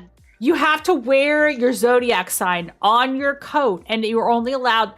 I read this book. You're only allowed to wear certain colors. So the fact that he's wearing a green with Taurus means he's like in harmony, and like she has a humber with Virgo, that's okay. But if she wore like red, that would be illegal. She would not be allowed. This is what it's like to live in Portland. Yes. It's so fucked up. So she went into Conviction Woods? Not a chance. She wouldn't survive. Are you sure you saw a red cloak? I'm certain, and I'm tired of you doubting my every word. They couldn't have been older than 25. Young and inexperienced was what the Assyrian Stellarium looked to employ. An easy job that made steady income, enough to provide a young adult enough to live. Conviction hired guards for the same purpose, though our border patrols were less necessary along the trails, as outsiders from different unions would rarely volunteer themselves to wander into Conviction Woods. You're sure she went in there? The Taurus asked again. Yes, she rolled her eyes. Where else do you suppose she disappeared to? The two of them stood at the front of the woods, curiously staring what they thought as a forest empty of occupants. I wasn't visible past the aura that shielded and hid any entity who could survive beyond the boundary. She wouldn't survive. You can't see me on the playground. Right. I'm hiding behind the aura. She's invisible because she's in the Conviction Woods aura. She's hiding. The Virgo crossed her arms as though they made it up. Who made what up? The Conviction Stellarum. They made up the whole Conviction Woods is deadly thing to keep us out. Have you ever talked to someone who has actually seen a beast? No, and that's because they don't survive when they see one. He shivered and took a step back. Shit, a beast. I say, Mr. Beast. Leave it. She's gone. We can hang out here for a bit in case she comes back. They trained us to stay out of Conviction Woods, but they never told us why. The Border Patrol trainers never mentioned nothing about the woods, what they're like. All they said is that they're dangerous. This isn't worth it for a raise. It's one girl. Even if we catch her, we probably won't get much from it. Not if she's a Scorpio. Her capture would cover us for months. Yeah, she's wearing red. Right. Okay. Not if she's a Scorpio. Sorry. Right. She's a Scorpio. If she's a Scorpio, her capture would cover us for months. I didn't hear any screams you would have heard if she was attacked. This is absurd. I'm not going in there. The tourist took another step back. No way. Absolutely not. Even they won't go in there. Good luck. You're on your own. You're a coward. I won't go far. They, as in convictionists. The guy wasn't wrong. Normally the woods didn't make exceptions for anyone, regardless of union, despite being part of convictions territory. But my family was proof that there were exceptions somehow, some way. And I would find out why. I stepped further back into the woods, ducking behind the trunk of a massive pine. Its deep sepia bark shimmered gold when my hand fell atop its body. Sunlight filtered in green from the reflection of pine needles above the forest floor covered in moss and shed cones from the hemlocks. Moisture clung to my skin with the humidity of the temperate rainforest. And they argue about whether or not you can attack a Scorpio in the magic forest. This goes on for quite a bit. I'm gonna skip ahead just a smidge. And go to the next chapter because I want you to understand that she leaves this, and then the part that I find is very funny when she describes her own character. So I think that's in chapter 2. So why don't you pick up from chapter 2 and start there? I'm gonna refill my drink while you do that. Sweet. On it, boss. By the time I made it home, the sun was lingering above the west horizon. Between the trees sat our house in a sandy clearing, where the trunks and foliage bent away from the old A-frame cabin. This is, again, the same descriptors, Hunger Games, holy shit. The wood, just like a slightly different, but it's the same way of describing. The wood logs were sun-stained, crumbling, and barely held together by an aged enchantment set upon the foundations of the house years ago. Moss blanketed its walls cunty and gave the entire clearing its earthy smell. Though midwinter raged through the rest of Guardian, Conviction Woods kept its humid warmth year-round. Our parents found and restored the abandoned house in the woods before Via, my half-sister, and I were born. All 4 of us were immune to the woods, and not a single one of us had any clue as to why. Avia was on the porch, lying back with her legs dangling off the side of the platform. I rolled my eyes at the fact that she was wearing my black pants again. Similar to the Ascidian Guardians, Avia had a border patrol crest. She's an ice agent! Kill her! Embroidered next to her. Ares glyph on her orange coat, symbolizing her loyalty to guarding the Conviction Assidious border. Rika, she glanced up with a smile, looking down at her watch. 3 hours late. What is it this time? 10 miles out into the forest, into the Ascidian border, I had the pleasure of watching a Virgo border guard get chased out of the woods by a beast. I climbed the stairs to the door. Did she actually? Is that what happened? That's what it says. Okay. I climbed the stairs to the door with the missing lock, each step creaking in its own tone. Without giving her time to respond, I played that Weezer riff of on my stairs, and then I broke my face doing it. I kicked open the door to immediately look at the coat rack against the wall. My eyes caught to Dad's blue and tan Autarian long coat with a gold cancer symbol, and I smiled. He'd made it home in time. Dad's formal attire had taken my spot on the rack, so I ripped my cloak off my shoulders and threw it on the dusty couch, that sat right next to the door. You walked 20 miles? Today? Of all days, on reaping day? It's Avia, fucking... It's an important day. Today of all days. No, you're not wrong. Today's an important day. Are you not keeping track? Are you not keeping track? Maybe if you didn't sleep like a rock, you would have heard me sneak out at 3 a.m. I threw my bag down beside a pile of mud-smeared shoes and boots. I'm perfectly fine. It's flat. I had a plan, and I've done way more because I'm perfect and cool and athletic. I'm your main character. The main fucking character. There was barely a temperature change from the woods to inside the house. Though midwinter raged throughout the rest of Guardian, you used the exact same sentence piece. Yes, the exact correct. same sentence. Yes, no. This book was not edited at all. So yes, the same sentence will be the same exact. Yes, this actual turn of phrase was word for word what was on the previous page. Yes. Most houses in Guardian had an enchantment. Good eye. Thank you, Scrub. To keep them cool in the summer. It's almost like nobody read this before they just fucking published it. Yeah, I fully believe that. It's self-published. Mhm. They refused the edits. Yeah. This is awesome. I love Yeah, this. it rocks. It rocks. I Also, kinda like he it when made people are so much Delulu. fucking money from this too, which is the greatest. Damn. I kind of like it when people are a little Delulu, Oh, honestly. right, get a little delusional. Avia had grown up alongside the temperate humidity, and I was a little bit convinced that the moisture had seeped into my skin over the years. Okay, that's weird. One of these days, they're actually... The mold is speaking to you, J.K. Rowling. One of these days, they're actually going to catch you. and no one will Asmongold, be there listen to to bail the you out. mold. Listen to the mold, Asmongold. Avia followed me in, her voice carrying through the hallway like an echo chamber, loud, distinctive, and most importantly, my sister's voice. They haven't yet. You look inviting. I nodded at her black clothing underneath her cloak. This is the same opening as the Hunger Games. Holy shit. And her blonde hair plastered across her glistening forehead. The same description. Holy shit. We have a ceremony. It's time for the fucking ceremony! In a couple hours. Sorry. Fuck! We have the ceremony in a couple of hours. Yeah, you snuck out before the ceremony. We had the scene with the dilapidated house and the scene with you looking at yourself in the mirror. The whole 9 yards, dude. We have it all. It's here. It's here. It's Hunger Games. It's here. Wait. You're not there yet. Keep going. Oh shit. Yeah. You gotta get there. You get to the part that made me laugh out loud. You haven't even started to get ready. Something exciting must have happened at work, and you just have to tell your sister, right? You look and smell like you jumped into a stagnant pond. You're lucky that Dad gave us water in this house, and you're even more lucky that I'll let you shower first. She smacked me on the arm. Also, the contract says I'm not supposed to tell anyone about my work day, including family. When have you ever listened to the rules? It's almost like you were waiting for me to get home to tell me. How many laws have you broken today? And hello, the code. She gestured towards her face and then over at mine. You're smiling. Yeah, okay. I'm not watching my emotions with you. Never have, never will. I don't care how close we are to the ceremony. That's not what the law says. The Scorpio code, fucking god, recited itself in my head. The Scorpio code recited itself in my head. Never show emotions.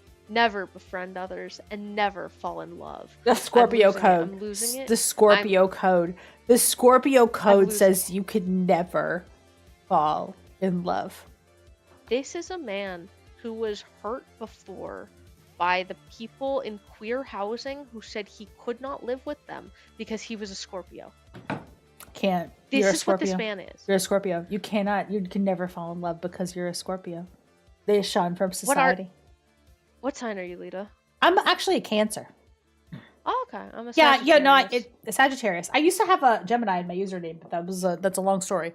But yeah, I'm actually Cancer. I'm a July 20, so I'm on the cusp of Leo. But yeah, Sagittarius. Well, you can show emotions, and you can. I'm allowed. Others, well, the thing about the Cancer is that we have to guard ourselves with the great big shell of coolness and badassitude. But inside, we're small little creatures made of meat. A Sagittarius like to travel. That's all it ever says. That's just true. Okay, so you like to have a good time and travel. Right, that's about it. And I'm like, yeah, you're right. As if you're listening to the law more than I. Avia slumped over the table, an empty dining room near our front door. Her head hung over the table as she rubbed her face. Really good sentence. Underneath her eyes, her hands were oh my god. Underneath her hands were eyes downcast with concern that she was trying to smother. But she was a fucking Aries. She's an Aries, so you know. Wait, I thought she had a different symbol. Oh, wait. Oh, that's Avia. Avia is the Aries. Yeah. Aries, the warrior, the fighter, taught not to show fear. Though not showing fear wasn't an official code. Not an official code. It's not the rules. It's not the official one issued. It was held above Ava's shoulder with society's pressure. Mm-hmm. In that moment, for the first time in years, I saw the irresistible worry in the tears of the irresistible worry? Yes, correct. Yeah, I thought I misread that. At the edges of her eyes, she wouldn't dare let them fall. A guilt crept through me. If I only could listen and obey my code as much as Avia inherently rarely feared. What? Now listen, you just read the Eye of Argon. You've read the worst turns of phrase and combination of adjectives and adverbs in sentences. I know. But yet you're reading the Age of Scorpius, and yet you're still like fucking inherently rarely. What is this fucking sentence? It's nothing. It's nothing terrible. number. It's terrible. I had to break the silence. 6,000 pre-orders. You know what? Does anybody have imposter syndrome here in the chat? Yeah, I think all of us should start writing. Right, folks. I am Guys. surprisingly good at knowing things about social media and also not putting them into action. But I could help you all. I could help you all. I could coach you into how to make this many monies off Book Talk too. Actually, TikTok's like dying, dude. We'll have to go to Instagram. TikTok is kind of fucked, unfortunately. It's fucked. Use a VPN. Go to a different country. I reached down to, even though using a VPN is illegal now. I reached down to unbutton my bag, pulling out a wrinkled map of Conviction Woods. Dad, Avia's father and my adopted father, had drawn it. Oh no, her dad died in childbirth. Yeah. Had drawn it for me years ago. Wait, the ink was fading. Her dad died in childbirth. her dad died in childbirth. That's why they're half sisters. That's Dilbert. That's Dilbert. It's a different story. I got them mixed up. Yeah. Oh, I put Her a dad dumpling is in my dad mouth. is still here. Dad is still here. He had drawn it for me years ago. The ink was fading from the sunlight it'd been exposed to while I explored the woods. I placed it down on the table and slid it in front of Avia, tracing my index finger, blah blah blah, the border. I thought it was going to be around here. That's where I was a couple of days ago. I barely moved my finger south, but then Markiplier and the field of blood was here, and then I had to go this direction. It was different from the writing on the other arches I've seen. The fact that you found it is proof of your insanity, Avia said. I've never ever been placed on the border around there. Most of these arches look the same to me anyway. Mm-hmm. I tried to ignore her lack of excitement. What a square. Yeah. My dad would have been much more enthusiastic. Yeah, where is he? Dad? Probably at the ceremony location. The fucking ceremony is today, you dipshit. Did you forget it was the ceremony? Yeah, Mom left a note on the door this morning. Did you even notice the note? I pushed my lips. It was dark. Notes are there for you to read, Rika. Avia paused, narrowing her eyes at me, contemplating whether or not to tell me about her day. I shut my mouth and stared at her. Fine. The Ares leader visited the border today. And Arcutra was at the border? Yes, weird stuff, she continued. I feel like he should have more important things to do, like sitting in a fancy office or something. The Ares leader was a big deal, and she was trying to act nonchalant about it. Atlas Fulbright was one of the two Arcturas leading Guardian's entire Stellarium. I like that there's so many, made up so words. many fake words. Yeah, in that sentence. Yeah. He was perhaps the most influential governmental figure in the Guardian, leading with the other Arctura, the Scorpio leader. The Scorpio leader's the Scorpio here. leader Seconds, is very powerful. Seconds after she spilled her secret, Avia's face burned with shame. Her body was quick to follow. I could feel her heat radiating from where I was sitting. I said, "That's not possible, bro." No, she's a fire mage. She's a fire mage. Oh shit! It said, "Fuck you, Scrub. I'm shooting you in the face." Read the in next this next line. sentence. She's a fire dumb mage. Bitch. She's literally 200 degrees in temperature. Her skin burned at a higher temperature than the average human, fluctuating with the intensity of her emotions. Oh, she's like that one movie that no one saw. Exactly. Over the years, we'd paid for multiple pieces of furniture. No! Sure. And clothing to be enchanted with fireproofing, just in case. Oh man, she still flames the bed. Yeah, so now she flames the ashes. bed. Yeah, you gotta watch it when you've got the fire mage child. Wait, I forgot. I already could burn your other child. Zodiac she was supposed to be. I focused back on my map, running my index finger across it. So we're Earth, back on the map air, now. Water, fire, benders. Mm-hmm. We're benders. Yeah. Well, she's Davia is a firebender. The main character, her name is Reika, I believe. she can... you'll read it. It's in this chapter, but her power is called... just keep reading. You'll get there. Yeah. The only details from the sections of the convicted woods, blah, blah, blah, the sections of the territories, you already had that sentence nearly verbatim. Yeah, that's the same. Yes, she repeats herself. Yeah. This is almost the exact same sentences. We've rewritten them. Don't worry, I did not plagiarize. I rewrote the sentence. Right. Avia tapped her fingers against the tabletop. Can you shapeshift my dress for tonight? Oh, hell yeah, brother. So, yes. Reika's power is called shapeshifting. But Reika cannot shapeshift Reika's self. Reika can only shapeshift clothing, which is not very horny. It's very boring. It's very boring. I don't know how you made it this boring, Milo, but it's very boring. Yeah. Continue. I don't think you're gonna give me much of a choice. You broke ass bitch, I said, raising from the table. I'm tired. Whose fault is that? Hey, you hiked 20 miles. That's a lot. It's a lot. Sprang from her chair and bolted past me to my room. She opened the door but hesitated before stepping in. For good reason. Oh god, it's literally a war zone. Oh, fucking Scorpios, bro. This is about my favorite part of the early part of the book. I'd accidentally left out some rusty wartime arrows. You know how it is with rusty wartime arrows. Yeah, I just fucking leave my rusty wartime arrows out all the time. Yeah.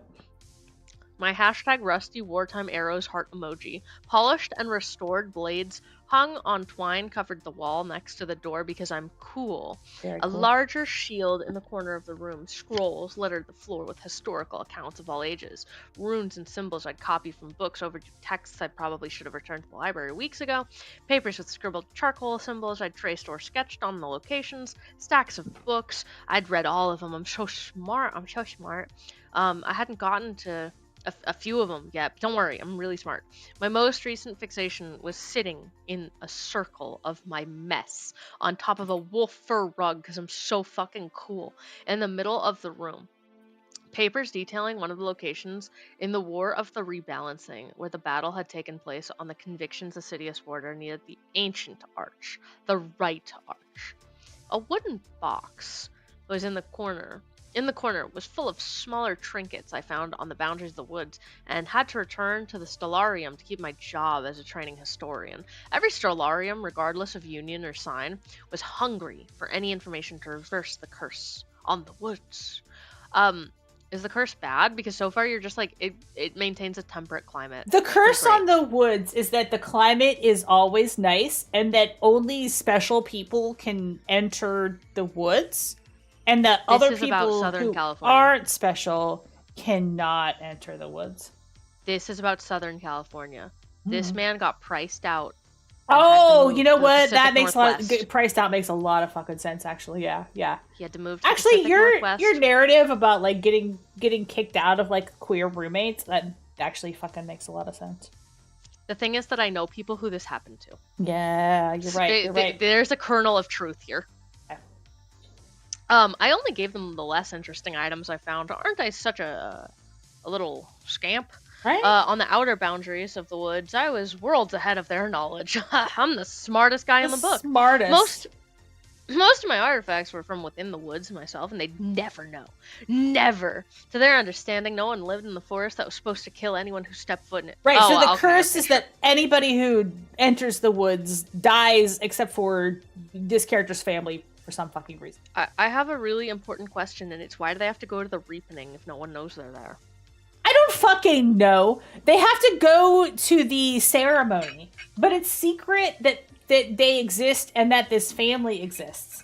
And it doesn't make any sense because none of this makes any sense because the family is like a combo family of different zodiacs, which wouldn't any family be a combo family of different zodiacs? Because unless you were trying to actually time when you had your baby to have, and in a which you wouldn't be exactly precise. In a world where the different birthday that you have, assuming that Zodiac, like at first I was like, does Zodiac just different in this universe than like what day you're born? But like if you keep reading, yes, it's your birthday. So in a world where your magic is determined on what your birthday is, wouldn't people like be trying to get pregnant at particular times to have the magic baby, the most powerful baby, right? I like, need the most powerful baby.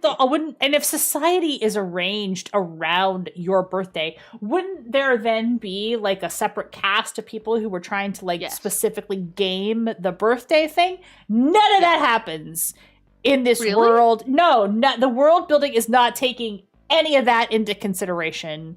I think I came to that conclusion immediately that should be part of it. Anybody... You didn't think of that? Anybody would come to that conclusion except for Milo Winters, who simply believes that it is just completely up to fate when your child is born. And then if they are born of a particular caste to have a particular power, the council or what the fuck ever comes and takes your child away and sorts them into the house in which they belong, which is to say they put them in the town of all the Aquariuses or all the Scorpios or all the so forth, so forth. So this one family in the secret forest that has like a mixed zodiac family is like anomalous, but yet they're still known and they still have to go to the ceremony. So we're 2 chapters in and already I'm so goddamn fucking confused about who could possibly drag them out of the forest that kills everyone who steps foot in it. Right, like what the fuck is going on in this story? I'm gonna jump just a minute ahead because the part that really makes me laugh is rather soon. Yeah, here we go. Shapeshifting. We're talking about the shapeshifting address. Yeah. That's cool. I still need you to shapeshift my clothes. I didn't acknowledge her, swallowing my irritation, and stepped over to a couple stacks of books to reach the closet stocked with black dresses and shirts. We learned early on it would be easier and cheaper to buy low-quality clothing and have me shapeshifted into something of higher quality. If you could do that, that'd be so awesome. Yeah, it would be. It would be awesome. I mean, I don't hate this idea. I mean, this is clearly very Hunger Games inspired with the fucking clothing thing, but like, whatever. I swung the door open, barely missing a pile of papers. I pulled out 2 worn dresses and threw them top of my bed. Avia didn't care to step beyond the door frame and into the mess of my disorganized order. I wanted something mostly red, but with yellow swirls. I would have designed it just like that, I snapped, but then breathed in to remind myself that my mess of interests were mine, not hers. And I could only have her attention for so long until she wanted something from me. I closed my eyes and focused all my power on the dress in front of me. I pictured what she wanted exactly how she told me. It didn't take much for me to shapeshift the dress. I was used to the process. The shapeshifting light pooled from my hands, enclosing the fabric in a white glow until all traces of the black were gone. Red and yellow spread across the glow like the flow of a stream, and with one last bright glow, it was finished. I took a minute to regain my composure, leaning over my bed as my heart raced. My hands burned from the magic. With a shaky breath, I drew the dress toward her. Thanks. Don't exhaust yourself for yours. She caught it and left the room. And for my sake, go take a shower after you're done with it. I shooed her out, focusing on the other black dress, using the same process of magic on it, but with far less effort. When I opened my eyes, my simple ombre black and red dress was in front of me. Scorpio's colors. Remember, you have to only wear the allowed... Yeah, you only wear the allowed colors. Yeah. Do you know what this is giving? Like her power? Yeah, it's giving. It's giving a character in Once Upon a Time. I don't know that one.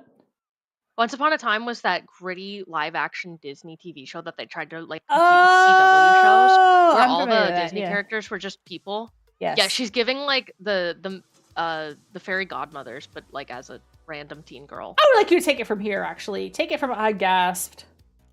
I gasped. This time, sitting down on my bed as my vision crackled and blackened. Shapeshifting had never been easy for me.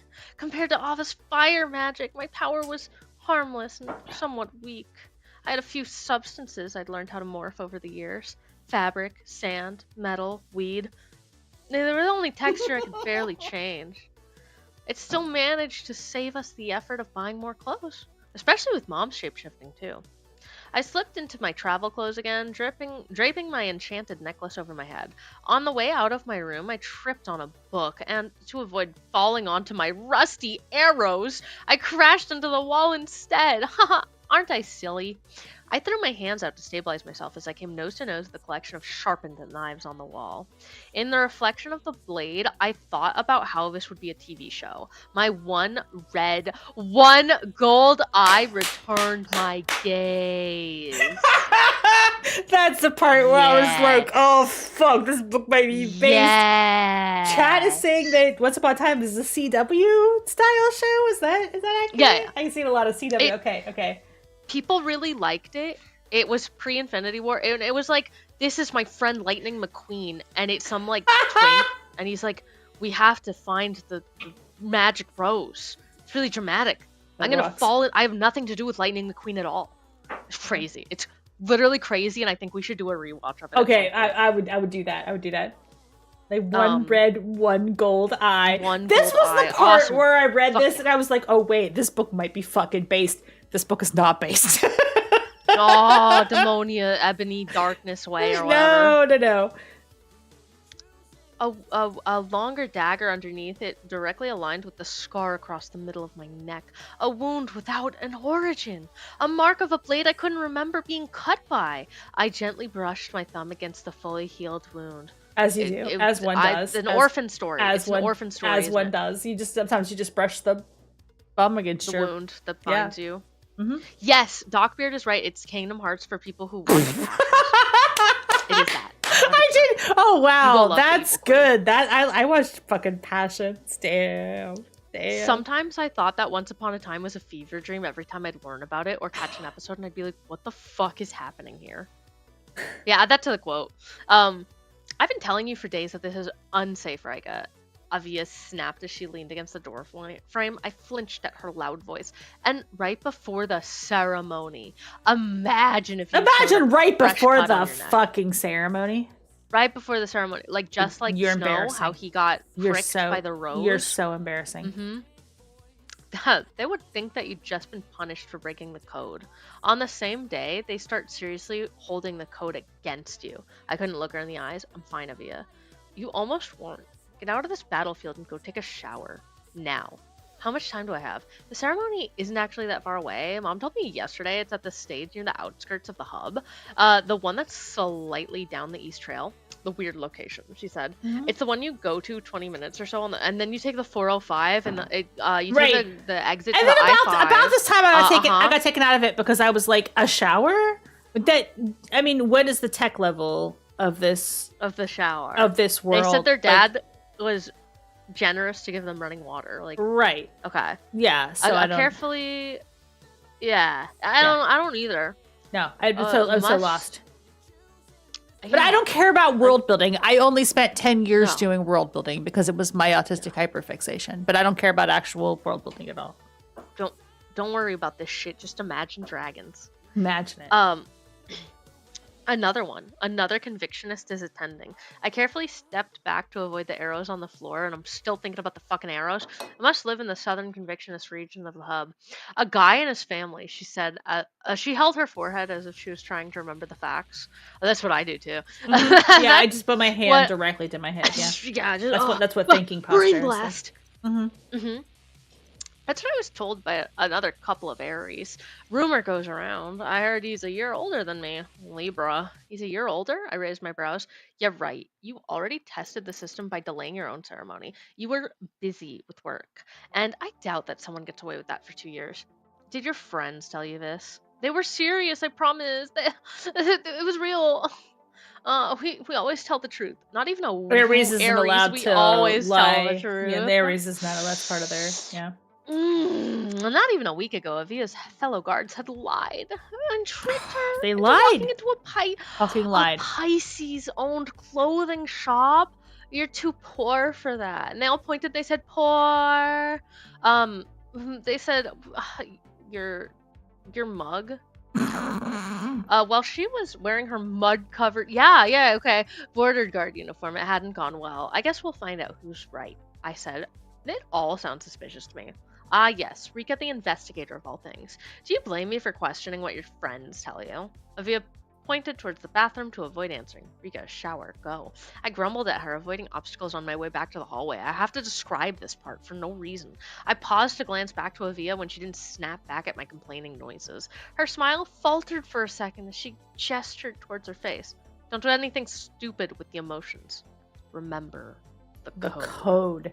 Now, The code. I read the first 2 chapters of this book and I thought, okay, this is some stupid ass Mary Sue shit, right? Like, this character has 1 red eye and 1 gold eye, and she's gonna defy the code and go to the ceremony with a capital C and defy the code with a capital C, and like, you know.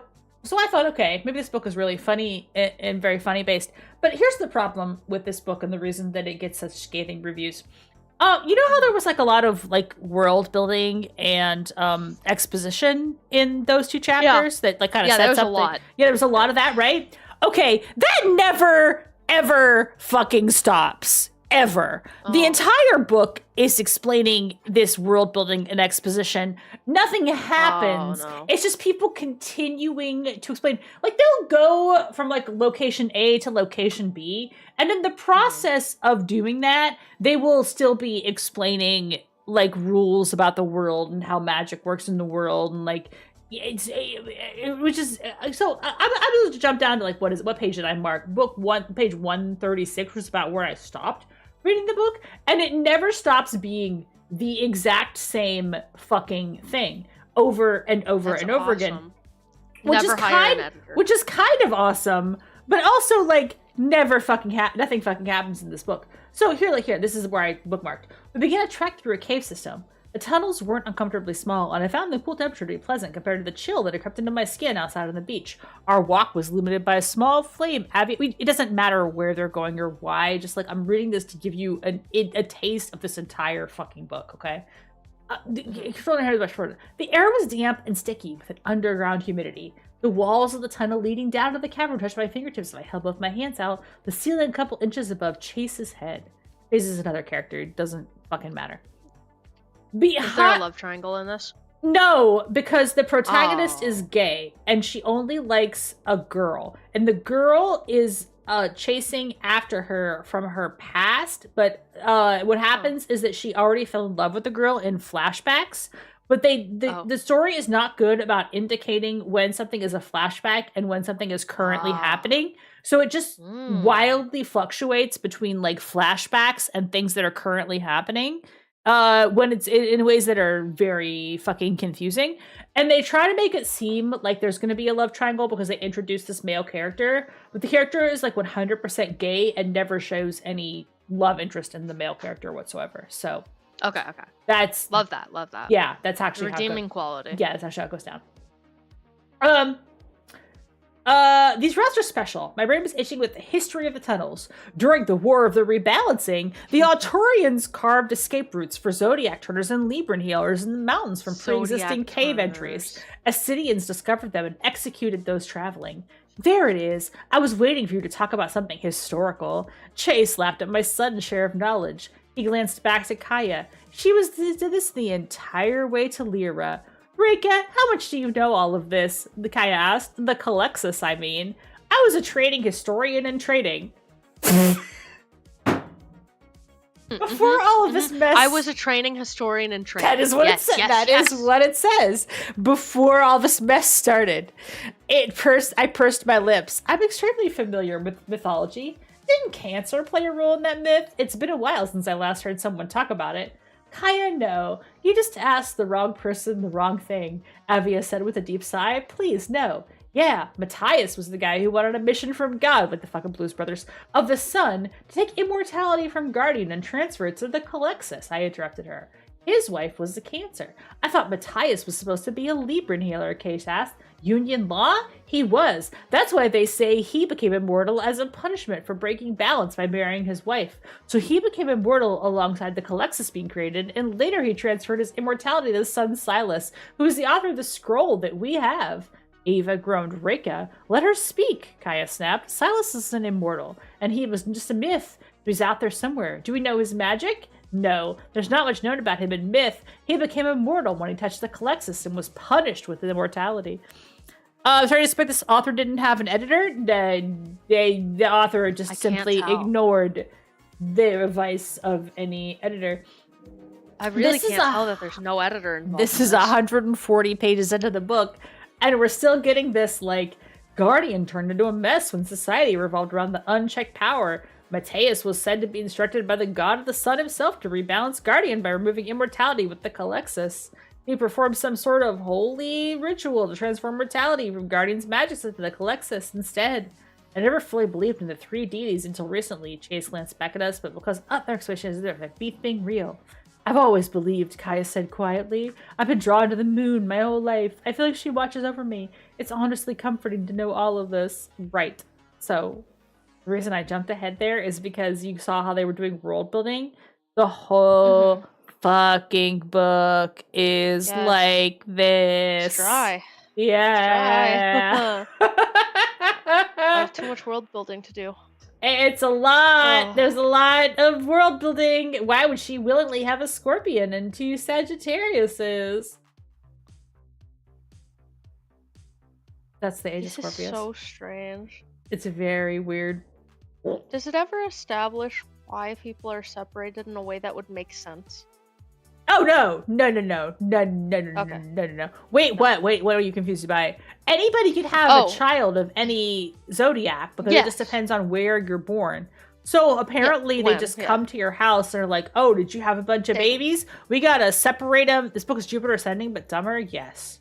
Yeah. We gotta separate them and take them to their... So, like, later on, they're like, oh, we've gone to the coast where everyone's an Aquarius. And I'm like, well, how does that fucking work? Like... They only have sex 1 month out of the year? Like... Yeah, they're in heat 1 month of the year. It doesn't make any fucking sense. And, like, the whole world is built around this concept. So that's... I think the biggest sin I have with it is that wouldn't a diverse amount of powers help you build a better society? You have to isolate everyone. You have to keep them in their individual castes. And also, for some reason, the Scorpios are not allowed to display emotions. Never, ever. If a Scorpio mates because they fell in love, I think they can have, like, loveless sex, but if they actually, like, fall in love with somebody, it's against the law of Scorpio. So they have to have the average straight marriage. Okay. Yeah, they have to have, like, a boring straight marriage where they simply reproduce out of, that's about as far as I got in that book because it continues to just be the strength of Libran healing was part of the reasoning, but the highest motivation was to remove spirit walkers. There's a third arch power, I followed up. Sora looked amused. You are the third arch power. What the fuck is any of this bullshit? This is so good. Jesus Christ. Great. It's incredible. Yeah, I have another question. Yeah. So, like, it's not genetics. No, it's not genetic. You don't produce a shit ass Scorpio child. No. Like if you and another Scorpio, no, it's not genetic. None of this makes sense. No, that's all. It's based on when you're born. Apparently. Yeah, but I mean, like the separating people, the being like Scorpios can't be in love. Like all of it. It doesn't matter because if you have a baby in the range of Scorpio, then that baby has to follow the Scorpio code. They have to be taken away from their parents to follow the Scorpio code. I feel like, charitably, like this particular world was not really thought through very well. And rather than say, okay, well, I came up with this idea when I was fucking 11 years old, and maybe it's fucking dumb, and maybe it doesn't really work, and maybe there's something I can salvage from this, but I need to come up with a better reason for why people are separated into these different groups or whatever. Milo was just like, full speed ahead, this is my vision. I'm not going to think it through any further than I did when I was 12 years old. Damn. Follow your bliss, Milo. Yeah, there you go. Follow your bliss. Yeah. Wow, that was really bad. Pretty bad. It's pretty bad. I feel like it was worse than the first one. It is worse than the first one. The first one is a work of genius. It's fine. This is stupid. This one is stupid. I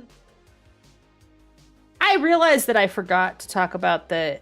I copied a paragraph from Scott Adams explaining his book, which is in my file that I saved about this, and I forgot to read this out to you. But I'm gonna read this out to you now. This is a little bit of a derail, but I forgot to talk about God's debris. I want to read his author's note. Okay, Yes. Yeah. Cause de Brie is a story about a delivery man who chances upon the smartest person in the world and learns the secrets of reality. I subtitled that book A Thought Experiment and used a variety of hypnosis techniques in an attempt to produce a feeling of euphoric enlightenment in the reader, similar to what the main character would feel while discovering the fictionally true nature of reality.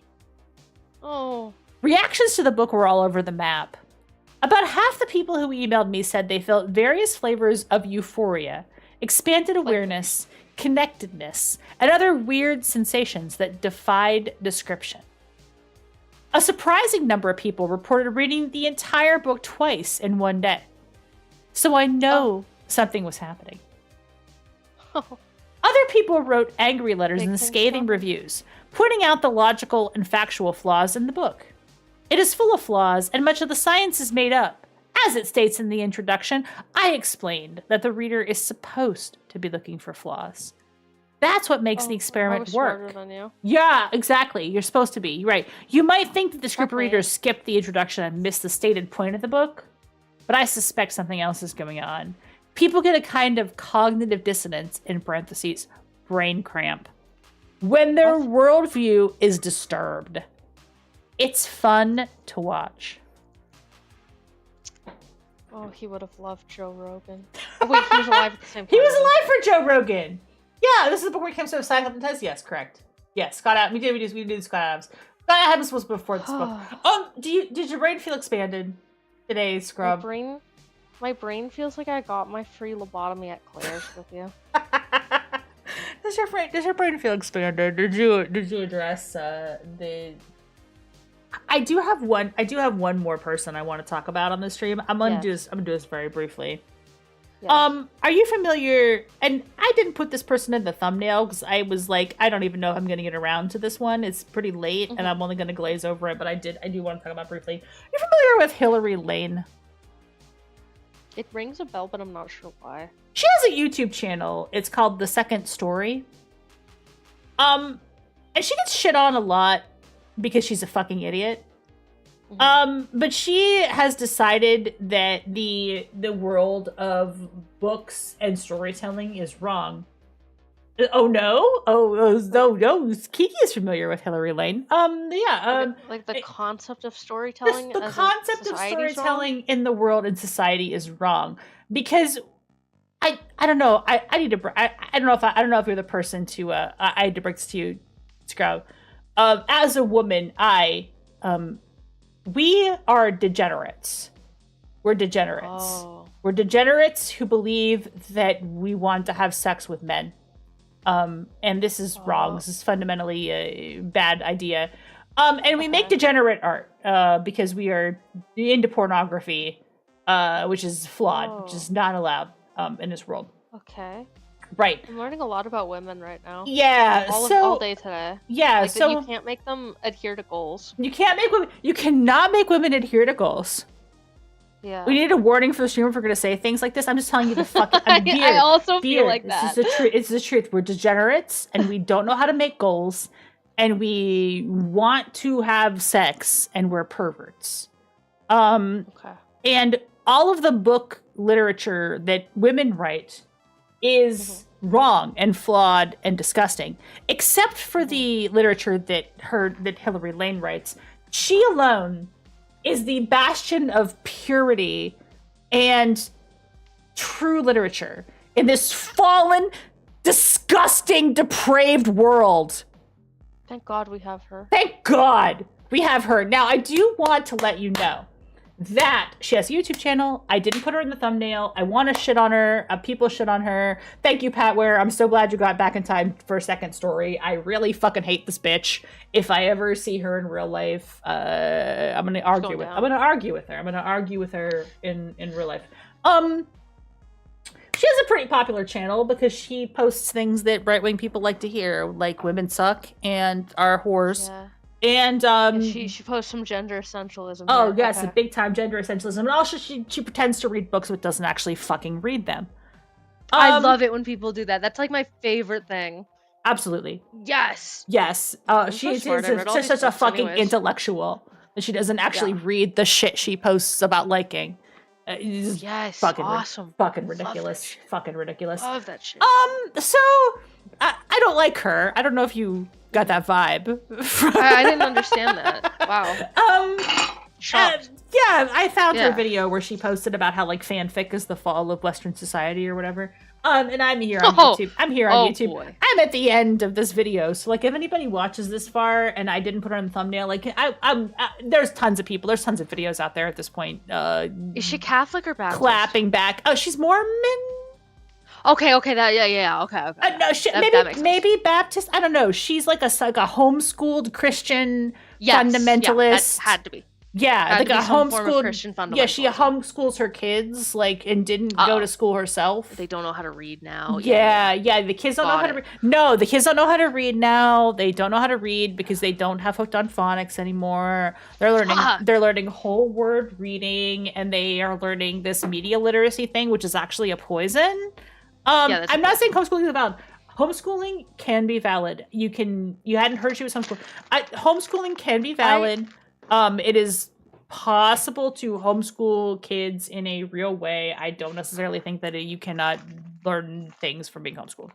I have firsthand experience. I was homeschooled in middle school. There you go. Most of it was me and my mom fighting non-stop. Me not learning actual methods of memorization that were very good at all. I was reading, the shit that you're reading in like a sophomore to senior level of high school, but that doesn't matter. That means nothing. I learned math in I don't think I've ever been a homeschool person that I wasn't like, ah. And you started talking to the power went, ah. You immediately goes, ah. Yeah, no, this makes sense. I was homeschooled in middle school because my mom was afraid that I would get into gang trouble or something in middle school. Okay. I don't know. I was some fucking nerd. That was not gonna happen. I don't know what she was afraid. She was afraid of everything. And she also thought that every Catholic school she put me into was too liberal. So I would get pulled out of school like once a year, my whole life. Your sister Riga was homeschooled. There are perfectly lovely people, very smart people who were homeschooled or who had a percentage of their time in homeschooling. I don't think homeschooling is necessarily a bad thing if you have a teacher and if you learn things. I am just saying that this particular woman is a weird fundy. No. I do gotta say, it is almost exclusively done by people with extreme Christian views, like very extreme views.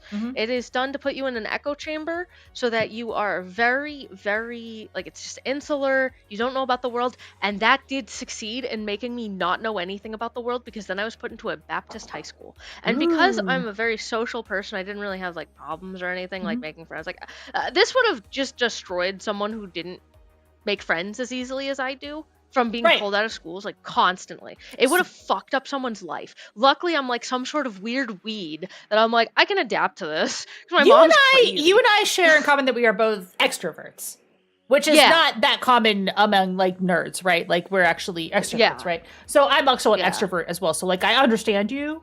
But I do think that like if the challenge is if you're an introvert and you aren't good at like reaching out and making friends and poking at people, then you will definitely have some challenges being homeschooled. Yeah. Right. And literally all that homeschooling did was I got out into the world in college and I went, holy shit, I grew up in an insane way with insane views. Anyways, I'm gonna become the person that my parents hate. Just immediately, as soon as I was out of that environment. You get that badge to say, I'm the one your savior warned you about. Yeah, basically. Yeah, that's all to say. I'm insane and on the internet too much, and you see that I was homeschooled in middle school, and you all should go, uh-oh.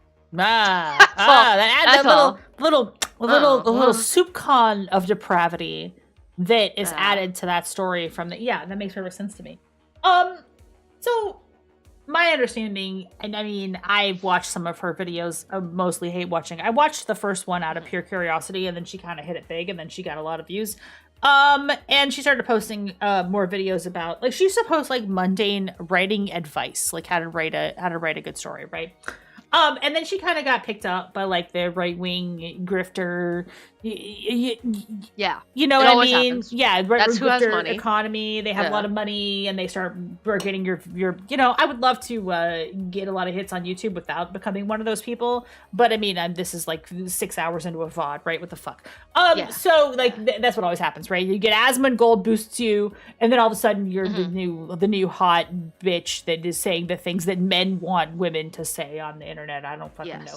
So she posted about how women write too much sex in their novels, and her novels should not have sex in them.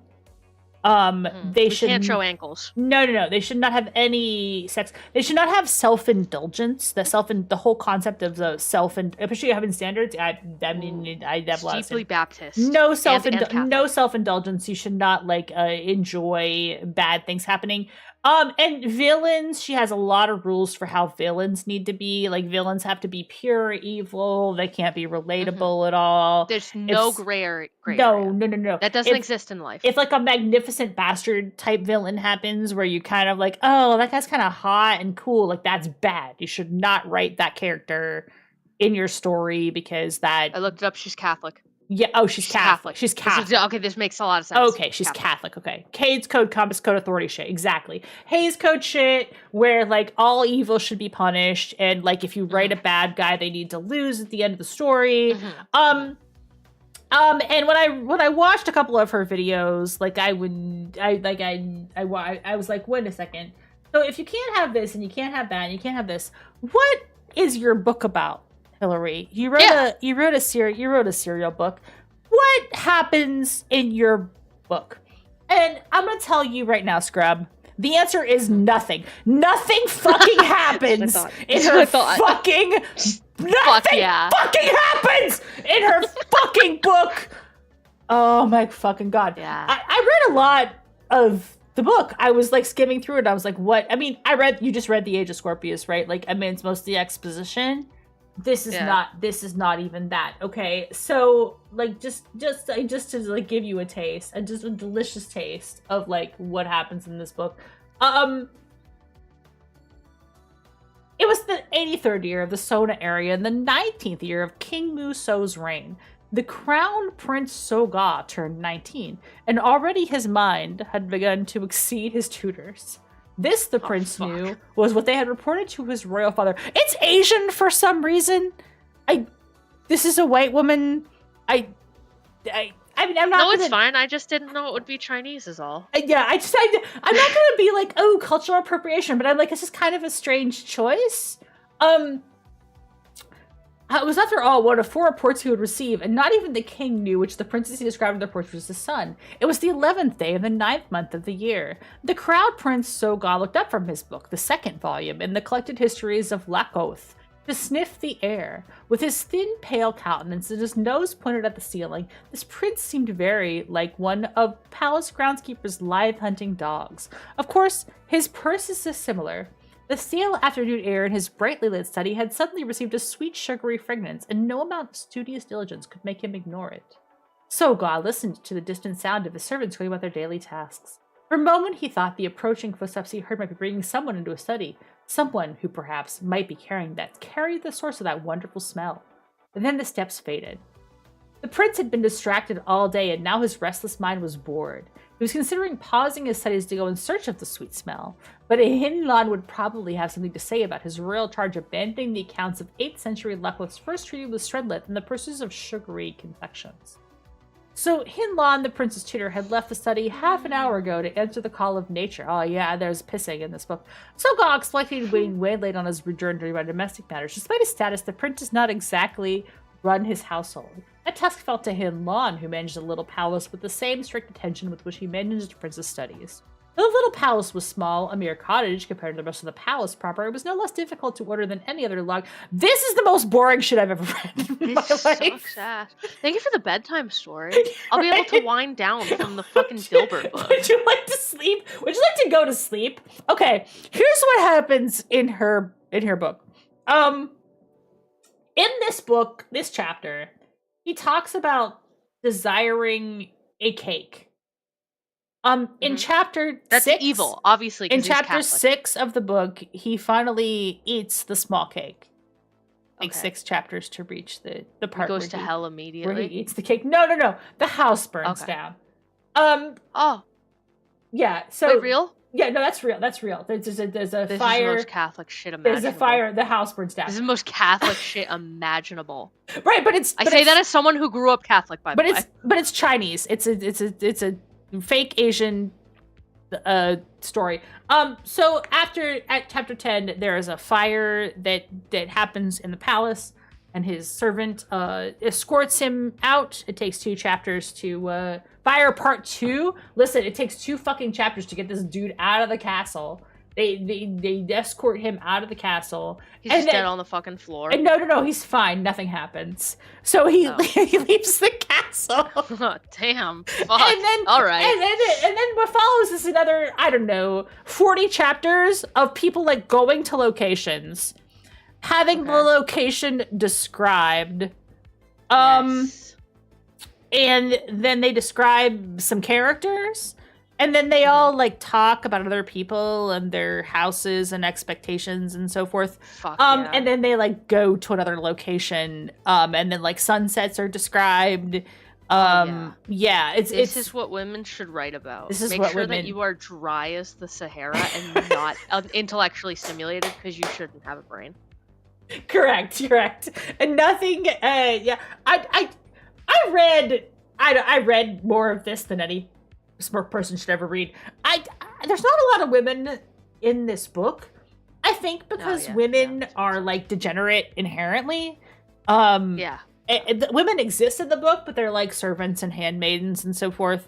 They're not like agents with action ability to do things, because like that would be degenerate, I think. If a woman... You sacrificed so much for all of us to know about this. I know. It's incredible that I read as much of this as I read, because I was really trying to like understand her beautiful mind and like what she felt was true literature.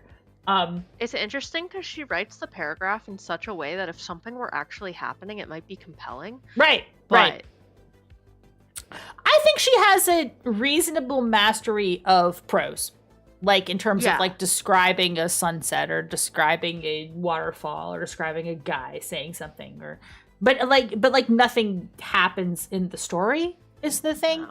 Like, when I read The Eye of Argon, things are happening in the Eye of Argon. A lot of guys are getting disemboweled. You know, there's a lot of blood and gore. There's some blood. There's a lot more descriptive words than are necessary to maybe get that event across, but there's something evocative about that work that I find is a reason that it makes it timeless. History will not remember. This book is called The Blueprints, by the way, which is kind of unfortunate because the game is very good. I like the game. The Blueprints. No relation. Okay. No relation. I'm sorry, it's probably me being M-biased. Do you think that perhaps ChatGPT wrote this?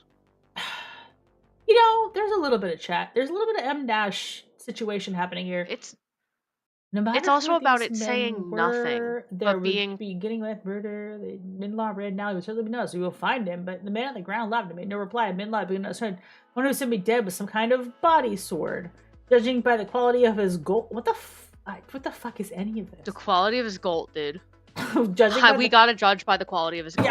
Why would you? How dare you judge a man by the quality of his gold? The reason I started reading this serial novel is because I had watched a couple of her YouTube videos. I'd seen people take takedowns of her, and I thought, but has anybody like read her writing? Like, what does she think is good writing? Yeah. Right? Yeah.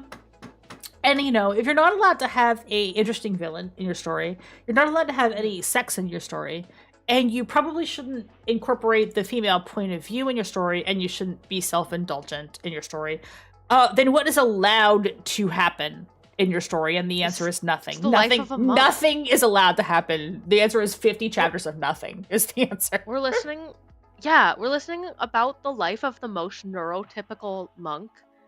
in the convent or whatever it's called for monks, and everyone else makes fun of him behind his back because he's like not the fun kind of autistic.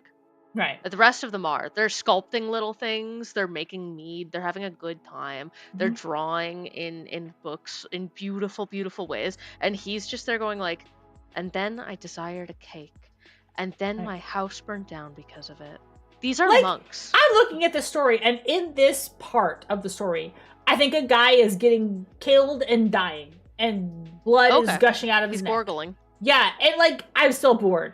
Like I don't know why. Perceptive. I don't know why this guy is dying. I don't know what the stakes are. Like, and did I jump in? But like I don't know. I don't know. Nothing happens in this fucking story. Nothing happens. I love it when you have to tell the viewer he is a very clever character. This character is very smart because you're not smart enough to make the character smart. Actually. Yeah. No, not really. It's my favorite. Yeah, it's my favorite. Anyway, this maybe ChatGPT even couldn't be this boring. Maybe even ChatGPT could not be this boring. Pitiful son. Yeah, but it goes 29. On for quite a ways. It goes on for 57 chapters so far. So if anybody what makes does it end it about? What does it end? Well, it's not over. She's still working on it. This is an ongoing. It's her magnum opus. It's an ongoing saga. Yeah. Wait. What do you mean? Wait. This is still going. This is 50 chapters of nothing. This is her magnum. She's continuing to write this. So, yeah, there's just a lot of, I don't know, the heck are those names? I don't really know. She's doing like a Chinese pastiche, which is a choice. I mean, you can. I'm not gonna be like, oh, cultural appropriation. Like, I'm not gonna be that person, right? But like, I don't understand why she went for the Chinese pastiche. I don't know what that adds to it. Like, yeah. We just met Hillary at a very Chinese time of her life. I guess we met her at a very Chinese time of her life. Yeah, these are all monks, and they all. I mean, Mortal Kombat, right? Like, that's like some fucking wuxia bullshit, right? But like, shit happens in Mortal Kombat. Like, guys are getting fucking. There's vengeance. Disemboweled. Awesome. Yeah. I mean. There's a reason for the things that happens in those story. You know, the violence is like justified by grudges and time. I want to go back to the Eye of Argon. Yeah, the Eye of Argon was the most interesting one. I know, that's why I started with that one, because it's beautiful. It's a beautiful piece of work. It made me feel the least anger out of everything tonight. I think it's a timeless classic. And that we should appreciate it. This one makes me feel tired. But she has a very successful YouTube channel, so I read her stupid book, and if you make it through her book and you can describe the plot of this book to me, then tell me what the fuck happens in this book, because I read a good 12 chapters of it, and I was like, even when there's violence, I don't care about any of this. Crazy. That's a talent, to make people not care about the violence in the book either and still be yawning. Because they're just like leaving. People are going to places. The monks had laid a fire in the small white ceramic stove, which roared and cast an amber glow over the now darkened room. A single wide wooden bed occupied nearly half the space. Its space was covered in wooden frame, so dark it was almost black. Instead of curtains, it had sliding wooden doors that enclosed behind stretched wide linen screens, which were also adorned. A similar white linen screen hung from the lowest thing. This is out of context, but like the context is they're describing a boring room. And now they're describing boring coffee, and they're describing boring cups, and now they're describing boring locations. We're reading alt text on a TV show. Right? And not the rest of the TV show. That's what we're reading. Mortal Kombat gets a pass because Big Trouble in Little China is so batshit insane loops around. Well, Mortal Kombat also gets a pass, first of all, but for two reasons. One, because it's very fun, right? Like, it's just fun. It was obviously a bunch of people having a really good time. And second of all, multicultural group of people created Mortal Kombat. The people who made the first Mortal Kombat were like pretty much from all over the world. They happened to meet each other in a dojo in Chicago, and decided to make this stupid fucking video game. And there's a little bit of like that 90s like Asian fetishism in it. But a lot of definitely. For sure. But a lot of actual Asian people worked on Mortal Kombat, and Hispanic people, and also American people and Black people, and it was a very like diverse multicultural team that worked on it. And I went to a panel at DragonCon where some of the original, like animators were talking about the process of making Mortal Kombat, and the pastiche that it has of like Asian and American cultures all kind of smashed together. It was because the people who worked on it not only were enthusiastic about those legends, but also in some cases authentically like were part of that culture. So you can't necessarily see it as like a appropriation. It was just kind of a very weird pastiche. This is appropriation. Yes, yeah. This is one old white lady in her house. And it's embarrassing. And yeah. I just fucking write whatever's in your heart. If you want to write a story about these princes not doing anything and eating cakes and stabbing each other and having conversations over cups of tea, go ahead and by all means write what's in your heart. But don't tell me this is not more self-indulgent than what I would write, where a hypersexual goat man fucks a princess. Don't tell me, right? That's not that your version isn't self-indulgent and mine is more self-indulgent. That's bullshit. Absolutely bullshit, Hillary. Self-indulgent to her and no one else. Absolutely. At least your self-indulgence like gets other people off too, right? Right, exactly. Write your fucking crow boy who is destroyed by plastic or destroys plastic. Write your shit. Write the Eye of Argon. It is the most honest, beautiful work, which is why we read the whole thing, because stop pulling power about his hypersensual goatman cake. The goatman just keeps coming up because it's very funny. I'm sorry. It's just a funny thing to say. So Scrub, I wanted to touch this one briefly, but it's not interesting to read. If you ever, there's one more. I did notice that she's okay with sex in books as long as a man wrote the book, though, which I thought was interesting. Oh, huh. Yeah. As long as a man wrote the book, she's fine with them. Or she didn't read the book. I don't know what the. I don't know. Right. It sounds like she doesn't read the book. So I don't think she maybe reads the book.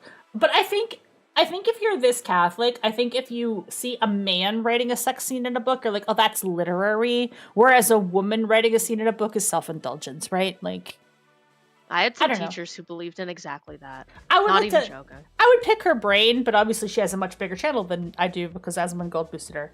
The moral of the story is that I should also become some weird ass fucking trad. And no. Yeah, I can pretend. No. Wait. Well, actually, I always say that I have to figure out how to start grifting Republicans to make enough money in this economy. That's what I'm saying. That's what I'm saying. Scrub, why don't we? We're 5 hours into this pod. Why don't we start a new channel and just grift some Republicans, and pretend to believe that women are all inherently evil? Ooh, what? That's a rough monkey's paw here. No, please. Okay, that's a joke. I could never. I know. I could never pretend. I could not. I would run my mouth. I've had a couple drinks. I would run my mouth. Both of us would immediately at someone. Women are inherently evil. It's hot as fuck. It's true. I'm the correct type of evil. Yeah. This is the writing of a very repressed, very bored person. Hey, Hillary, if you watch this far into the VOD, fucking get some help. I don't know. None of these people are listening to me. Get some help. And also write your book if you're this far in the VOD. Listen to how bad all of this was. Write your book. She's writing it. She's writing the book. And you know what? I one thing I won't falter on. She's writing her book. She's doing it. She's writing the thing that she wants to write. And all of you should too. Yeah, if you're out there, you out there in the audience, you can't do worse than this. No. I'm gonna go back to writing my book. I'm gonna go back to writing my book tomorrow. Yes. I have to edit it to the point where it's fucking legible. When it's done, Scrub, I will let you read it. But it's only maybe a third done. A lot of work. I'm so excited for it. Like genuinely so excited. I don't want to hype it up too much. But I'm trying to do a thing. I'm trying to do a deconstruction of romantasy. Ooh. Which I don't know how you feel. I don't know how you feel about this, but like every time I watch like something that's like a deconstruction of something, I think it is like almost better than the thing. Like if it's done well, right? Mm-hmm. So like Scream, the first Scream is like a deconstruction of slasher movies. And it's really good, right? Neon Genesis Evangelion is a deconstruction of mecha anime, right? And it's quite good. Yeah. Madoka Magica, a lot of people's famous magical girl anime, is a deconstruction of Sailor Moon. So I'm doing like a deconstruction of a romantasy story. That's my goal. I'm deconstructing. I'm examining the tropes, and I'm doing a trope-aware version of that. It's got a little Cthulhu. It's got a lot of sex. Hell yeah. And the characters say fuck. Yes, they do. And you're definitely someone smart enough to write a successful deconstruction. Because I feel like a lot of people try and they just don't maybe think about it enough to do a good job. True. No, I have full faith that you can do this. I might be able to. I might be able to pull it off. I've only written the first third of it. There's like 2/3 left to go. But yeah, the plot is it starts out as like a Beauty and the Beast kind of story, and then it kind of goes way off the rails. Goes off the rails. Sweet. Pretty crazy. It starts out normal. It goes off the rails. That's where I'm going with it. I think it's too much about very specific fiction. Yeah, I thought way too much about specific fiction. Maybe I will finish this book this year and do a self-publish, and y'all can read it, and then I'm going to do another one because I have many ideas. But hell yeah. That's me talking about writing. I've read a lot of books, and I've read a lot of bad books. I've watched a lot of bad movies. I'm gonna do. Here's my advice: do the opposite of whatever Second Story says. Do the opposite of her dumb bullshit. Hey, and if you maybe if you write something so bad it's good, you could become the next Gem 5s and live in infamy.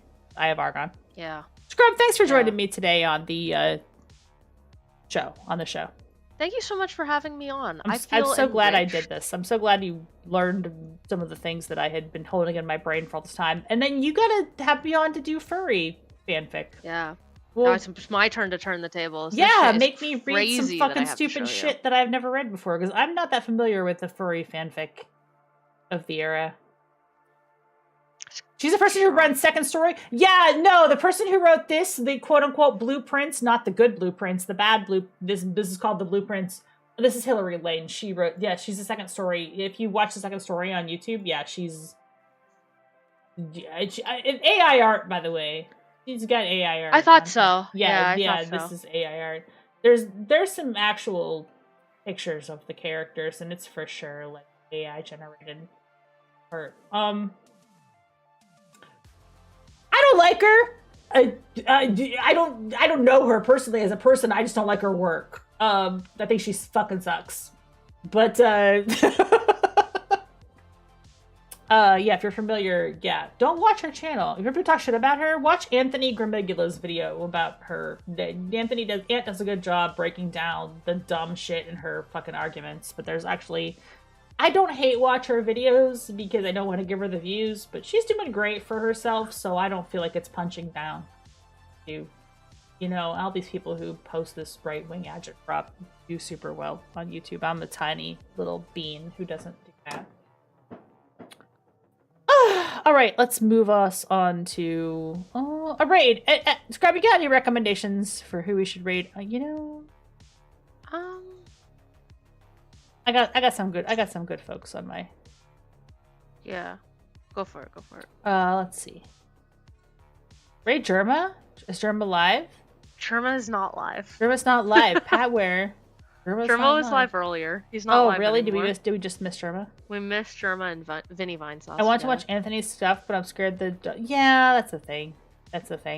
I accidentally ended up drama tubing a little bit, which is not really what I intended to do. You know what? We're gonna raid this woke motherfucker doing some Suda shit. Alright, we're gonna raid. Alright, guys! Give some love to the raid. Thank you so much for tuning in. Patware has a Discord server. If you're a fan of the internet's own Patware, Join Pet Worst Discord. And if you want to be bored out of your skull and you want a nice bedtime story, read this book. All people do is go to locations and talk to each other about other guys and go to the next location. There's not even like it doesn't even have the world building the Age of Scorpius does, where they're talking about magic really or whatever. It doesn't have any of that. It's just like this house hates this house, and okay. Good night, everybody. Thank you, Scrub, for tuning in to the stream. Next stream is going to be Saturday. I'll be playing a video game. Yay! Yeah, love that. All right. See you guys. Good night. Good night, everybody.